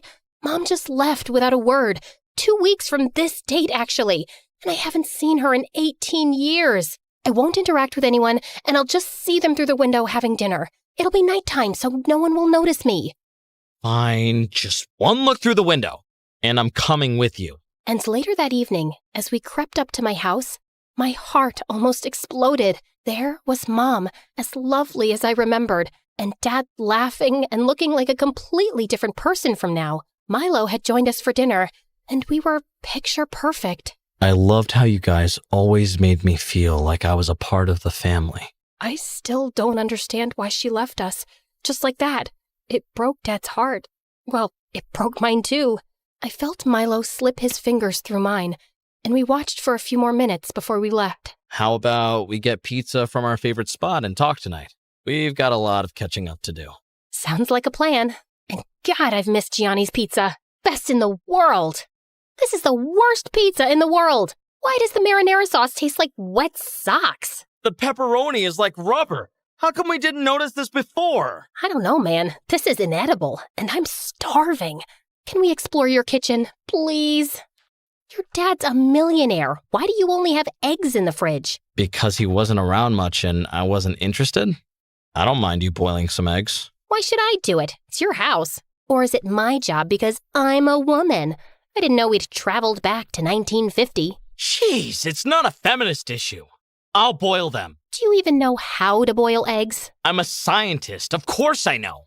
The stove turns on the other way, genius. God, men are such useless babies. Give me that. I'll do it. I can handle boiling an egg, woman. I don't have the energy to bicker like an old married couple. Just let me do it. As we both pulled at the saucepan, it went flying out of our hands and landed with a loud clunk on the floor. Milo immediately pulled me into the tiny pantry, and we waited with bated breath, expecting some servant to come running in. I think no one heard us. We can go out now. Let's give it a few more minutes. We can't risk getting caught. I felt acutely aware of how close Milo was and how he seemed to be analyzing my face. You haven't changed much since high school, you know? Liar. Just earlier today you said I'm chunkier. I just meant you're not a skinny teenager anymore. And you look great. I'm sure you get asked out all the time. Oh no. I'm probably known as the lunatic mom of 3 kids in my town. I attacked a salesperson and destroyed a wedding cake at a bakery not too long ago. Oh, God. I wish I'd been there to see it. I don't like that crazy, angry side of me at all. And yeah, that would make anyone run away if they were interested in the first place, which I highly doubt. I doubt the opposite. Suddenly, Milo was even closer and tucking away hair behind my ear, and my arms were going around his neck, and I could feel his breath on my face. And just as I leaned in, the door burst open, and we stared in complete horror at a younger Milo who was staring back at us. Don't move. Don't breathe. He's literally staring at us. I think he's sleepwalking. I used to do that. I'm not sleepwalking. Are you? Me? From the future? No. And that's older Jen. This is just a dream, Milo. You'll wake up from it soon. Well, that's disappointing. For a minute, I got excited thinking you'd come from the future to tell me time travel is possible, and Jen and I ended up together. It's not. And we didn't. Oh, okay. Good to know. Can I grab those cookies? Thanks. And then, young Milo just walked away. Oh my God, what just happened? Do you have any memory of this encounter since you met your future self in your past? I hadn't thought about this in years. But yeah, now I remember having this weird, vivid dream as a teenager about meeting our future selves. I thought that's all it was. A dream. This is insanely cool. Also, let me get this straight. 17-year-old you wanted us to end up together? Milo's face flushed. I thought you always knew I liked you, but deliberately ignored it. So I assumed you just wanted to be friends. I suspected it sometimes, but you never said or did anything. There was never a good time. We only saw each other every day. You had a crush on someone first, and then there was someone else, and then there was Alex. Alex was the first serious relationship. The rest were just crushes, Milo. I may have even lied about one of them to get some reaction out of you. Wait. Hold on. Back up. So that means you liked me too? Maybe. Okay, yes. There were times when I thought we could be more than friends, but you were always so inexpressive and in your head. I never knew what you really wanted. So this is my fault? Looks like it. Also, is this why you disappeared from my wedding? I really was making groundbreaking progress on my time travel work. I was totally consumed by it and didn't need any distractions. But yeah, I thought seeing you actually walk down the aisle with that dumb jock would be a bit hard. Maybe if you said something, it would have turned out differently. Things with Alex weren't always perfect, even when it looked like they were. But I guess this is how it was meant to be. You know what? I'm exhausted. I'm gonna call it a night. The next morning, we decided just to focus on what we had to do that night to make sure the scientists' vaccine experiment didn't get messed up. Can't we go to the lab earlier today and remove the equipment so I never bump into it? That place is guarded at all times. The only opportunity we have is what our younger selves have discovered all those years ago. There's a half-hour gap between guards changing shifts at night. Which is also the time our younger selves will be breaking in, and we can't be seen by them. Exactly. We can only follow them carefully and actually prevent the accident from happening at the time it happens. When you bump into the equipment, there's a 3-second window between the liquid falling from the vial and going into the beaker. We have to be hiding behind that counter already so we can stop that. I've tried it a few times, but I can never do it fast enough. When you have 3 kids, you have superhuman reflexes. It'll be a piece of cake for me. It felt surreal as we hid in the bushes outside the warehouse, observing young Jen and Milo ahead of us, and we waited for 5 minutes before we climbed through the window they used to get in. Milo, I'm stuck. Push the window up a bit more. It seems to be jammed. How are you stuck? I just came through this too. I guess my butt is just bigger than yours, isn't it? Just do something. Milo pulled hard at my arms, and I finally got through and landed on him with a soft thud. We waited breathlessly for a few seconds to see if someone had heard us, then went down the passageways that led to the lab. We slipped in quietly behind young Milo and Jen, then crouched on the floor and crawled over behind the counter. What the heck is going on in this place? I don't know. Half of this stuff has biohazard signs on it. I really think we shouldn't have come here. I told you so. Shut up. It's gonna happen in 10 seconds. Are you ready? Yeah, I'm ready. We counted down the seconds, my heart pounding in my ears, and the second we heard young Jen crash into the equipment, I leapt up, reached for the beaker, and pulled it away just before the liquid from the vial fell into it. And I felt a strange ripple in the air, like something major had changed. Hey, are you okay? Look, we gotta get out of here before someone finds us. As the two ran out, Milo and I slowly got up, my hands still shaking as they were clutching onto the beaker. I actually did it! Oh my god, Jen. We've just averted a huge future catastrophe. Now, let's get out of here before we cause another one. We ran out the way we'd come, climbed out the window, and saw young Jen and Milo sneaking off ahead of us. We decided to take a breath and give them a head start. But just a few minutes later, several black cars came at full speed and halted in front of the warehouse. Milo and I quickly ducked behind a bush. And then I saw something which made my heart drop. As the car doors opened, several people in lab coats and black suits stepped out, and one of them was my mom. Without even realizing, I let out a loud cry, and Milo clamped a hand over my mouth. Mom looked around sharply, and for a second, I thought she was staring right at me. Did someone else hear that? No. What did you hear, ma'am? Just a strange sound. Maybe it was an animal. As she was about to walk into the building, she suddenly turned to a bodyguard. Search the premises to make sure we don't have any unwanted visitors. And if you find someone, you know what to do. As the men started spreading out, Milo quietly dragged me backwards towards the fence. He lifted a plank to let us through, and then we ran as fast as we could. Milo, stop. I can't breathe. My mother. She's somehow a part of this horrible virus project? Did you know she was involved? I swear I didn't. The last few times I went into the lab, I escaped before these cars got here. It's my first time seeing her, too. This is ridiculous. My mom was known for the best freaking apple pies in this town. That's what she was known for. How can that cold, scary person be my mom? How could she be part of creating a weapon? I'm so sorry, Jen. Milo hugged me tight as I sobbed into his chest. I want to go home, to my present. Can we just go now? Yeah, I just need to get my briefcase from my house. Then we're going home. I was still in shock as we made it back to Milo's. He told me to wait in the garden while he got his briefcase. But moments later, I saw young Jen and Milo come out of the house, and I immediately hid. I saw them walking down the driveway, but then suddenly he took my arm. Jennifer, there's something I need to say to you. You never call me Jennifer. This sounds serious. It is, and it isn't. I mean, it is, but it's not that big a deal. Like, either way, I'm gonna be fine. Like, I'm cool. You get me? Are you having a stroke? No, I'm trying to say something here, okay? And I have to do it tonight or I'll lose courage and never say it. I didn't remember having this conversation with Milo before, and suddenly, I felt that weird ripple in the air that I'd felt in the lab, like something big was changing. You know you can say anything to me. I'm your best friend. Yeah, of course. Well, that's the thing, actually. How long have we known each other now? 4 years, I guess. So in that time, the thing is, Jennifer, I have to confess that What the heck? I think I'm in... And suddenly, I desperately started making sounds like a crow.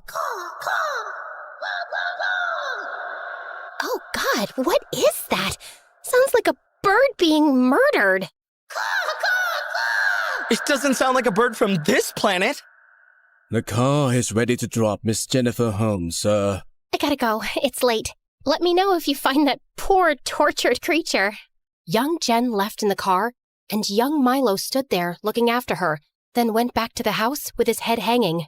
And I was still reeling with shock when I heard Milo behind me. Hey, we're good to go. I turned around and pounced on him.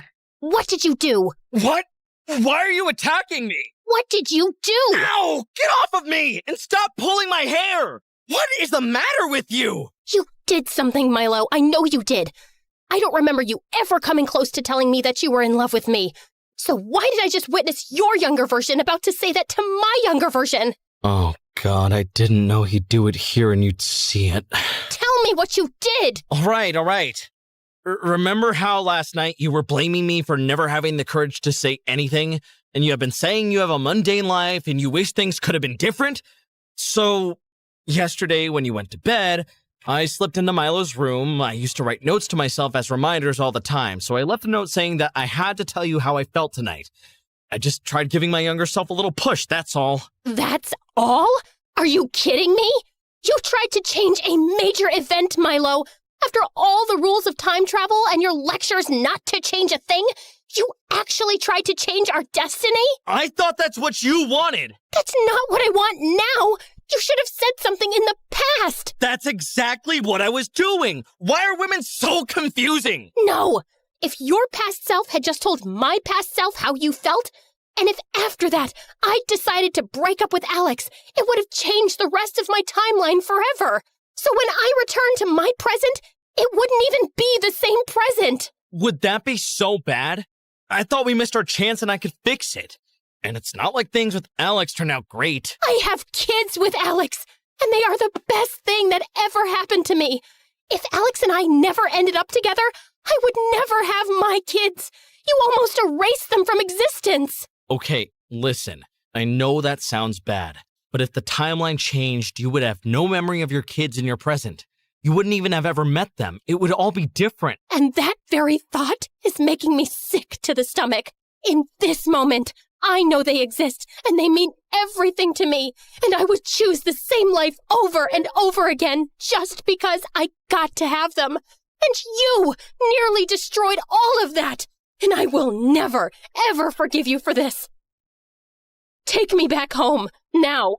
Jen, I'm sorry. I didn't think it through. Don't talk to me.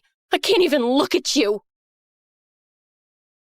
When we made it back to the present, Milo just said, I'm sorry, and disappeared into the night, and my heart felt heavy with anger and knowing I'd probably never see him again.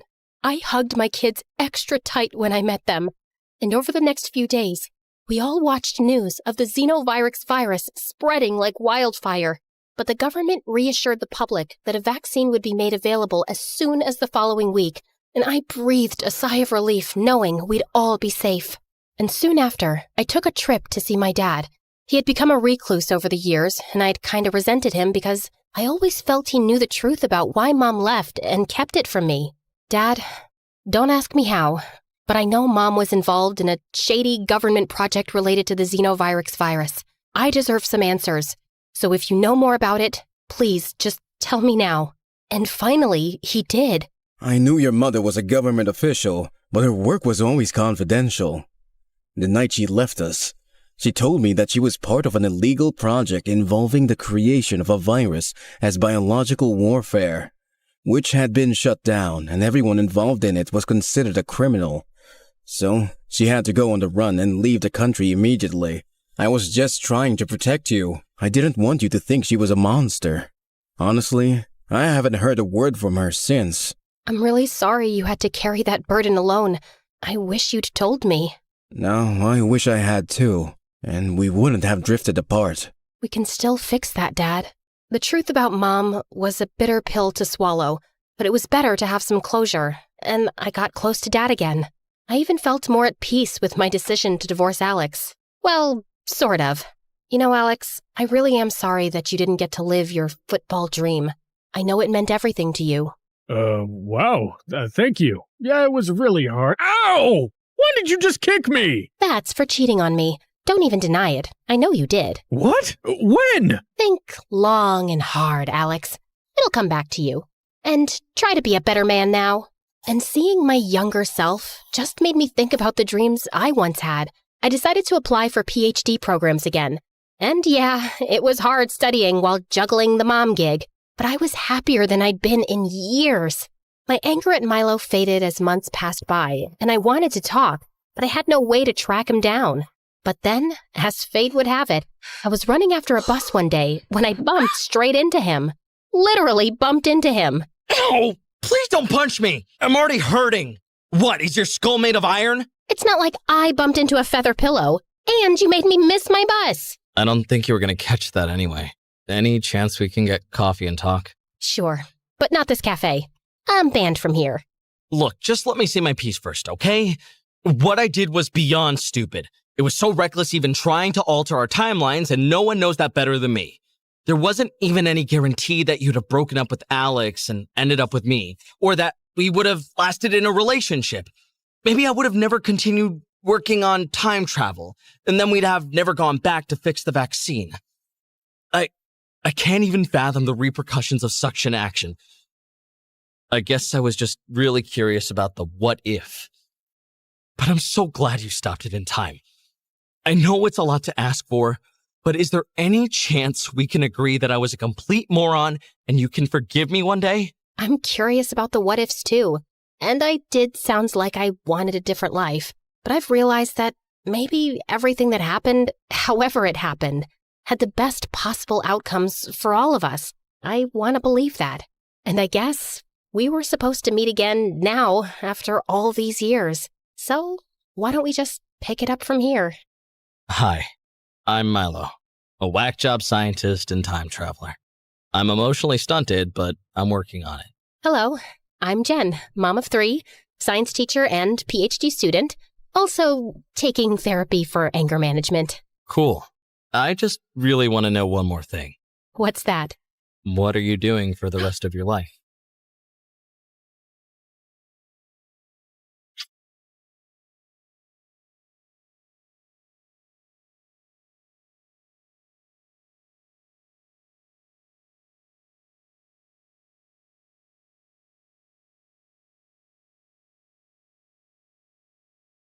Do I look good, guys? Anything stuck in my teeth? Just let me know in the comments. I really don't trust my assistant. She hates me. See, I was telling a friend one day that my assistant smells like chicken, and I think she overheard. But seriously, I hear bark every time she comes close. Wait, if she sees this, she'll start spitting in my food. Director, please cut this part out, okay? Hi, I'm Cece, and I'm a model and Insta blogger from New York. Now, I know many of you are expecting Ramen to do a part 2. And don't get me wrong, I love her. But let me tell you how I'm better than that noodle-loving rapper. She never even told you her real name or where she's from. But I'm an open book. I have no problem disclosing that my full name is Cecilia and... Wait, I'm getting a phone call from the dragon. I mean, my mother. This can't be good. Be right back. Okay, where was I? Yeah, basically, Ramen's busy and her animator got sick and can't do more parts for now. But MSA can't disappoint you, so I stepped up. Now my story will take this lovely animator, and I chose him because he makes his character shake. Like this, see? See, I have a bit of a history with shaking. I love Rihanna and her song Shine Bright Like a Diamond. But when I was little, I used to hear it as shake your body like a demon. And I wondered, why would somebody shake their body like a demon? Who has even seen a demon shaking? But you know, I'm just an easygoing girl. I didn't question anything and just continued with my life. The reason why I was a relaxed, easygoing kid was because my parents were jerks. You know, like jerks to the point where you just give up and live your life because you have no other option. I was born in a family of French aristocrats who had moved to the US a long time ago. But my parents still acted like they had sticks up their butts. I lived in a large, dull mansion where everything was beige, and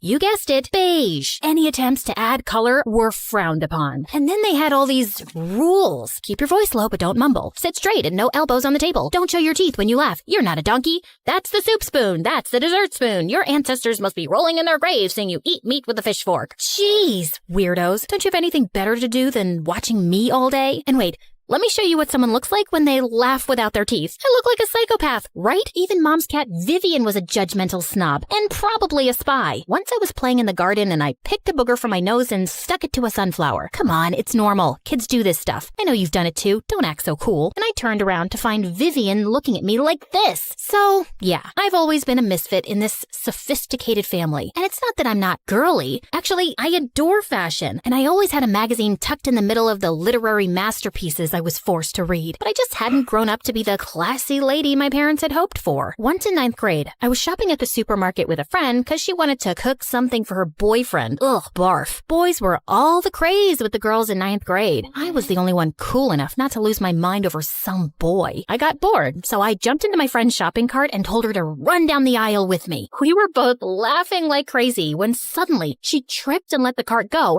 and I went whizzing straight into a pile of watermelons. When I opened my eyes, I was sure I'd gone to heaven because an angel was looking down at me, halo and all. Hey, are you okay? I don't know. Am I dead? I really hope not. You have to pay for all those watermelons. And then he smiled. Okay, so I was about to lose my mind over some boy. So sue me. His name was Danny. He was 2 years older, and he worked there part-time as a sales assistant. Our connection was instant, and he asked me out right away. Also, I did pay for the watermelons, but I learned later that the store policy didn't require people to pay for accidents. I think Danny kept the money for himself. And yeah, I didn't question it, because I'm someone who's been shaking her body like a demon for years and never even questioned that. Anyway, a week later, we were officially together. And you know those first days when you're so in love? Sky is bluer, the grass is greener, the air smells like lavender. My stupid 15-year-old brain was telling me that I'd met my soulmate. We liked the same everything, and I could just be myself around him. My parents didn't approve because he wasn't our class, but I couldn't give a hoot. Danny was perfect. So I really can't pinpoint exactly why or when things began going downhill and the lavender started to rot. Maybe because he started going to university and got too busy. Or maybe because someone gave me a modeling offer in the city after seeing my blog. It was a great opportunity for me to enter the fashion world, and I was sure we could make long distance work. Yeah, except that even short distance wasn't working for us now. We were just arguing and getting on each other's nerves all the time. See this picture of Danny? Yeah, that's him as a loser kid. But do you see that annoying half smile? He would smirk just like that when he thought he was right, which was like always. Who wouldn't get annoyed? There were so many little things, like why did he tell so many jokes? Why did he touch his ear so often? Why did he sneeze like a raccoon? Sneeze like a man. But things really escalated when we were out for dinner once and he started eating my fries. Why didn't you just order your own fries? Because I didn't want fries. Then why are you eating my fries? I just took a few. You've eaten half the plate. You can't share fries with your boyfriend? This is not about the fries. This is about you. You lied when you said you didn't want any, then you ate mine, and now I'm the bad guy? Cece, you're acting crazy. Oh, you want fries? Here, have all of them. The next day, we broke up after 3 years together. And you know the worst part about dating your best friend? When it's all over, you lose your best friend too.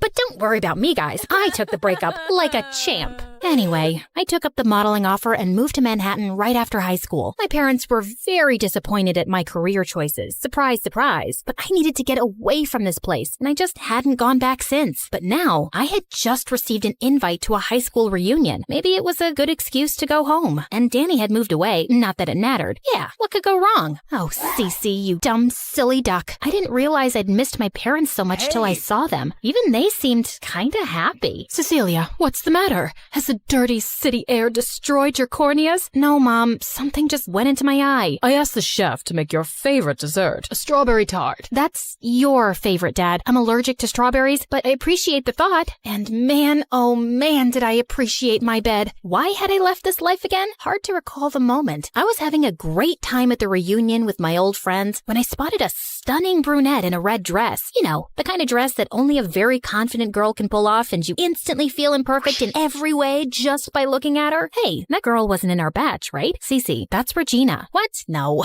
I remember Regina. Duh. She had braces, thick glasses, and she was cute but kind of fat, you know, like plump. Yep, same Regina. She got a major glow up. Also, there's something you should know. Just then, a tall guy in a suit walked up to Regina and kissed her. Danny? Oh my God, I'm not ready for this. I gotta go before he sees me. But as I turned, I tripped over my own feet and crashed into a photo booth. Caption for next Instapost: how to be a complete moron in front of your ex and his gorgeous girlfriend. Why do our meetings always start with you on the floor? Don't stare at my butt, you pervert. What? I swear I wasn't. Ugh, get up, you weirdo. Gosh, he was even cuter than I remembered. You didn't even go to our high school, man. Why are you here? I'm here with, Regina. Cece, you look gorgeous as ever. Mwah.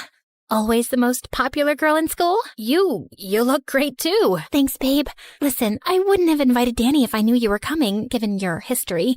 This must be awkward. Oh, please. That was a million years ago. I've dated like 400 boys since then.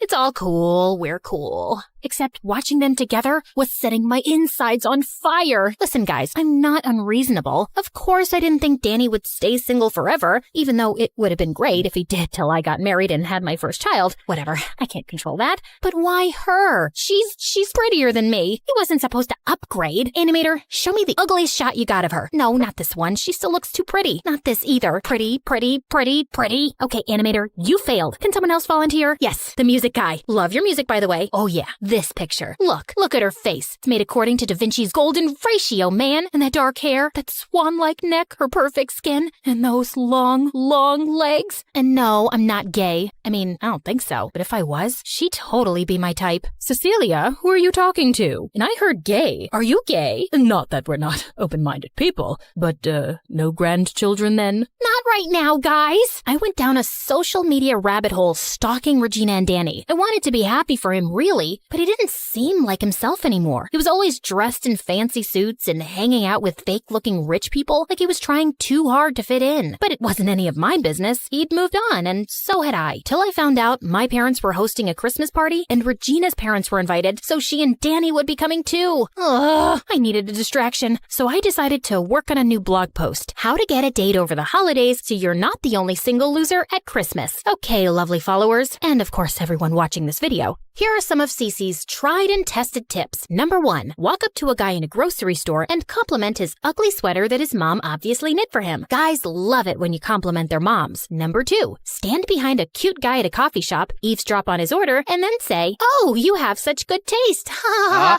I'll have what he's having. Making a guy feel special over nothing is a sure way to win him over. Number 3, when you're walking outside, take one shoe off and start limping. A gentleman is bound to stop and offer you a ride home. Great conversation starter. As I was testing out number 3, a car pulled up next to me. It was freaking Danny. Hey, Cece, you okay? Oh, yeah, I just broke my heel. Hop in, I'll drive you home. Couldn't tell him what I was actually doing, obvi. We drove away in awkward silence, and then he turned on the radio. You want to hear about a girl who makes jealous witches, girl? I love Ramen Lee Min-ho. Happy to hear that. Regina hates my songs. And after that, we just reconnected like old times. Talking to him felt so right and easy and comfortable. I actually felt disappointed when we arrived at my place. And suddenly, it was crystal clear to me. I wanted Danny back. Look, guys, I can feel some of you judging me already. But Regina's known him for what? A few months? She'd get over him. Danny and I were together for 3 years. And yeah, it didn't end well, but we've grown up now. Plus, whose side are you on anyway? This is my story. Root for me. The Christmas dinner was the perfect opportunity for my first move. I switched around the place cards to make sure I sat next to Regina to talk down Danny. So, you must have heard Danny's embarrassing singing by now. Gosh, I've never met someone so off-key, but it's cute. Okay, but have you heard him sneeze? Like a raccoon? Yeah, I tell him he should just let it out. What about the way he snorts like a pig when he laughs? I sometimes do that too. He has terrible taste in music. Oh yeah, I'm trying to change that by introducing him to classical stuff. Also, the worst taste in food. Why eat Mexican when you could have sushi and caviar? Yeah, Mexican? Yuck. Danny and I love Mexican food. Who doesn't? This girl's a psycho. But you know, that's just small stuff. He's pretty great overall. No one's perfect, right? Right. I'm gonna go sit with my date for a while. Yeah, it was just some random dude Ted at the bus stop I'd bribed to act like my date. The second course of action was trying to make Danny jealous. Regina was all over him, touching his hair and laughing. So I ran my fingers through Ted's hair too. Ow, you're hurting me. Ow. I tried feeding him cheesecake next. No way, girl. Get your own slice. You can't have mine. I don't share food. And then he just disappeared after dinner. Luckily, Regina's feet were hurting, so Danny asked me to dance instead. Ugh, why did he have to be so lovely and charming and a gentleman? Why couldn't he be ugly and gross and a jerk? Ugh. And when the music stopped, several people were pointing to something above us. Mistletoe. Everyone cheered us on to kiss, and Danny gave me a gentle peck on the lips. He walked off while my head was spinning like a ballerina. And as I watched him and Regina leave the party, she waved to me with a warm smile. Wait. What? I just kissed your boyfriend and you're smiling at me? This girl was faker than my nails. And for some reason, she wanted to keep me close. 2 days later, she arranged a big picnic for our whole batch and invited me too. Yeah, check out her fancy handwritten note because she's too fancy to send a text. Dearest Cece, you are cordially invited to Regina's annual charity picnic gala. All we require is your presence and generous donations. The rest has been taken care of by us. Hope you'll join us for a fun-filled day. XOXOXO, Regina. Well, 2 can write a note. Dear Regina, yeah, I'll come. I'm busy, but I'll come. Cece. It was a huge event and there were a bunch of games. And somehow for each of them, she partnered me and Danny. I didn't know what she was up to, but I felt like she was watching me. Well, I didn't didn't mind. I was happy for Regina to see how totally in sync Danny and I were. Man, we could finish each other's sentences. We kept meeting for the next few days for some event or the other, but the problem was I was really falling for Danny all over again. Why did I ever let him go? And how could I know if he felt anything for me now? One evening, I was feeling bummed and sitting at my favorite spot when someone joined me. Didn't think I'd find anyone here. Want me to leave? You should have asked that before making yourself comfortable. I have food. You can stay. As we sat there eating crisps, Danny suddenly spoke. Why didn't you come home earlier, Cece? Maybe because I didn't want to return till I'd proved I could make it on my own. It's nice being back, though. Even my parents are a little chilled out now. I got Dad to do a TikTok with me. Can you imagine? Hardly. You know, I always felt like your parents didn't think I was good enough for you, but this time they were nice. Maybe because I've made something of myself now. I'm sorry they made you feel that way, but I never cared about that stuff. You know that, right? Of course. You were always so different. He brushed away a strand of hair from my face and moved closer. Suddenly, his phone rang and we jumped apart. He mumbled that he had to go and quickly left. Once I was sure he was gone, I broke out into a happy dance. Now I knew he felt something for me. I just had to make him feel enough to break up with stupid Regina. The next day, I was at the mall when I went to a changing room, and I heard two girls talking in the next stall. No, not this dress. We're announcing my engagement at the New Year's party tomorrow. I need something special. What the what? Is Danny excited? Of course he is. Daddy just offered him a position in his firm, and I'm out of his league in every way. He's very lucky. Are you gonna invite Cece too? I don't know why you've been inviting her everywhere. To show her what she's lost. Have you forgotten what Cece was like in high school? She never even noticed me, like I was invisible. Well, she's looking at me now, and no, she's not invited. I'll just let Danny tell her. I never ignored Regina on purpose. She just seemed like one of those shy kids who wanted to be left alone. I had no idea she felt so bitter, and it didn't sound like she loved Danny. Just saw him as someone she could control because she thought she was better than him. I had to tell him, right? But he was getting engaged. He must have thought it through. What was I gonna do anyway? Crash Regina's New Year's party and object to the engagement? That sounds stupid. Okay, now let's just fast forward to the part where I burst into Regina's New Year's party and yelled, I object to this engagement. Regina doesn't really love you, Danny. Danny grabbed my arm and led me out angrily. Cece, what the heck? Danny, don't get engaged to Regina. She's all wrong for you. Who are you to decide that? I just know that. She thinks she's out of your league and she's doing you some favor by being your girlfriend. Regina loves me. Not as you really are. Look in the mirror, man. I've seen you wear nothing but suits these past 10 days. She's changing you so you fit into her pretentious world. You don't know what you're talking about. Okay, fine. Then don't get engaged to her because I love you. What? Yeah, there. I said it. I love you. Like I'd give up the last slice of cheesecake for you or whatever. So pick me. Choose me. Love me. Did you just steal Meredith's speech from Grey's Anatomy? Oh, shoot. I'd forgotten we'd seen that show together. Trust him to remember something like that. For those who don't know about it, here's his speech. Choose me. Love me. Okay, so I'm using her words, but I feel the same way. You're just playing games, Cece. You didn't look back once after leaving, and now you suddenly want me? No, you just hate the thought of me with someone else. We didn't work out before, and we wouldn't now. This felt worse than our breakup. And for those of you who are on Team Regina, you must be enjoying this. And you suck. I couldn't stay any longer. So I packed my bags the next day and hugged my parents goodbye. I'll send you TikToks every day. I'll be looking forward to that, Dad. Don't take so long to visit again, Cece. I won't, Mom. Wait, you didn't call me Cecilia. Oh, must have slipped my tongue. Is there something in your eye again? Yeah, I think so. Anyway, I'll come visit soon. Bye! Next day, as my self-pity continued, the doorbell rang, and I was shocked to find Danny outside. What are you doing here? I couldn't get engaged to Regina. You were right about everything, and she's not the one for me. I'm choosing you. Look, man, that speech was just embarrassing. I take it back. I choose you anyway. You said we won't work. We have to at least try and find out, because I love you too, Cece. And we argued happily ever after. If you like my story and want to hear more of this style, comment Cece, our shaking MCC.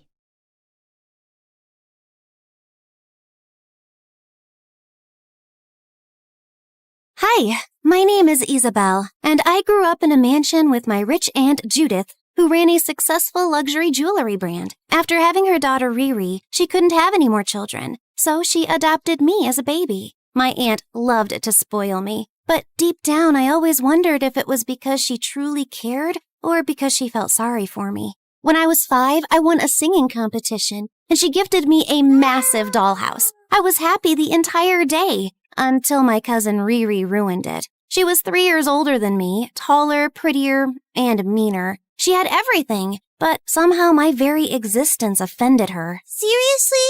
She gets a castle for singing a stupid song?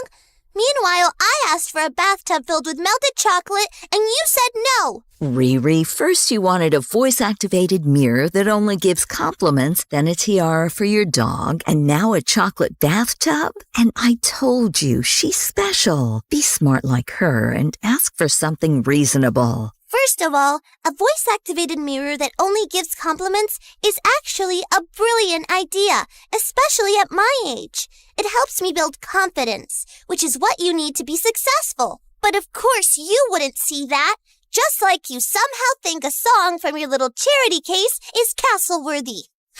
The words stung, but I pretended they didn't.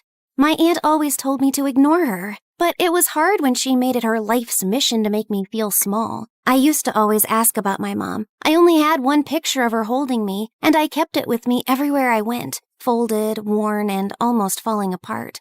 When I got older, things only got worse. By 5th grade, I had stopped growing. At 4'11", I was the shortest kid in school, and people noticed, not in a good way. Sometimes it made me so frustrated that I avoided everyone and spent time alone. My aunt would check on me, but I didn't want to burden her any more than I already did. It was enough that she had Riri as a crazy daughter. You're like my daughter, Isabel. You can tell me anything. Like. She said like her daughter. I knew she meant well, but somehow that one little word stuck with me. One time, our school took us to an amusement park. I was sitting alone when the new girl Daphne walked up to me. She was tall, confident, and way too friendly for my liking. Why are you just sitting here like a statue? Come on, it's a field trip.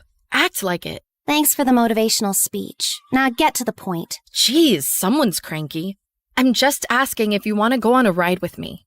I don't feel like going alone. We got in line, and I was nervous but excited until the ride attendant stopped us. Sorry, kid, you don't meet the height requirement. Maybe get your mommy to ride with you. I wanted to disappear. She's with me.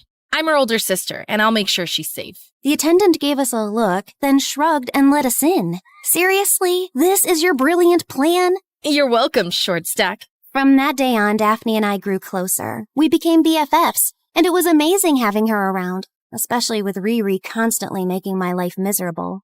One day, when I was in the 7th grade, I got accepted into an elite summer camp for free because of my high grades. My aunt was so proud, she bought me a new car. Why would you buy her a car she can't even drive? And even if she could, she'd never reach the steering wheel. Aunt bought me the car for the driver to pick me up in it. Not my fault you're only good at failing and bullying. How dare you! I'll catch you and sit on you. Riri charged at me, but I spun away effortlessly, landing in a perfect stance on the other side of the room. Oh dear, how many talents do you have? Aunt Judith immediately enrolled me in a gymnastics team, and soon I became the best one there. And with every perfect landing, every gold medal, I hoped maybe this would make her love me even more. Your mom also used to be a gymnast. Hearing that made me feel closer to her. And from that moment, I loved gymnastics even more. But all this gymnastic thing only made Riri even more jealous. Instead of improving herself, Riri just got worse. She started sneaking out, wasting money on useless things, and hanging out with shallow friends. One night, Aunt Judith got a phone call from the police station. They had arrested Riri after she and her friends vandalized the principal's house and threw eggs at all the neighborhood cars. Aunt had to pay a hefty fine and cover the damages to get Riri out of trouble. Oh, why can't you be a normal child? Oh, you mean like Isabel? The perfect little angel who never talks back, never does anything wrong? Why don't you just adopt her and finally get rid of me? Hey, don't talk to Auntie like that. She loves you. You just refuse to act like a daughter. Shut up! No one's talking to you. This is between me and my mother, you charity case! That's enough, Riri. I have given you enough chances, and you've always disappointed me. And what about you? You got her home and forgot about me. I'm done being a second fiddle in my own house. I'm going to that fancy boarding school in France. Go ahead, let Isabel call you Mommy instead. Aunt and Riri had a huge fight, and after a few days, Riri left for boarding school in France. I knew Aunt loved me, but I also knew no matter what, she would always love Riri more. And that was okay. Riri was her real daughter after all. Aunt tried to hide her sadness, but it was clear she wasn't happy that Riri left. I guess this is what they mean when they say a parent's love is unconditional, even when their child doesn't deserve it. At least I had Daphne around, but things at her house weren't great. Her dad was unemployed, yet he'd go missing for days and then come back like nothing happened. Her mom worked 2 jobs just to make ends meet. You know what annoys me? Not just that my dad is a useless human being, but also a liar. He keeps bragging about having another family. We know it's all nonsense, but it still hurts. I just wish Mom would finally stand up to him and leave him for good. She's incredible and doesn't need him. Yeah, that sucks. Wow, that's all you've got? You're terrible at this, you know that? Hey, I've told you 100 times already, and here I am saying it for the 101st time. Just come live with me. Aunt Judith already agreed. She likes you and thinks you're a good kid. She'd think anyone is a good kid compared to the airhead she gave birth to. One day, when I was in 9th grade, my aunt told me she had to go on a business trip for an entire month. I tried to convince her to stay, but she wouldn't change her mind. Isabel, this is a huge opportunity for me. I can't miss it. Besides, you're a responsible kid. You can have Daphne stay over, and I'm sure you two will have the best time. That night, I slept next to Aunt Judith because I knew I was going to miss her a lot. A few days later, Daphne came to stay with me. One afternoon, while we were chilling in the living room, someone knocked on the door. I opened it and saw a beggar standing there. She had a scarf wrapped around her and wore oversized sunglasses. But something about her felt weirdly familiar. Oh, dear. God gave you a big mansion, not because you necessarily work harder than everyone else, but because luck was given to you. Keep passing on his goodness, and he will give you more. A few coins is all I ask to feed my children. Yeah, sure. Wait here. Would you be a dear and let me in? I've been walking since morning. Just a moment of rest. That's all I ask. I won't forget this favor. I'll keep you in my prayers, always. I didn't see the harm, so I let her in. Halfway up the stairs, I suddenly remembered I'd left my purse downstairs. I turned back, and there she was, standing by the entryway, grabbing a crystal diamond decoration off the side table and shoving it into her bag. Hey, what are you doing? Hearing my shout, Daphne rushed out from the living room and grabbed the woman's wrist, stopping her mid-motion. I ran down and yanked off her sunglasses and scarf. Mom? I can explain. I didn't know this was your friend's house. I swear. But still! Mom, you're a thief! How could you do this? I'm not a thief. I ask rich people for help, and sometimes I take a little. So what? They won't even notice. Oh my God! Is this your side job? Or is this the whole job? Begging and stealing? How else am I supposed to feed you? Pay for your bills? You think that useless, worthless father of yours is gonna do it? They started arguing, Daphne freaking out, her mom making excuses like it wasn't a big deal. Enough! They both turned to me. Just go. I'll talk to my aunt and see how we can help. Daphne's mom scoffed, grabbed her bag, and stormed out. You don't have to do anything for us. I'll leave for now. Then she was gone. That night she sent me a message. Things at home are chaotic. I'll talk to you in a few days. I didn't see her for days. I understood her, though. I would never have judged her. I didn't want to pressure her, so I gave her space. At least I still had my aunt, and I was FaceTiming her almost every night. But one night, no matter how many times I called, she didn't answer. I remembered her assistant's number, so I called. She told me they had been searching for my aunt since that morning when she left on her private jet for a short domestic flight. They had lost all contact with the crew and suspected that something had gone wrong. My heart dropped. I kept praying for her safety, but a familiar fear crept in. The same hollow, aching feeling I barely remembered from when my mom was gone.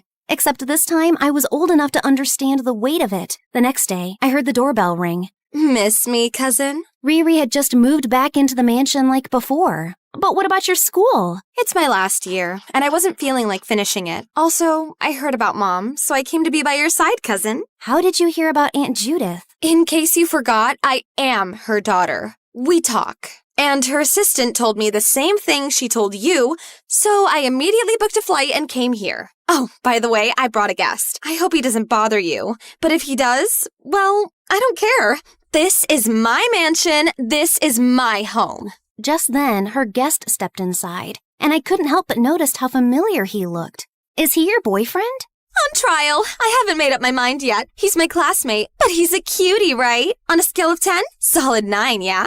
I looked closer at him. My stomach dropped. The resemblance was unreal. He looked just like Daphne. His name was Nathan. Riri kept insisting that he and I were strictly forbidden from interacting with each other. Never talk to him. What if he is, I don't know, coughing and about to die? If he's dying, you call me. Riri, an emergency! But if he's just coughing and clearly just needs a glass of water, then you call me Riri, an emergency.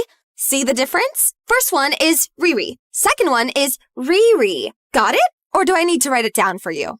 What's it like going through life without a single working brain cell? Say that again. Let me simplify it for you. You are stew. Before I could finish, Riri lunged at me. I started kicking her, but she knocked me down and sat on top of me, pinning me in place. God, I've been waiting for this moment for years. Jeez, when did you get this fat? No wonder you wanted a bathtub full of chocolate. You were planning to drink it. I shouted for the maids and shoved Riri so hard that she stumbled back, knocking over her boyfriend, who apparently had been about to pull her off me. He winced in pain, then she smacked his neck.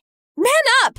Instead of defending me, you just stood there like an idiot watching. No, he didn't just stand there. He tried to help me. He was pulling you off. No, he didn't. Yes, he did. He already likes me. Nathan opened his mouth to speak. Shh! Is that your mouth moving? You don't talk, you don't breathe, you don't blink unless I give you permission. Then she grabbed his hand and dragged him upstairs. What is she hiding this time? For the next few days, Riri treated Nathan like her personal assistant. He carried her bags, brought her breakfast, and basically followed her around like a lost puppy. I tried to corner him multiple times, but he always ignored me. Until one day he was struggling to balance a ridiculous tower of whipped cream, marshmallows, and a giant stack of pancakes in one hand, while clutching a bunch of papers in the other. He nearly lost his footing. I quickly stepped in, grabbing some of the toppling food just in time. Thank you. You're welcome, Nathan. I'm here if you need anything. And I'm here if you need a punch in the face, cousin. As Nathan walked away, a piece of paper slipped from his hand and fluttered to the floor. I picked it up. It was a card with his face on it, the words written in big fancy letters. Happy 18, dear. Wait, 18? How could he be in Riri's class if he was already an adult? The place felt suffocating, so I decided to visit Daphne for a change. But as I got closer to the door, I heard shouting and screams. I rang the bell, and Daphne opened it without a care in the world. Oh, cool. Perfect timing. Come, enjoy the show. Inside, her mom was swinging a kitchen spoon wildly, while her dad sat on the couch, calmly playing on Daphne's iPad, the one she had won in her school's science competition. You spent my last $20 on a lottery ticket? I was supposed to buy dinner! It's called investing. You don't get rich without taking risks. And when I do, I'm moving in with my other family. She swung the spoon at his head, but he ducked just in time. The spoon smacked the lamp instead. She's always aiming for the head, but his survival instincts are getting too good. Why don't you go steal some money, woman? Make yourself useful. I'm gonna steal your kidney in your sleep. All right, it's getting too graphic. Let's go to the park. As we walked out, I couldn't help but think about how messed up everything was. Not just Daphne's family, but mine too. And all I wanted was to be hugged, whether by my aunt or my mom. Just someone who felt like home. Days turned into weeks, and I kept trying to contact Aunt Judith, but there was still no sign of her. With each passing day, the silence grew heavier, and hopelessness started to sink in. A few days later, Riri decided to throw a party, despite my constant arguing. Your mom is still missing. How could you even think about throwing a party? I would throw a party or even run for the presidency if I wanted. That's none of your business, Shorty. I knew there was no point in arguing with her, so I decided to use this to my advantage. Maybe I could get Daphne to come and meet Nathan. Plus, we could wear costumes. 1, to embarrass Riri, and 2, to get Daphne involved in helping me figure out who Nathan really was without Riri finding out.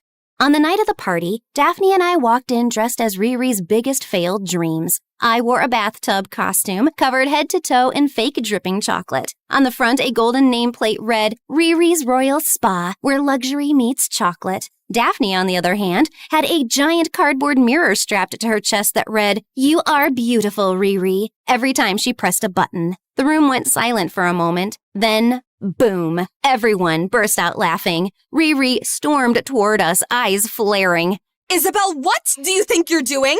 I know this is you from your height. You look like an elf-sized jacuzzi. Then she turned to Daphne and smacked the button on Daphne's mirror. Okay, this can stay. Mates! Catch that infant-sized hot tub and throw her away! Next thing I knew, I was sitting in my room watching the party from the window when I spotted Daphne moving toward Nathan. She stared at him for a few seconds, then suddenly froze. Her whole body tensed. Then without hesitation, she whipped around and bolted toward me. Not so fast. Before Daphne could make it out, Riri grabbed her by the arm. We're making a line. Everyone gets a turn to press your button. I want to reinforce the saying that I'm very beautiful until it becomes an absolute truth. By the time Daphne finally broke free, half an hour had passed. She burst into my room gasping like she had just run a marathon. He just looks like a lost brother. Then maybe he is? Didn't your father always say he had another family? We spent the next hour throwing out every possibility, debating whether this was just a coincidence or something bigger. You know, I always thought Riri was just jealous and angry at me, but when Aunt went missing, I really believed, just for a second, that maybe she'd understand what it's like to live without a mom. And then? And then she threw a party. We were so caught up in conversation that we lost track of time until we heard voices downstairs. We rushed over and peeked from an angle where they couldn't see us. The party was over, and for the first time, Riri and Nathan were arguing. How could you spill juice on the most important guest tonight? She's a modeling agent, and I invited her to impress her. I'm sorry, Riri. I didn't mean to. Oh, great! And what exactly will your sorry fix now? She's never going to pick me.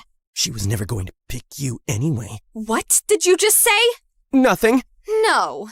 Say that again, you worthless idiot piece of dirt. Before she could finish, Nathan suddenly shoved her, like even he didn't realize he was going to. She stumbled back, looking stunned. How dare you! She lunged at him, running, but tripped on the carpet and passed out. We ran down to her and called 911. Nathan looked shaken, his hands trembling. I'm sorry. I'm sorry. We reached the hospital and Riri was immediately taken into the ICU. Nathan and I were waiting outside when this gum-chewing redhead nurse walked over. How is she? She's stable. Oh, thank God. Wow, I didn't think you'd take the news so well. You're tough for such a tiny person. What do you mean? You said she's stable. Yes, like not getting any worse. So she's getting better? Oh no, not at all. Relax. I just mean she's not worse. She's exactly the same, unmoving, frozen in time like a statue. God, can we just go in and see her?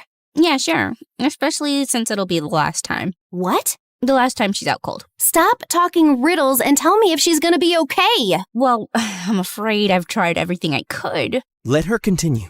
And now the best doctor in the hospital is in the room looking after your sister, so yeah, she'll be okay. I wanted to rip off the nurse's head. But thankfully, Riri woke up and we all rushed inside. Someone pushed me. Someone wanted to kill me. Whoa. No one was trying to push her. The annoying nurse was fussing over her, clearly impressed by the wealth and wasting no time kissing up to her.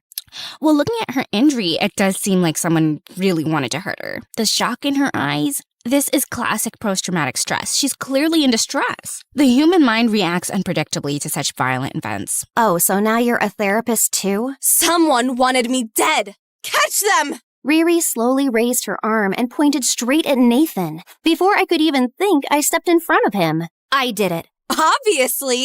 Who else would be that pathetic? Well, that's a surprise confession, and a short one. Nathan looked relieved, but I also caught him glancing at Daphne, his eyes scanning her carefully. The nurse called the police and they questioned me, but in the end, they just gave me a warning and left.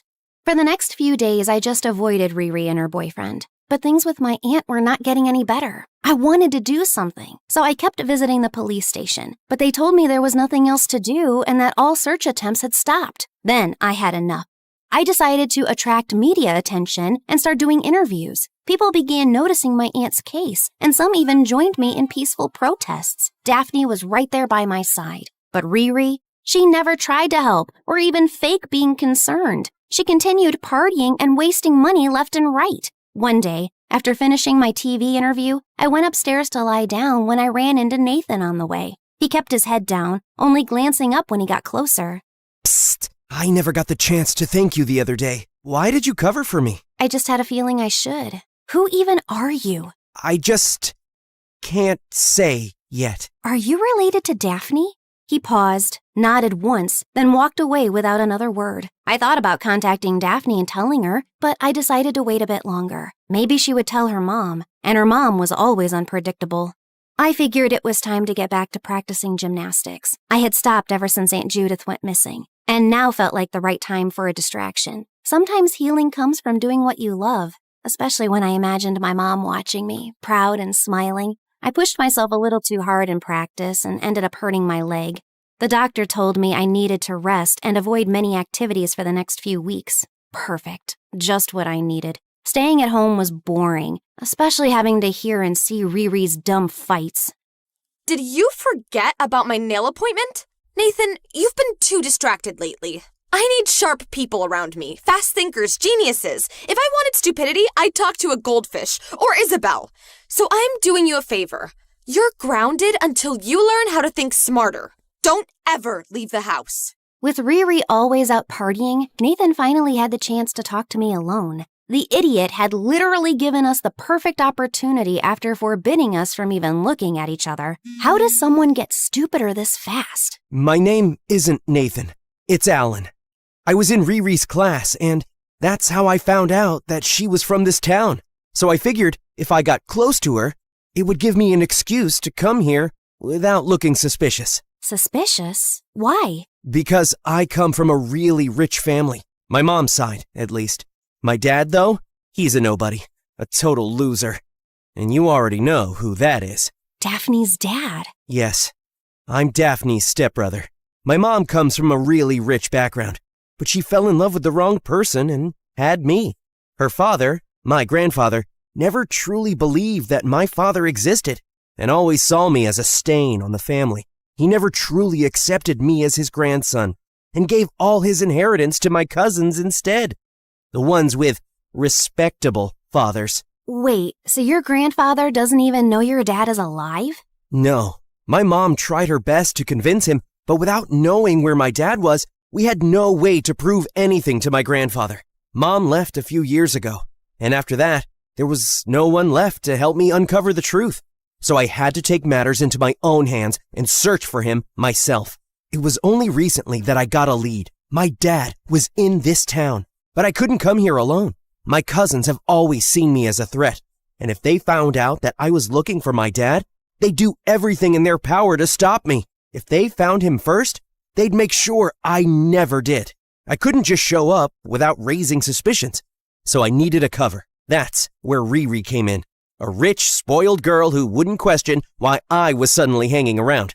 All I had to do was play along, pretend to be interested in her, and make it seem like I was just another rich kid chasing wealth, at least as far as my cousins were concerned.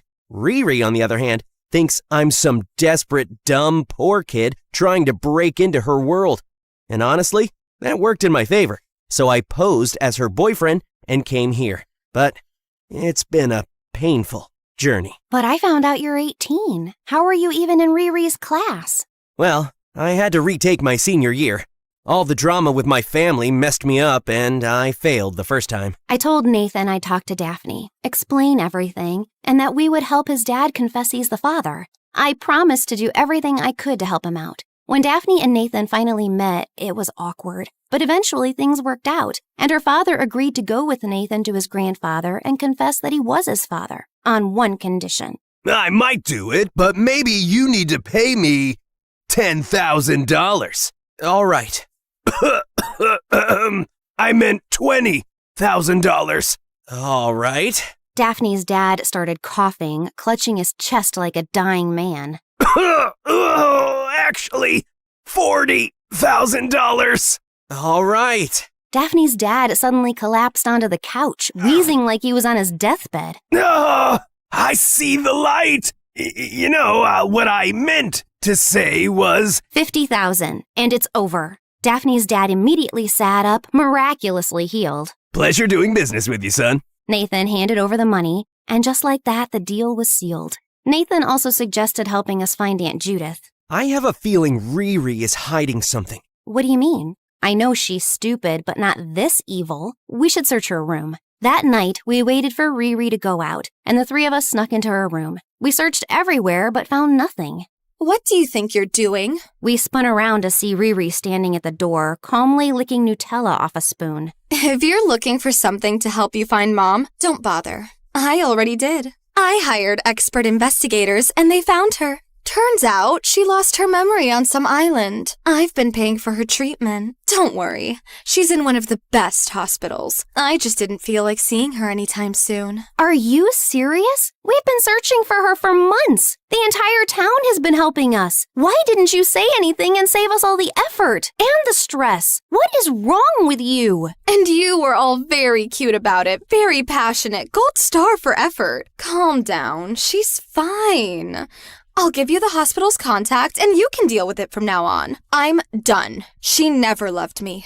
The only time she ever called was when I was in trouble. Which is almost every day? She loved you unconditionally. Shut up, Isabel. And by the way, Nathan, I know you're not poor. I'm not that dumb. But I did enjoy making you my personal servant. And with that, she grabbed the bag she had already packed and walked out. A few days later, Aunt Judith was finally back with us. Her memory was still recovering, but after some hugs and tears, the first thing she did was pull out a worn-out picture from her pocket. It was of her, Riri, and me. I remember you. You're Isabel, my daughter, right? Where's your older sister, Riri?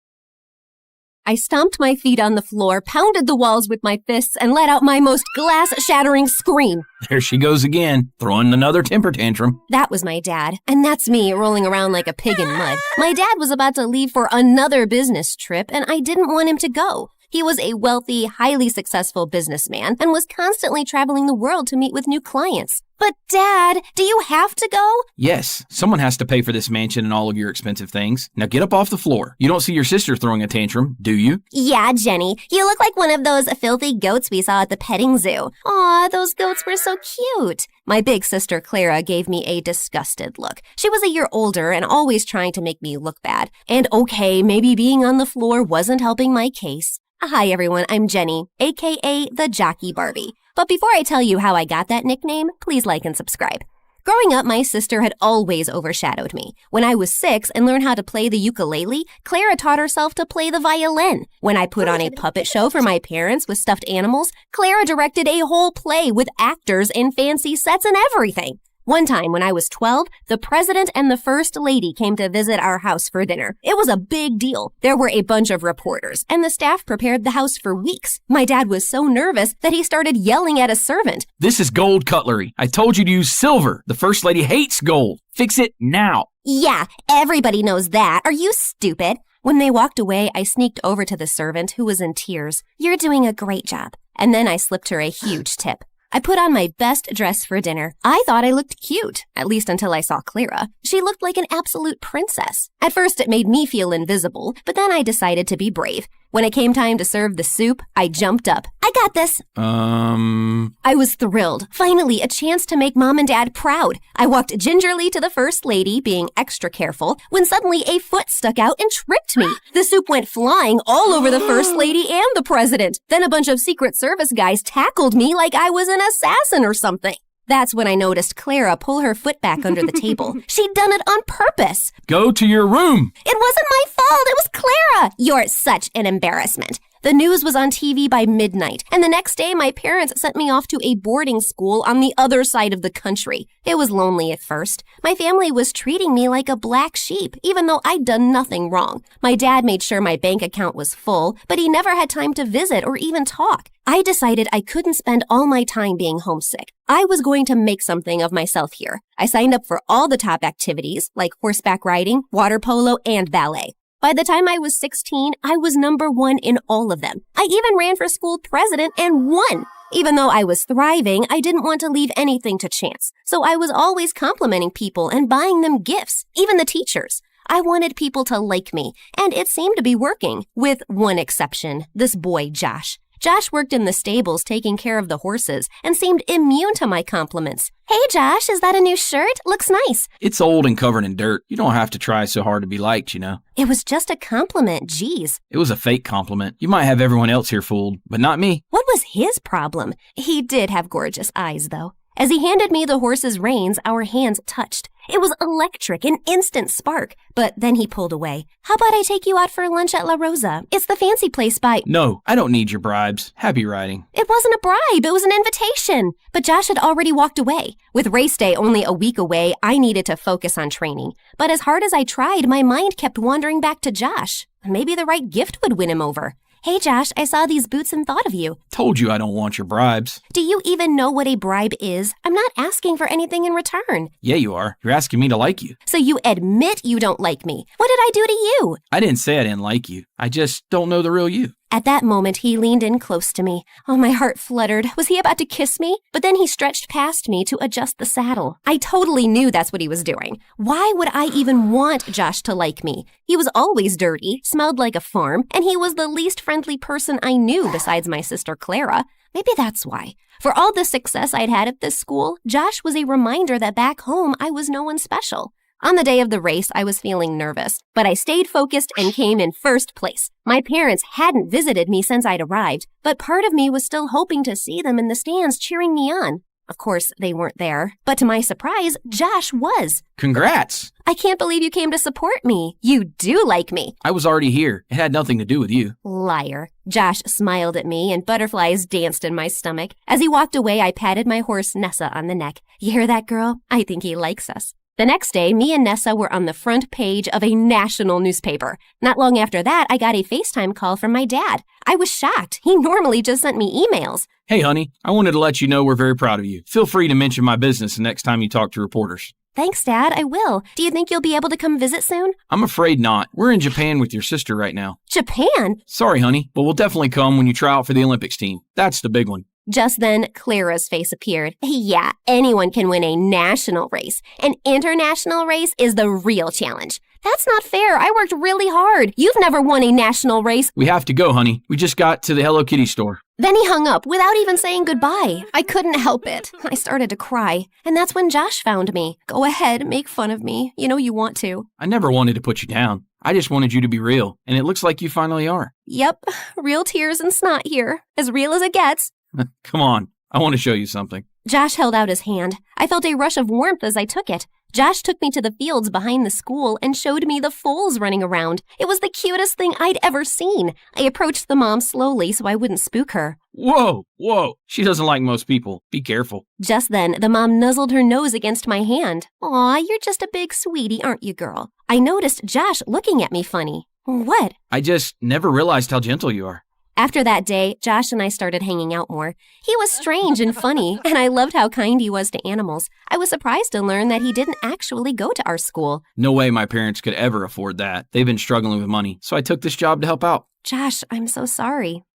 Why? We're happy. I love working with horses. Sure, times are tough, but money isn't everything. They're amazing parents. You're lucky. I mean, don't get me wrong, my parents are great. They're just not around much. But as the months went by, I started hearing from my parents more and more often. They even came to visit. I was winning races left and right, and the media nicknamed me the Jockey Barbie. I was on TV, magazine covers. My life was a whirlwind. Honey, I thought you were going to mention my business during your interview today. I did, didn't I? Yes, but only once. We agreed on 4 times. Repetition sells. Okay, I'll try harder next time. My favorite moments were the quiet ones, just me and Nessa, going for rides before sunsets, and my long talks with Josh in the stables. One day our hands touched, and I felt that same charge I did before, but this time Josh didn't pull away. He took my hand in his and leaned in, our lips nearly touching. Ew! Are you seriously about to kiss the stable boy? Ugh! Clara's timing was the worst! I have a name. It's Josh. Oh, whatever you say, Josh. What are you doing here, Clara? Just wanted to remind you that you may think you're hot stuff now, but you're still the same old loser you've always been. Sounds like you're jealous that Jenny is finally getting the spotlight instead of you. Josh, that's not nice. Are you seriously taking her side? I just want everyone to get along. Is that so wrong? Clara rolled her eyes in disgust and left. I was hoping Josh might try to kiss me again, but he left too. At least Nessa was still on my side. You still like me, don't you, girl? Don't give me that look. Thankfully, Josh didn't stay mad at me for long. He even invited me over for dinner to meet his parents. Their house was tiny and chilly from a broken heater, but his parents were the sweetest. His mom made the best dumplings for dinner. Later that night, Josh showed me the hill where he loved to lay out and look at the stars. One day, I'm going to have enough money to open stables of my own. I'll buy my parents a ranch, and it will be filled with horses and happy animals roaming free. Sorry, I'm rambling. Not at all. I think it's a beautiful dream. Josh gazed into my eyes, and in that moment, we had our first kiss. I wish I could have stayed with him on that hill forever, but I had a race to win. Unfortunately, Nessa wasn't feeling well, and we only came in third. Third place? You won't get into the Olympics with a record like that. Winning isn't everything, Dad. I'll have to take a break for a little while so Nessa can recover. A break? Nonsense. She's just a dumb horse. You can replace her. This one looks healthy. My dad patted another horse on the rump, and the horse neighed angrily and kicked her stall. My dad was so startled that he fell back into a pile of poop. I couldn't stop laughing. Stupid animals. I'm leaving. Honey, we just want what's best for you, and the Olympics are a golden opportunity. I hope you do what's right. I didn't like the idea of riding another horse, but I didn't want to let my parents down either, so I started training again with a new horse named Clyde. Clyde wasn't the friendliest, but boy was he fast. There was no way I'd lose now. One day after training, my parents took me to a fancy restaurant for dinner. I insisted on bringing Josh with me, even though my parents looked down on him for not being rich. They were polite enough not to say that out loud, but Clara was another story. Pass me the salt, stable boy. Get it yourself, rich girl. I'll grab it. Here you go, Clara. All evening went like that, with Clara and Josh arguing, my parents looking awkward, and me trying to keep the peace. At one point, Clara accidentally spilled her drink all over Josh. Honestly, you might actually be cleaner now. I don't have to take this. I'm leaving. Jenny, are you coming with me or staying? My heart sank. I didn't know what to do. If I left, my family might stop talking to me again. But if I stayed, I could lose Josh. I'll make the decision easier for you. I'm done. Have a nice life, Jenny. Hope someday you learn to stick up for yourself. And then he left. Geez, what was his problem? Shut up, Clara. You got what you want. The next day, I went to the stables to apologize to Josh. I'm sorry my family were all such jerks to you. Don't you think it's a little weird they only started showing up now that you're famous and successful? It's not like that. You don't know them. It's complicated. They're using you, Jenny. At least Clara is honest enough to be a jerk to your face. She's not a jerk. She's my sister. You deserve better than them. I wish you could see that. Well, maybe you should stick to horses because you obviously don't have a clue about people. Like you're some expert? You're so afraid of people disliking you that you buy them off with gifts. It's sad. And with that, Josh walked away. Ugh, he was so judgmental. For a moment, I almost threw a temper tantrum like I used to when I was 5. But then Nessa nuzzled her nose against my shoulder, calming me down. I was frustrated with Josh, but maybe he had a point. I decided it was time to make some changes. I stopped mentioning my dad's business in interviews. I still complimented people, but I made sure the compliments were sincere, not empty words to make them like me. I stopped buying everyone expensive gifts, too. Well, almost. There was still one gift left to give. It's true I lost some friends when I stopped being so generous, but the ones who stayed were amazing. And the best part was I knew they liked me for me. On the morning of the race, I knew what I had to do. I was at the starting line with the other racers, waiting for the starter pistol to go off. My parents and Clara were in the stands. The shot went off, and I turned around and raced in the other direction. Jenny, where are you going? You're going to lose. All your hard work will be for nothing. Sorry, Dad. Guess I just don't care about winning as much as you do. You're embarrassing this family. You do that just fine on your own. My dad turned beet red. Clara started laughing. Oh, look who grew a backbone. Go get him, sis. And with that, I spurred Nessa forward and we raced for the stables. I just hoped Josh would be there. I looked around everywhere and couldn't find him. Then I heard a voice. Did you pay to fix the heater at my family's house? Look, I wanted to ask permission first, but I knew you'd just say no. It's not a bribe. You don't have to talk to me or even like me. Your parents were kind to me, and I wanted to return the favor, that's all. And I finally stood up to my parents. I'm done being a people pleaser. Good for you. So tell me, what does Jenny the jockey Barbie want to do first? This. I kissed Josh, and he held me in his arms. Nessa whinnied behind us. I think she approves.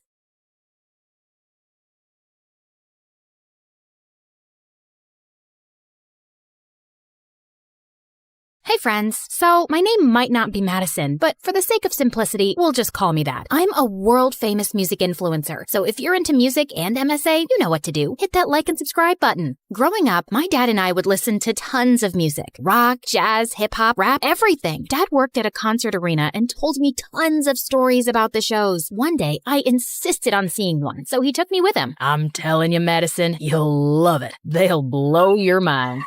Yay! I'm so excited. I watched the entire concert from my dad's tiny office window and was mesmerized by the sound and energy of the crowd. After that, it became routine for Dad to sneak me into his office every other weekend to watch the shows. In 9th grade, I decided I wanted to share my passion for music with the world and dreamed of being a music influencer. So I created an Instagram account and started posting reviews and videos from the concerts I went to. My content quickly gained attention, and soon I had a steady stream of followers. Then one day, a local band contacted me on my Insta and offered me free tickets to their concert if I posted about them. It was then I knew I was well on my way to my dream of being a professional music reviewer. It all felt like a dream. I mean, I went from watching concerts through small windows to getting free tickets. Over the summer after high school, I was obsessed with a rising music superstar who had just left a huge boy band to start his own solo career. His name was, let's call him Barry Skies. I had a crush on him, and I was dying to see him perform live. Dad suggested I reach out to him for free tickets, but I wasn't too sure. He's one of the most famous upcoming artists under 20 in the world. I really want to, but I'm not sure they'd think I'm worth it. Sweetheart, people won't know what you want if you don't ask for it. I say try it. It was worth a shot. So I sent Barry a message on his Instagram, not really expecting a response. Little did I know that this single action would change my life forever. 'Cause not only did I score front row tickets, but I also got a meet and greet with him. At the concert, the arena went dark and everyone started screaming. Barry stepped out of the smoke and walked up to me. And before I knew it, he took my phone. Whoa, I was about to get the best live stream of the night. Do you think he's just gonna keep it? Who cares? I'm live on Insta. My followers must be going gaga right now. Eventually, he did give me my phone back, along with a wink, making all the girls in the arena scream. Gee, was he flirting with me? After the concert, I went backstage and was greeted by Barry's manager. Thank you so much for the tickets. You certainly are an impressive young lady. As soon as you went live earlier, the sales for Barry's new record skyrocketed. I was honestly flattered. Right then, I remembered my dad's words and had the most awesome idea ever. So, I have like 5 million followers on Instagram and TikTok combined. I can give Barry's fans a behind-the-scene look at life on the road. He's not active on social media, so I can really help him out. It's certainly an interesting idea. We've never done anything like that before. I'll talk with the team. As she walked away, I was excited that she was even considering it, but I never knew that this moment would create a domino effect that would lead me to where I am today. Stay tuned to find out how my dad's advice changed the course of my life. While I waited, I spotted candy on the snack table and grabbed a handful. Right then, this dude wearing a baseball cap and sunglasses came up to me. The food is for the band only, and I don't remember you on stage. Who are you? I'm Madison. Ugh, security just lets anyone in here. Hey, I was invited back here by Barry's manager. Wait, you're that girl from the front row. The influencer? The one and only. Well, I hope you got the numbers you were desperate for. Hope Barry got the numbers he was desperate for. My fans drove up his record sales, so if you work for him or something, you're welcome. My heart pounded as I faced the jerk. Right then, Barry's guitarist did a slow clap. Tell him, influencer girl. Stay out of it, Leilani. No way. I gotta shout out anyone who can take on Barry Skies' massive ego and win. What? He was Barry? Barry Skies? OMG, I didn't recognize him with the glasses and baseball cap. I was horrified. I guess that's why they say never meet your idols. Right at that moment, Barry's manager returned and told how the team wanted me to join them on the tour. Actually, I'm not so sure now. And this is what we'll be paying you. When I saw the contract, I had to take it. I could use the money to buy tickets to a music festival, fly first class, get a whole new wardrobe, buy a car. Okay, not buy a car. Maybe rent an awesome car. I'm all yours. No way. She's not on my tour. Yes way. You need to engage your fans and she'll help you do that. See you tomorrow. Saying that, she walked away, taking Barry with her. At home,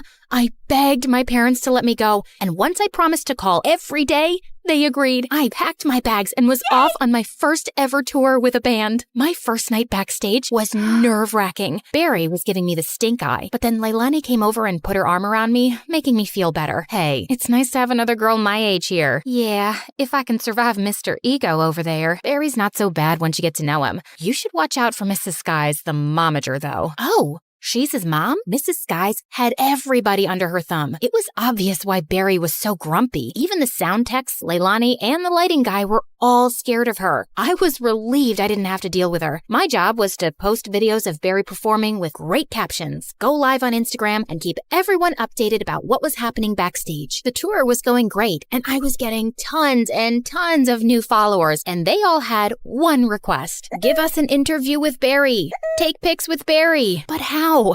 I was so frustrated with the guy. He was always in a bad mood. Leilani, you're playing the tune wrong.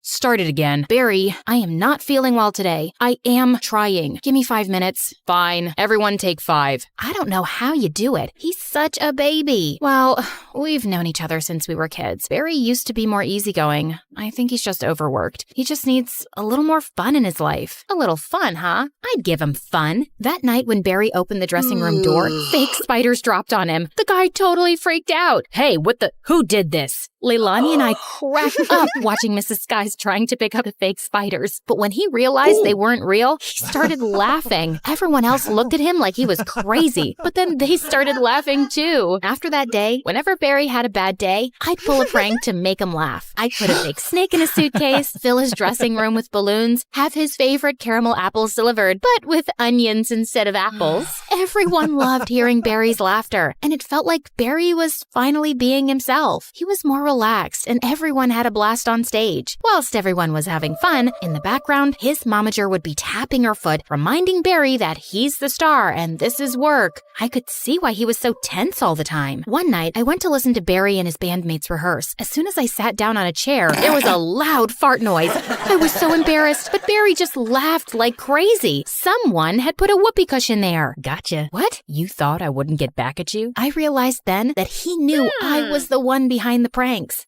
From then on, Barry and I started a prank war. We kept trying to make each other laugh. We had fun being silly together. His glares turned into smiles, and I felt the butterflies again. His mom, on the other hand, was so mad, always trying to find out who was behind the pranks, but Barry never told her anything. If only she knew, I'd be out of a job. One time after the show, I snuck onto the stage to record a live session at Barry's piano, but stopped the moment I heard Barry's voice. I didn't know you played so well.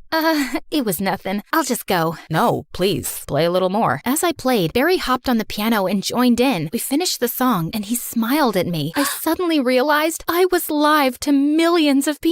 And there you have it. Barry Skies live and unfiltered. See you tomorrow on the road. So sorry. I forgot I was live. It's okay. Much better than a bunch of spiders falling on my face. I won't say I'm sorry for that. You needed some fun. I know. It was good to laugh like that. It's just that Mom pushes you really hard. Yeah. I know she wants me to succeed, but sometimes it's too much. I wish I could tell her to just ease up. Give me some time to bond with my band. Give me time to breathe. Why don't you tell her then? My dad told me once, people won't know what you want if you don't tell them. Tell me what, Madison? Before Barry could reply, Mrs. Skies appeared. She must have heard it all. Oh, we're paying you, so hurry up, Madison. In the van. Barry, you in the limo. Mom, I'm taking the van with the rest of the band. Barry, honey, you're the lead singer. I don't think it's a good idea. Mom, I wasn't asking. Come on, Madison. This wasn't going to end well, but from there on out, Barry and I got along much better and realized we had a lot in common, like our favorite movies, books, and so much more. We became really good friends. One night, Leilani told me how it was Barry's birthday, but with all the concerts and touring, even he had forgotten about it. We decided to do something special, so we invited Barry to join us for a night of pizza, cake, and our favorite MSA videos. Wow, thanks a lot. I totally forgot, but we remembered. Come on, blow out the candles and make a wish. I so want to party with you guys, but I've got an early interview with MTV. Barry, you deserve to have some fun. Okay, just one slice. Maybe 2 or 3. We laughed, danced, and enjoyed the evening. Before we knew it, we had fallen asleep until the next morning when a loud phone ringing woke us up. Oh no, I'm late. Your interview! We rushed Barry to the TV station in his limo, and his momager was waiting, tapping her foot. Just what are you thinking, Barry? This interview is very important. I'm here, aren't I? Chill, Mom. Wow. Chill? This is all you're doing. You think I don't know? Ever since you got here, Barry is unfocused, undisciplined. You're a distraction. I never meant to get in the way. You're fired. Leilani and Barry both looked shocked. I couldn't believe it. My first job and I was getting fired, but I couldn't just stay silent. Fine, I'll leave. But if you think trying to control Barry's laugh is more important than letting him be himself, then you don't deserve to be his manager. With that, I walked away. Once back at the hotel, as I was packing my things, I heard a knock. It was Barry. I've never had anybody stand up for me like that. Well, it should be your mom, but you know I'm happy to be here for you. Don't go. I just got fired, Barry. It's my tour, and I want you on it. I don't know. All I've done is mess things up for you. The interview today was great. Everything has been lately. It's like I remember how to be a person now instead of just my job, and that's because of you. Well, you're a great person. So are you. Shall we? Barry and I walked into the rehearsal room. His mom saw us and her face was full of rage. What are you still doing here? I just fired you. You can't do that. Excuse me? Mom, enough is enough. You keep trying to tell everyone how to do their jobs and it's not okay. Madison's work has been great press for us and I want her to stay. So I'm done. You're fired. It's my tour, so I'm in charge. I appreciate everything you've done for me, but it's time to go. How could you cut me out of your life like this, Barry? I'm not cutting you out. Maybe you're not my manager anymore, but you're always my mom. Can't that be enough? Wow. Fine. If that's what you want. No matter the differences. Remember, I love you, son. I love you too, Mom. Later that night, as I was filming Barry's concert, suddenly I heard him call my name. He was calling me on stage. Oh no. Hey everyone, give it up for my friend Madison. She's the one who taught me to stay true to myself and follow my heart. Believe in yourself and you can achieve anything. I waved, then sat down with Barry at the piano and went live. As we played, the audience sang along, danced. It was such a rush, but better than that, was playing my favorite song in the world with one of my favorite people in the world. When we were finished, the crowd roared. That was something. So, Barry, would you ever consider going out with you? I thought you'd never ask. Later, when I went backstage, suddenly my phone started buzzing in my hand. Hello? Madison, I'm a producer for MTV. I've been watching your channel and just caught your live duet with Barry. What would you say about hosting your own travel and music show with us? I'd say that sounds great. Today, I'm not just a music influencer, but a top name on MTV, and I am glad I followed my dad's advice to follow my dreams. And you should too.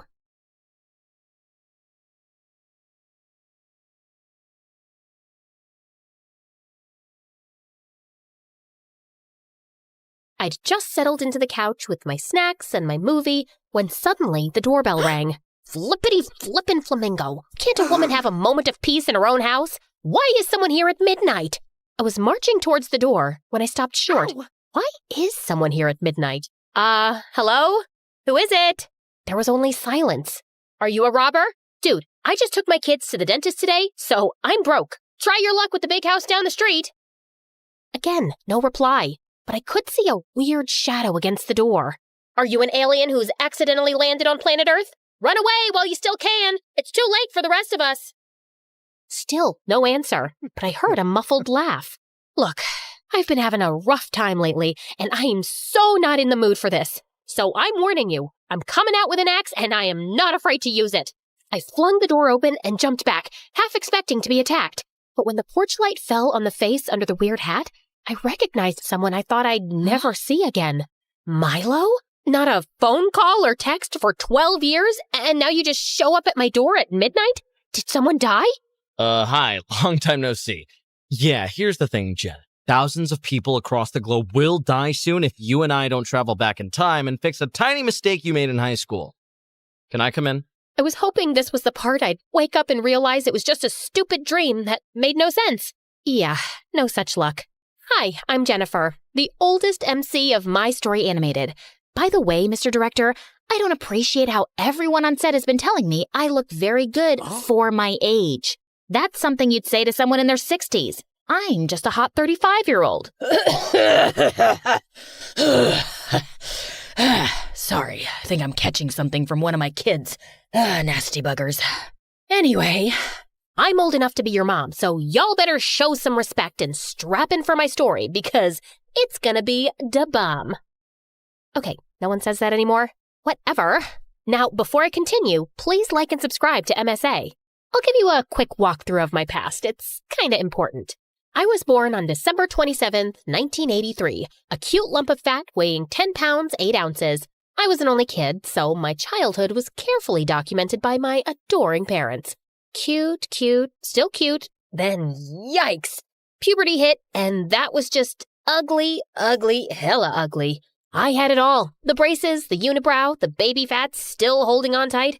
I didn't think I'd recover from that phase. So I worked hard on being smart and funny. Then, boom! I turned 16 and had a big crush on a boy. Lost the weight, lost the braces, and people started using a word for me that I hadn't heard before. Pretty. I was class valedictorian, voted most likely to succeed, and the girlfriend of the football team captain. Alex was an absolute dreamboat. You just had to see him in action once and you knew this guy was gonna be a star.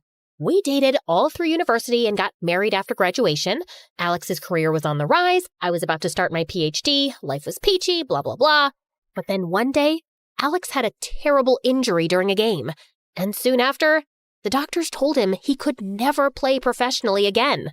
It was a huge blow. And with a kid on the way, I had to quit my PhD program and get a job as a high school science teacher. Alex was depressed and bedridden for months. But when he got back on his feet, he was even worse. Babe, I've got an amazing idea. We're opening a ramen place. We don't know the first thing about making ramen. I'm 1/8 Japanese. It's gotta be in my blood. It wasn't. We filed for bankruptcy 6 months later. I bought a flock of sheep, babe. It's a great investment. We'll double our money in 6 months. We didn't. Unless we're talking about losses. Yeah, we doubled those. I'm growing mushrooms in the garage. I'm growing avocados in the garden. I'm investing in a video game for bored 70-year-olds. I tried to be supportive, knowing that he'd lost his big dream career. But the debts were piling, the fights were becoming more frequent, and we were drifting further apart. 10 years later, we decided to separate and see how we felt about it. But the one true joy of my life was becoming a mom to my daughter Stella, followed 5 years later by her twin brothers, David and Beckham. No matter what happened, this love I had for my kids was forever. So were sleepless nights, piles of laundry, cleaning, doctor visits, viruses, diapers, more piles of laundry, cleaning, homework, tantrums, crying, more crying, bawling like a baby in the bathroom. Yeah, okay, the last one is me. Why are you telling me this morning that you need cupcakes for your entire class today? I put it on the fridge schedule a month ago, left sticky notes all over the house a week ago, and set a reminder on your watch for yesterday. Your brother stuck my watch in a jar of Nutella. David, Beckham, why do you keep taking your clothes off? That's the opposite of getting dressed. I'll be the only kid who didn't get anything for the class picnic. No, sweetie, wait. Let's see what we got. Here's a jar of peanut butter and some cookies. Ew, no, those are stale. You want to take some prunes? They're great for constipation. Mom, I'll tell the teacher you forgot. It happens. Oh, no, you won't. I know how judgy those teachers are. We're stopping at a bakery. Boys, I swear if you don't stop running this second, I'll call an elf who will call Santa and tell him not to get you any Christmas presents. You don't know an elf? Yeah, we don't believe you. I'm your mother, and mothers never lie to their children. Now get dressed before I call the goblin who eats twins for breakfast. Hey, lady, can you control your kids? One of them took my cookie. Oh, God, so sorry. I'll get you another one. A coffee, too. The other brat stuck his gross finger in it. Okay, sure. But you don't have to be so angry. They're just kids. Yeah, I'm angry at you. Clearly you suck as a mom and didn't teach them any manners. Excuse me? You want to say that again to my face? Did you think I said it to your butt the first time? Oh, you want a piece of me, buddy? Mom, please don't. You're crazy. I'm out of here. I need to pee. I need to pee too. For the last time, you don't need to take your shoes off to pee. After we returned from the bathroom, I turned to the lady at the counter. How many cupcakes do you have here? 2 dozen. I'll take them all, please. I can't sell them all to you. Why not? What if someone else comes around for a cupcake? What do you care if one person buys them or 10 people do? You just want sales, right? No, I want to make people happy. Then go be a party clown in your free time. But right now, I need you to sell me those cupcakes. I'll pay you $10 extra. No! Give me it! I jumped behind the counter and started taking out the cupcakes. The lady started wrestling with me and screaming for security. I pushed her, she pushed me back, and I went flying straight into a baker walking out of the kitchen with someone's wedding cake. I'll never forget that moment. Me, covered head to toe in white frosting, the salesperson still screaming, everyone in the cafe, including my children, looking absolutely terrified, and in the doorway stood Alex, looking as handsome as ever, holding hands with a leggy redhead who looked like she'd stepped out of a magazine. Mom, are you okay? Yes, sweetie. I'm fine. I'm not fine. I feel like I'm one of those hamsters on a wheel, and the wheel never stops, and I'm running and running, but somehow I've gained weight. How did that happen? You had 3 kids, honey, and you're an amazing mom. No, I'm not. The twins are adorable, but they're maniacs. And Stella is so smart, and I'm constantly disappointing her. She knew Alex was dating someone for months, and she didn't tell me to protect my feelings. A 10-year-old shouldn't have to do that. How do you feel about Alex having a girlfriend? I know the marriage has long been over, but I just wasn't expecting him to get over it so quickly, you know? I know. So, yeah, we got a divorce with shared custody of the kids. I became kind of friends with Cassie or Katie or whatever that dumb redhead's name is, and life went on. Now it was Alex's turn to keep the kids overnight, and I had big plans for myself, which were rudely interrupted. You have white hair now. You have a bigger butt now. You checked out my butt? Don't sound so excited. I just made a logical guess. Milo, you want to tell me where you've been for 12 years? You just suddenly left town without so much as a goodbye? Oh, wait, what day was that? Yeah, my wedding day. And you were the best man. I told you I had a brainwave related to my research. Also, you know I hate people and weddings and happiness in general. You left me a text, and I haven't heard from you since. Why come and see me now? Because we have to travel back. Okay, sit down and I'll set up a PowerPoint presentation. Use your words and make them make sense. Okay. So, do you remember what we were doing on the night of 15th December 2000? Sometimes I'm in the shower and can't remember if I just shampooed my hair. So no. Do you remember that you were a nosy person and you suspected something shady was happening in the abandoned warehouse in our town and you dragged me there one night to find out more? Oh yeah, I remember that. And I was right. It was some super freaky science lab. But then we went back a week later and it was gone. Yeah. Have you heard about the xenovirox virus? I recently read about some cases in the news. Soon it'll be a lot more, all over the world. Apparently the virus was created in that shady science lab by some people in government as biological warfare. What? No way! Do you remember that when we were in the lab, you accidentally bumped into some things on a countertop? Did I? You knocked over a vial and the liquid in it got mixed with fluid in another beaker. That was the vaccine. Because of your mishap, the scientist working on it got the wrong result, and he concluded that the vaccine was impossible to make. The project was shut down because it was too risky having a virus from which no one could be protected. So it looks like I did a good thing? You'd think so, but there's no way to really destroy a virus. It was kept in a secure facility all these years, and I don't know how and when exactly, but it escaped, and it's spreading like wildfire now. And because of your accident, the vaccine for it was never made. Oh my God. Well, someone will make it now, won't they? Not fast enough. Jen, it's really serious and we gotta go back and fix this. What do you mean, go back? Didn't I already mention the time travel thing? Yeah, so I stumbled upon a rip in the space-time continuum, which helped me to discover the way to open portals whenever I want and travel to the past. That's what I've been working on for almost 2 decades now. Oh, no. Jennifer, please wake up from this terrible dream. Is it that bad meeting me after all this time? Yes, because not a single thing you've said has been good or made sense. How do you even know all this about the vaccine and the virus? Time travel. I just told you. You used to be a lot smarter, Jen. You actually expect me to believe you're a time traveler? If there's anyone who'll believe me, I expect it to be you. I looked into his sharp blue eyes and knew he wasn't kidding. Okay. If you've traveled back in time, why didn't you just fix the problem yourself? Believe me, I tried. but I can't seem to do it alone, and I can't ask anyone else. Come on, we gotta go now. I have this night to myself, Milo, and I don't want to be some hero and save the world. I just want to watch a movie and fall asleep 5 minutes after it starts and have pancakes in the morning. And no, I won't have to make 3 dozen pancakes or eat the cold ones. Fresh, hot pancakes just for me, and coffee, and peace. Let me have this, please. Jen, everyone you love is at great risk. Do it for your kids. No, that's just emotional blackmail. Is it working? Yeah, fine, it's working. Let's go, you weirdo. You're gonna go like this? Yeah? What's wrong with this? Oh, nothing. You look lovely. Is that mustard or barf on your coat? Shut up.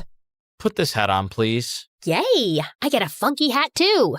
Next, Milo took out a cube, placed it on the ground, and it sprang up into a tent. Hey, I need one of those collapsible things for camping with the kids. That's the astral tent. It's my time machine. Now, I just need a minute to set up the temporal destination. I'd followed Milo here, curious to know what he was going on about. But it just hit me then. Milo was actually mental. He'd really lost it. Oh, you poor baby. What's going on? Nothing, sweetie. It's all okay. I'm here for you, but you need help. Professional help. Do you understand what I'm saying, Milo? No. Can you get your hands off my face? I hear there's really nice places now for people like you, and you'll get the help you need, and I'll come visit you, I promise. Are you talking about a mental institution? I'm not crazy. Of course not, sweetie. You're special. Cut it out. If you think I'm crazy, why did you come with me? I don't know, Milo. Maybe I just came along because I'm actually really happy to see you, even though I've been pretending otherwise. And maybe a small part of me thought, hey, he's a genius. Maybe he really did invent time travel, and you're in for an adventure, Jen, which would be a nice change from your mundane life. But you just pitched up a tent in a field and gave me a stupid hat, and this is also ridiculous. I'm going home. Just as I turned to leave, I heard a buzzing sound from behind me, and I gasped. The tent was glowing. It makes that sound when it's warming up. You want to put that hat back on? Okay, then. As we stood outside the tent, I could feel my heart racing with excitement. Was this really happening? Before we go in, you gotta remember 3 rules of time travel. Number 1, and the most important, don't change anything in the past. We have no idea what happens when we pull out a single thread in the fabric of time. It can have a butterfly effect and change many outcomes, possibly for the worse. Aren't we going back to change something? We already know that has a really bad outcome, so we're gonna risk it. Change nothing else, okay? Got it. Number 2, you can't get recognized by anyone. Tell no one who you are under any circumstances. Done. Number 3. Okay, I think I don't have a number 3. So just 2 important rules of time travel. Also, I gotta warn you, as we travel, you will experience nausea, headaches, dizziness, stomach cramps, palpitations, sweats, and feel like someone kicked you in the back. Sounds like 9 months of pregnancy. Been there, done that. Okay then. You ready? This is insane. Yes, okay. I'm ready. It's good to see you too, by the way. Now, 1, 2, 3, go.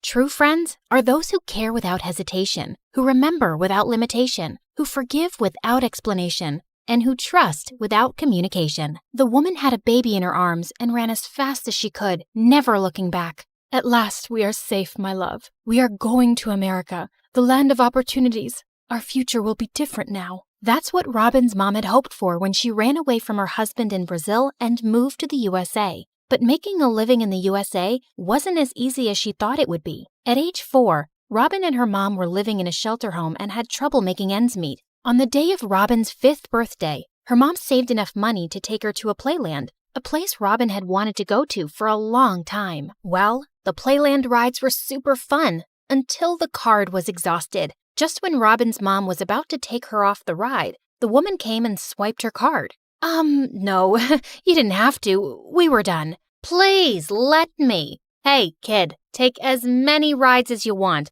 I need to finish this card today, or else my daughter, Summer, will have me stay here for the rest of my life. Seeing the lady's daughter jump up and down like a kangaroo on a sugar high, Robin knew what she meant. Soon the girl went running towards the jungle gym, and her mom got Robin in there too. As Robin was having fun, she heard a scream and instantly ran towards the sound to find the other girl stuck in one of the tunnels. Are you all right? Please help. Oh, thank God you're here. I was so scared. It was so dark, but also colorful. Oddly like the witch's house from Hansel and Gretel. Robin pushed, and in no time the girl was able to get out of the tunnel. Both became good friends, and seeing how much both girls liked each other, Summer's mom soon offered Robin's mom a job at her home. She had to work as the cleaning lady, but she also got to have a room in the big mansion. As time passed, both girls became inseparable. Soon they started going to the same school and were like two peas in a pod. But the kids there always had something to say about how different Robin and Summer looked, especially Anya, who was mean as a snake. Together, you both make the number 10. Does Summer eat all of your food, Robin? Jerk, her weight is a temporary caloric imbalance, but your stupidity is a permanent genetic malfunction. If you say something to my friend again, I'll... Let it go, Robin. It's not worth it. Such mean comments didn't affect their friendship until they joined ballet classes together in the 8th grade. Come on, Summer. There are just 5 ballet positions we did this year, and you can't even get one of them right. Look at Robin. Her posture is like a delicate swan. But no buts. Come on, you can do it. Let's try it again. Seeing how hard Summer was pushing herself, Robin couldn't just sit by, so she started doing ballet and ended up landing straight into her teacher on purpose. Oops, I am so sorry. I guess lesson's over now, right? Come on, Summer. But Summer wouldn't budge. She remained standing in that awful position until there were tears in her eyes, and that's when Robin had had enough. I swear, if you don't stop, I'll never talk to you again. Then don't. I guess it would be better that way. Saying that, Summer kept on repeating the ballet steps till she was out of breath. That was the day something between the girls changed, and Summer started to spend less and less time with Robin. Worse, she got into all kinds of diets and started to hang out with Anya, the same girl who used to make fun of her. Once during lunchtime, as Robin started to enjoy her chocolate muffin, she could see how badly Summer wanted it, so she offered it to her. Oh, no. Don't tell me you're gonna eat that. And why can't she eat that? She doesn't have to starve herself. How can she eat that? You touched it. Aren't you her maid or something? Or her mom, like they clean your toilets? Summer, that's so unhygienic. Yeah, gross. Her mom does scrub our toilets. What was I even thinking? Thanks for rescuing me, girl. Come on, let's go have some detox water. As Summer left with her new friends, Robin was left in shock. That was the day Robin promised herself to turn her life around. So she focused hard on her studies and soon started acing her exams. By the time the girls reached high school, Summer was the official queen bee of the school. She had it all. A hot body, designer clothes, designer bags. She even had followers carrying her bag for her. But there was one thing Summer didn't have: Calix. Summer had a huge crush on the school's heartthrob. The guy was the perfect combination of beauty and brains, a jock and a straight-A student. And Robin had a crush on him too. Even though Calix might have smiled at her once or twice, Robin never spoke to him, knowing how much Summer liked him. One time, Robin was running late for school and was rushing when suddenly a car zoomed by and someone threw juice on Robin. Hey, jerk, watch where you're going. Oh, it's you, of course. Ugh. I didn't do it on purpose. Hey, come on, we're running late. And Robin, don't worry. You look the same, trashy as usual. Robin hoped that Summer would say something in her defense, but she just avoided her gaze and drove off. When Robin reached the school, she caught her reflection in a window and saw her hair was a mess. As she fixed herself, she spotted a smiling face. It was Calix behind her. Hey, what happened to you? Nothing. Just started the day on the wrong foot, I guess. Well, you still look amazing. Even, never mind. Saying that, Calix walked away, leaving Robin stunned. Whoa, did the Greek god-looking hunk tell her she looked amazing? He sure did. After that day, Calix and Robin's paths started to cross almost every day. One time, Robin ended up accidentally stepping on Calix's heels in the crowded lunchroom. Another time, they were paired together in the science lab. And once in the cafe, Robin was buying a donut when she realized she'd forgotten her wallet, and Calix came to the rescue. "Oh, you didn't need to. This is so embarrassing. I forgot my wallet. Come on, it's 50 cents. You need to loosen up a bit. So I'm throwing this party, and I would love if you could come, please." "She isn't gonna come. She's always too busy studying, but I'll come. Would you like that, Calix?" Of course. Robin, do try to come, and, I'll see you guys later." Just as Calix left, Summer's sweet smile faded, and she glared at Robin. "You know I like him. That's why you're running after him. You are pathetic, Robin." Robin felt like slapping Summer, but controlled herself. Later that night, she was all dressed for Calix's party. She wasn't doing it to make Summer jealous, but because for the first time, someone from school had invited her over. Just as Robin reached Calix's place, she spotted him and was swept away when the boy came running and took her hand. "Whoa, and I thought you looked pretty in glasses. You look mesmerizing in this dress." Thank you." Calix then took Robin to the dance floor, and as she was having the time of her life, Robin spotted the look of hatred on Summer's face. But once the song ended and Calix leaned in and kissed her on the cheek, it looked like Summer would explode. Oh no. Robin needed to explain to Summer that she wasn't after her crush. "Calix, I need to go." "Wait, Robin, I wanted to tell you how much I like you." But Robin was more worried about Summer. As she ran after Summer, she bumped into Anya. Well, what do we have here? A little birdie told me that this dress you're showing off is courtesy of Summer's mom. So I guess you wouldn't mind perhaps taking it off?" Saying that, Anya ripped Robin's dress, and in seconds both girls were tangled in a fight. But Summer came and pushed Anya away. "Robin, stop. You're better than her. And I'm sorry I told Anya that my mom gave you that dress. I shouldn't have. Want to go home?" "Yes, I would like that." Summer and Robin sat in the car and talked after such a long time. And for a while, Robin thought everything between them would be all right. But just then, it started raining like crazy, and Robin realized that they were going towards a cliff. That particular cliff had a bad reputation among the townfolk for being haunted by ghosts. "Why are we going there?" "Summer, you're so scared of horror stuff. Why do you want to see it?" Just wanted to look at the city from up here. Ever since I learned how to drive, I wanted to go there. I've heard the view is to die for." Once the girls reached the cliff, they both enjoyed the view, but then suddenly, someone kicked Robin out of her car. It was Anya. She had been hiding in the back seat. "What are you doing? It's raining. Summer, let me in. I'm scared. This place, it's creepy." "Oh no, you witch. You thought you could just steal my guy? Walking back home in this rain will teach you a lesson. Or maybe make some friends with some ghosts." "What? No, she can't walk back. It's raining. Let's just drive around for 5 minutes and come back for her." "No way. She tried to steal Calix. I say punish her." Saying that, Anya took the steering wheel and they both drove off while Robin kept begging for her to stop. She even ran after the car, but exhausted, she fell to her knees. The next day, when Summer woke up, she was sure that Robin would be sick and tired from walking back home. But to her surprise, she saw Robin's mom all worried. "Summer, did you see Robin last night? I've been waiting for her all night, but she didn't come home." What in the world? As her mom and Robin's mom called all their friends and then the cops, Summer felt her world shake. But before going to school, Summer saw a shadow enter Robin's room. Perfect, she's back. Got her mom worried for nothing. But upon entering Robin's room, she saw nothing except wet shoe marks on the floor and all the way up to the ceiling. "Whatever you're up to, it won't work on me, Robin." Ugh. Saying that, Summer left for school. But when the announcement of Robin's disappearance was made, she felt confused. What? If Robin was still missing, who was that at home? During break time, Summer told Anya everything, only to be laughed at. "So, you're saying Robin turned into a ghost who can climb walls? Or is she now Spider-Man?" "I don't know. I just think we should tell the police about last night." "Police? Don't be crazy. She'll be back in no time. Don't be so dramatic." A few days later, Calix visited her at night, and right then, an officer also came to speak to Robin's mom. But as she opened the door, Summer saw something behind them. A person. Robin.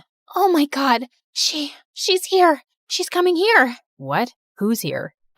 Kid? You all right? Scared witless, Summer ran into her room and shut herself in there. The next day at school, Anya came to Summer. You're trying to blackmail me? I'll ruin you, Summer. What are you talking about? Don't play dumb. I got this note in my locker. I know you're trying to spook me. Seeing the note, Summer's heart leapt into her throat. It was Robin's handwriting. I am coming. Everyone will pay. I swear it's not me. It's Robin. It's actually Robin's ghost. She wants revenge, I think. OMG, what have I done? All because of you. You left her there and she isn't back. This was all your idea. Shut up. And my idea? You were the one who tricked her. Keep your mouth zipped, or else. Or else what? You're horrible. I wish I could have seen your real face earlier. Robin was the only true friend I had. Yeah, and she's gone. Boo-hoo. This was the point Summer realized what a jerk Anya was,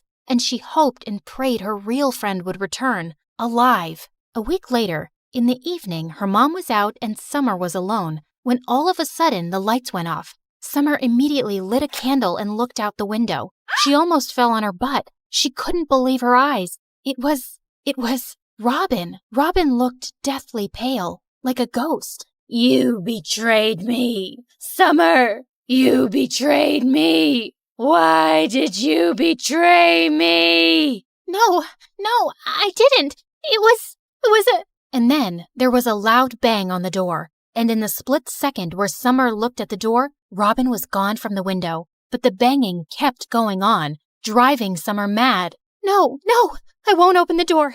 Never. Just then the lock turned, and Summer screamed. But her mom entered and seeing her crying on the floor, hugged her. Mom, Robin was outside on the porch. Oh, Mom, I did a terrible thing. Anya suggested, but it was all me. I could have said no, but I was so blind in jealousy. What? What are you talking about? And then Summer told her mom the entire truth. Mom, I am so sorry. I miss Robin. I wish she could come back and none of this had ever happened. I now know that jealousy is a disease, and because of it, look what I did to my best friend. Oh, Mom. Well, I am glad you learned your lesson. Hearing Robin's voice, Summer's eyes widened and realized Robin was in fact alive. Summer was stunned. You're all right. Oh, thank God. Robin, please forgive me. I crossed the line, and I shouldn't have done this. You shouldn't have. But, oh, Summer, I'm just glad all of this could open your eyes. And then Robin explained how Calyx had followed her that night and picked her up. Even though Robin could press charges on Summer and Anya, she chose not to and decided to teach Summer a much-deserved lesson. So she hatched the whole plan with Calyx. Even Calyx's cousin, who was in the police force, was in on the plan, and even both of their moms. Okay, you really got me there. I was scared out of my mind, but your absence told me the worth of your presence. Come here.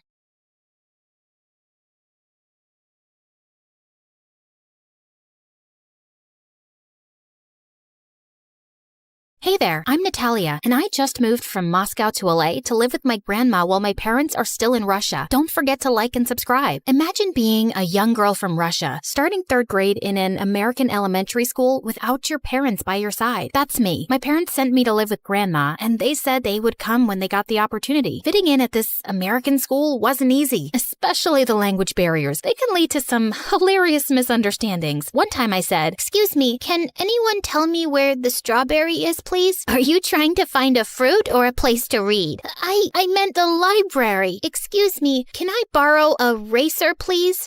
Sure, Natalia. Do you want a Ferrari or a Lamborghini? Oh, I meant an eraser. Excuse me, can I have a sheet of paper, please? I have a cow of paper. Would that work? Hey guys, cut it out. She's new here and learning learning the language. We all make mistakes, right? Here you go, Natalia. Here's a sheet of paper. I don't know why, but I just hugged Jake and mumbled a thank you. The whole class laughed even louder. When are you guys getting married? Jake just smiled and shrugged off the teasing. Over the next few weeks, my friendship with Jake grew stronger. He became my go-to person for navigating both the school and the English language. We'd sit together at lunch, share stories about our families, and even work on homework together. One afternoon, after school, Jake invited me to his family's small flower shop. Jake's mom warmly welcomed me and offered me a cup of hot chocolate. As we explored the shop, Jake asked me about my favorite flowers, and I told him about the beautiful jasmine that grew outside my home in Russia. To my surprise, he found a small jasmine plant tucked away in the corner. Here, Natalia, I'd like you to have this jasmine plant. It's not much, but maybe it'll help you feel more at home. I couldn't help but smile. It was a sweet moment that strengthened our friendship and also made me feel more connected to my new home. I envied Jake for having such a lovely family, and I missed mine so much. Once in the 7th grade, my grandma fell ill and had to be admitted to the hospital. The doctor said it would be about a week before she could return home. With no other family nearby, I felt lost and worried. But when Jake's mom heard about my situation, she kindly invited me to stay with them at their place till Grandma was out of the hospital, and I gladly accepted. Jake had been telling me that his dad was the sweetest, but that was far from the truth. His dad was a very moody man. Some days, he'd be yelling at his mom and having fights with Jake and his siblings, but some other days, he was just a cool, cheerful, annoying dad. While I stayed in their house, I took Jake's bed and Jake slept on the couch. One night, Jake's dad burst in yelling, "Jake, time for a little wake-up prank." With that, he splashed a bucket of water onto the bed, soaking me completely. Startled, I gasped and sat up. He immediately realized his mistake and his face turned red. "Oh, Natalia, I am so sorry. I thought Jake was in here. Are you okay?" But just then, Jake came in looking super angry. He pushed his dad away. "Can you just behave normally? Like a normal dad? It's not always the right time to joke or prank. You're the most—" "It's okay. He was joking." "Stay out of it, Natalia. My dad is crazy. I don't know why he's here instead of being in a mental asylum." Suddenly, his dad started crying like a little boy. It was so loud that he woke everyone up. This was crazy. But what happened in the morning was crazier. When Jake's dad saw me, he started yelling at me and threatening me for shouting at him yesterday. "No, sir, it wasn't me." "Shut up. Just leave my house." Jake held my hand and took me out. He started apologizing and told me that his dad had some issues and he was very ashamed. There's nothing to be ashamed of, Jake. Some parents just love their children in their own way. The important thing is to understand them and respect them. Respect a crazy psycho like him? Easy for you to say. You're lucky your parents don't even care enough to come for you. Oh, darn. I'm sorry. I didn't mean— It's okay. Let's go to school. We're late. After that incident, Jake became a bit distant with me. It was as if he felt ashamed that I knew about his family secret. I wanted to talk it out with him, but then summer break started and life got hectic when my family came to visit. My parents and younger sister Sasha, who's 2 years younger than me, flew in from Russia. Sasha was a true people pleaser. She was always willing to go above and beyond to make others happy, even if it meant sacrificing something personal. One night, she and I went out to explore the city. We stumbled upon a street musician playing a dope tune, and Sasha started clapping like crazy. But then the musician just stopped and yelled at her. "Yo, your clapping just wrecked my jam. What's the deal?" "Oh my God, I'm so sorry. I didn't mean to mess up your performance. Let me make it up to you." She quickly grabbed some cash from her pocket and dropped it into the musician's hat. "Here, I hope this helps. Seriously, I'm so sorry. Okay, fine. Just take all my money. Here, please smile." I stopped her and took the money back from the musician's hat. In fact, I took everything, and we both ran like crazy. I mean, I didn't take all the money, but he started it by being a rude person. When we got back home, I started yelling at Sasha. "Can you stop being such a fool? Just be okay with making people upset, especially those who deserve your anger. Sasha, my sister, I love you. That's why I'm insulting you. Please listen to me." Just then, Mom barged in. Lucky for her, she has her entire life to listen to you. We're going back to Russia next week, and Sasha's going to stay with you and Grandma. We're coming to live here as soon as we can, honey. On the first day at school after summer break, Sasha was super excited to join me. As we walked through the hallways, I introduced her to my friends, and soon enough, we bumped into Jake. "Hey, Sasha, nice to meet you. Your sister's told me a lot about you." "Oh, really? I hope it's all good stuff. Because, sometimes I can be a disappointment. And I'm not saying this because I'm nervous or anything, but I mean, in general, I am a disappointment." Just then, the principal walked in, tripping on her own shoelace and accidentally dropping a stack of papers. Sasha immediately rushed to help her. "Oh, looks like school's off to a flying start, huh?" The principal laughed at her joke, and everyone around joined in. I liked that side of Sasha. She's kind and always rushes to help. I could see in Jake's eyes that he was also impressed. Maybe also because Sasha was prettier and taller than me. Maybe now he'd like her and something romantic would happen between them. That didn't bother me, right? Jake is only my friend. I think you need to go stop your sister. She's giving away all her school supplies to some girls. Oh, God. Things between me and Jake started to go back to normal, and the three of us spent a lot of time together, and Jake even started coming more often to our home. He almost felt like a family member. One day, Grandma fell ill again, and we were very worried about her. To make us feel better, Jake offered to stay next to Grandma all night, especially since Sasha and I had exams the next day and needed to sleep well. I think maybe he'd also take any chance to spend time away from his dad. During the night, I heard some loud noises. I woke up and didn't find Sasha next to me. I rushed downstairs to find a group of shady-looking boys about to leave the house with Sasha, who seemed unsure and anxious. Sasha, what are you doing? Hearing my scream, Jake dashed downstairs. Hey, let her go. Jake threw a punch at one of the boys, making him stumble back. Get out of here and don't come back. The boys realized they were no match for Jake and scrambled out of the house. I turned to Sasha, feeling confused and shaken. Sasha, what just happened? Why were those guys here? Please don't be mad. They said they needed me to help them with their science project, and they were scared that someone would see them and tell the teacher that's why they wanted to work at night. I just couldn't say no. Are you stupid? God knows what they wanted from you at this late hour. This is not about pleasing people. This is just pure stupidity, Sasha. She started crying, and Jake patted her back and winked at me to stop. Hey, Sasha is smart, and I'm sure she won't do this again. Oh, by the way, I meant to ask you, Natalia, would you be my girlfriend? What? What a weird timing. No, it's perfect. I feel like I'm the man of the house. You know, just saved a damsel in distress. So what do you think? I think I want to be your girlfriend. And with that, I kissed him. We started dating, and Sasha got stronger, and Grandma felt better. Life seemed good and peaceful. Jake was the perfect boyfriend, sweet and protective, and I loved him so much. I couldn't imagine my life without him. Years went by, and we both graduated high school and went to the same college. We lived together until we graduated college, and it was the best time of my life. Then Jake proposed, and I said yes. On my wedding day, everything was perfect, and I was the happiest. Just as I was about to put on my dress, Sasha came into the room, her face filled with worry and fear. Natalia, I need to tell you something important about Jake. I've been keeping this secret for years, but I can't let you marry him without knowing the truth. What are you talking about, Sasha? Do you remember that night when those shady boys came to our house? They were actually Jake's friends. He promised them a girl they could take to a dance club with them, and he convinced me to do it, saying he'd always protect us. He threatened me, saying that if I told you, he'd hurt me. I was young and terrified, but now I can't let you marry him without knowing the truth. He's gonna be your husband and the father of your kids. No, you're lying. Jake would never do something like that. Maybe you're just jealous and trying to ruin my happiness. Why did you wait all these years to tell me? I was scared,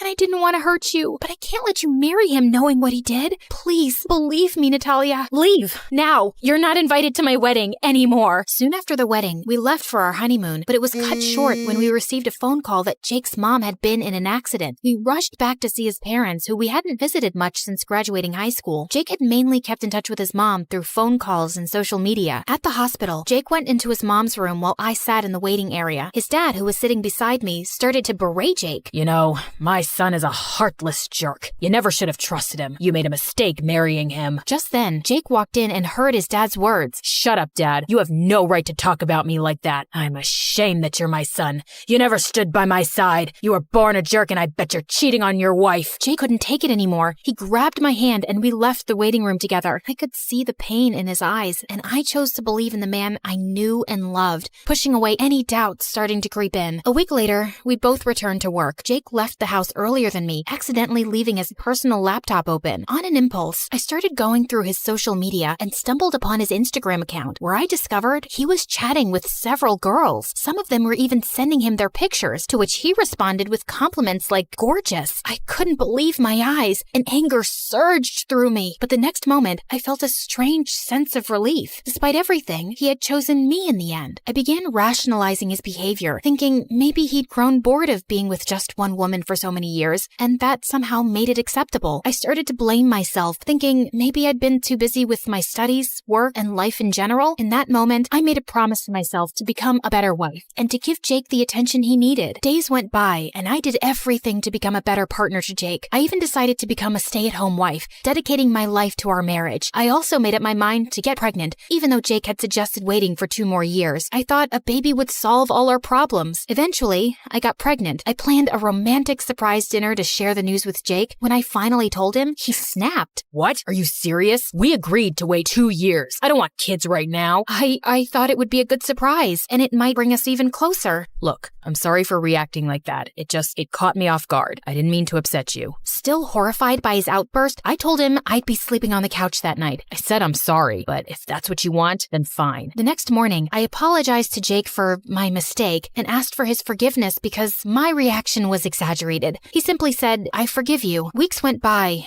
and it seemed like my plan didn't work, as I could still see Jake smiling at his phone, and I started getting depressed. One day, while pregnant and cleaning the house alone, I slipped. I called Jake multiple times, but he didn't answer. I had no choice but to call Sasha, who rushed me to the hospital. After the doctors examined me and said everything was okay, Sasha came to me. "Hey, I'm glad you're okay, and so is the baby. Jake is on his way. I'm gonna talk to him outside your room. Please, pretend you're asleep and just watch." Soon enough, Jake arrived and met Sasha in the waiting room where I could see them, but he couldn't see that I was watching. He held Sasha's hands and touched her cheek in gratitude. I was stunned. Then Jake entered my room and kissed my forehead while I pretended to be asleep. As he leaned down, I grabbed the vase next to me and hit him on the head. "I've had enough of you, Jake. Just leave me and the baby alone. She's been hitting on me since forever." I sent him a message an hour ago telling him I agreed to be his girlfriend, and the rest you saw, Natalia. Don't listen to her. She's lying. Shut up, you lying jerk. Your dad was right about you, you heartless snake. I choose to believe my sister, to believe my own eyes, and what I saw on your laptop. I'm such an idiot for putting you first, but I know better now. I come first. I'm an amazing woman, and I deserve better. Just get lost, or I'll start screaming until security takes you out. Go to hell, Jake. You're such a witch, a stupid immigrant that I felt sorry for and took care of. And this is how you repay me? An ungrateful monster? He kept screaming like a madman till security guards took him away. I knew I'd never allow Jake to come back into my life again. I turned to my sister, and I hugged her tight.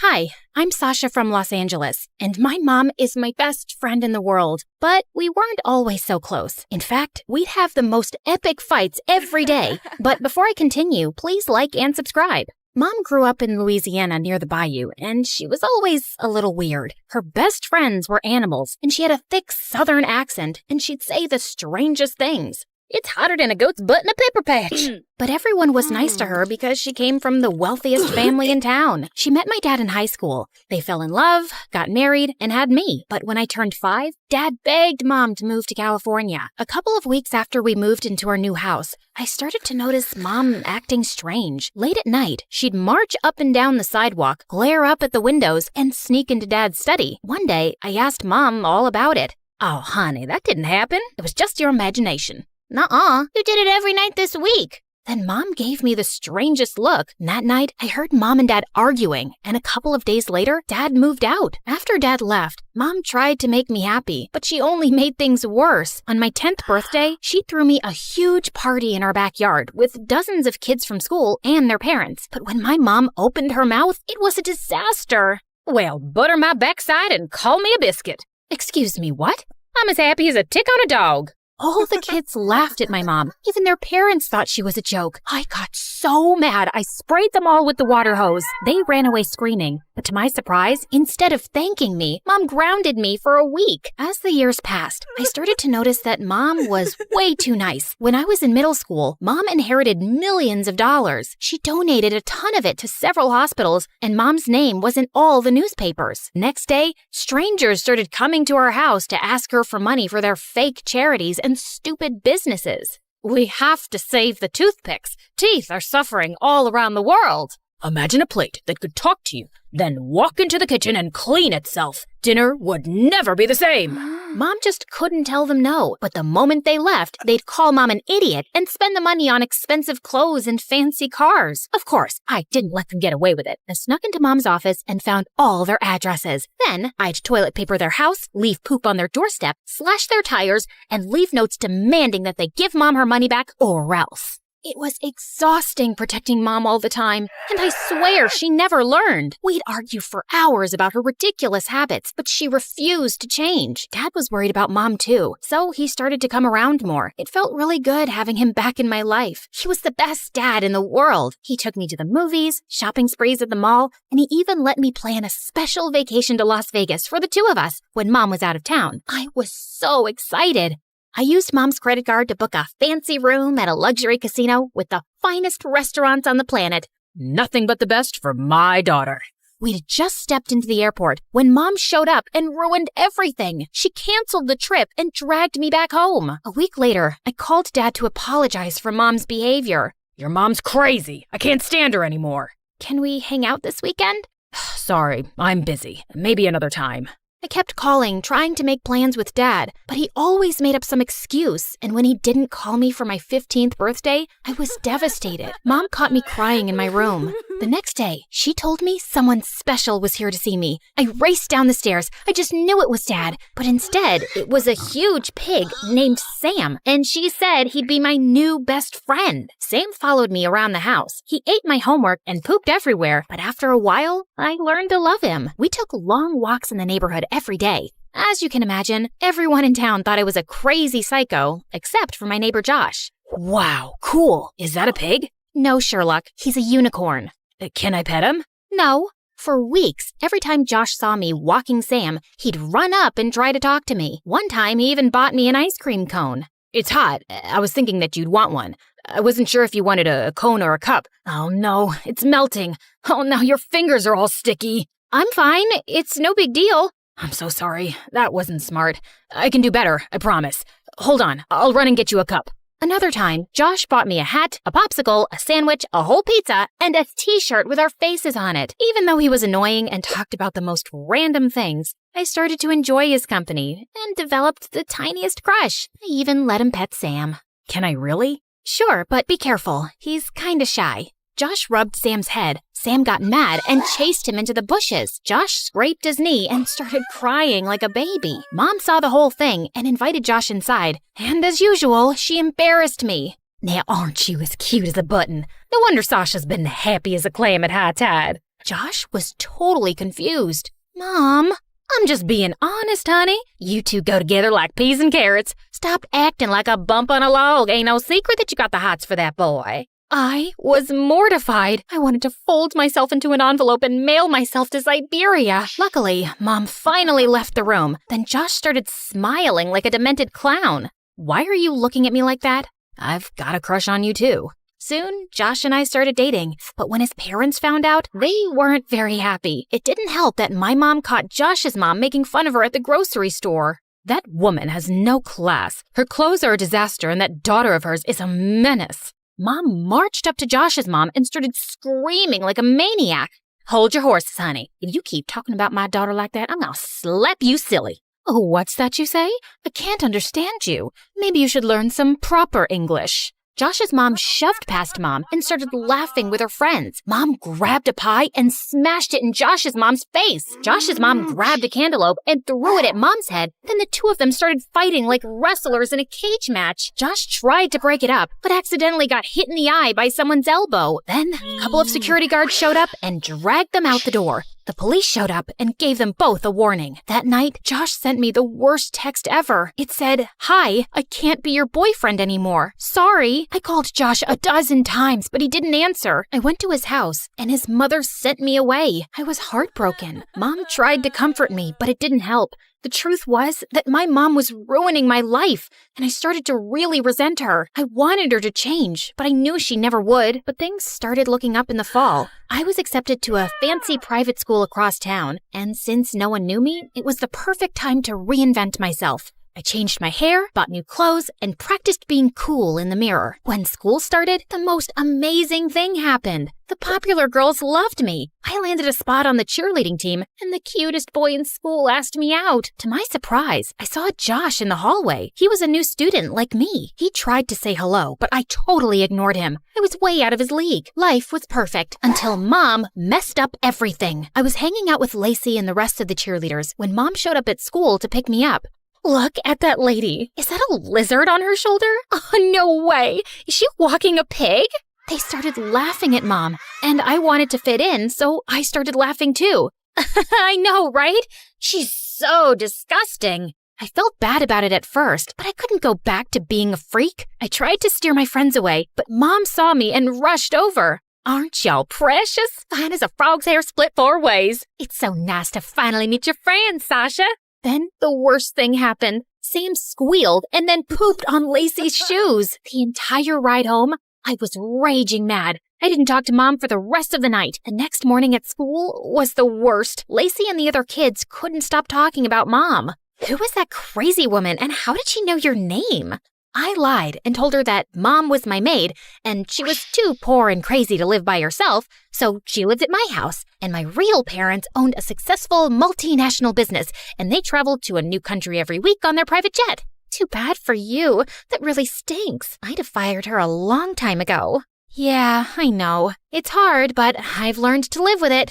Josh overheard me talking to Lacey and ambushed me at my locker 10 minutes later. What's wrong with you, Sasha? Why would you say those mean things about your mom? Why do you care? You broke up with me because of her. It wasn't like that. It's complicated. Just like your stupid face. My parents gave me an ultimatum. They said that if I kept dating you, then they wouldn't pay my school tuition or give me an allowance or buy me a car. Breaking up with you was the worst decision I ever made. I regret it every day, but I didn't think I had a choice. But now I know I was wrong. I think we can make this work, but even if we can't get back together, maybe we could at least be friends?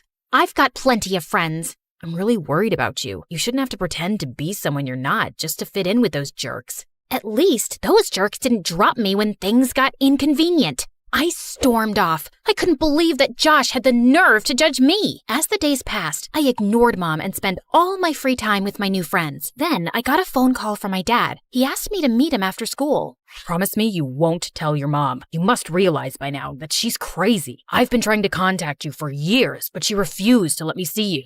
I met Dad at a cafe, and we talked for hours. He told me about his fabulous new life as an artist and how he traveled the world and made tons of money, but I never remembered seeing any of his paintings. He even invited me to travel with him for the summer. Then this strange man came in, and Dad got really nervous. I love you, honey. I have to go, but I promise I'll make things up to you. Dad gave me a big hug, and he left with the man. All of a sudden, I felt like I was 5 again, watching Dad leave. A typhoon of tears rolled down my cheeks. I was so angry that I'd missed out on having a dad for so many years because of Mom. By the time I got home, it was really late, and Mom was upset with me. Honey, we need to talk. You don't walk Sam anymore. You hardly spend any time with me. And every time I try to talk to you, you're madder than a wet hen and tougher than a $2 steak.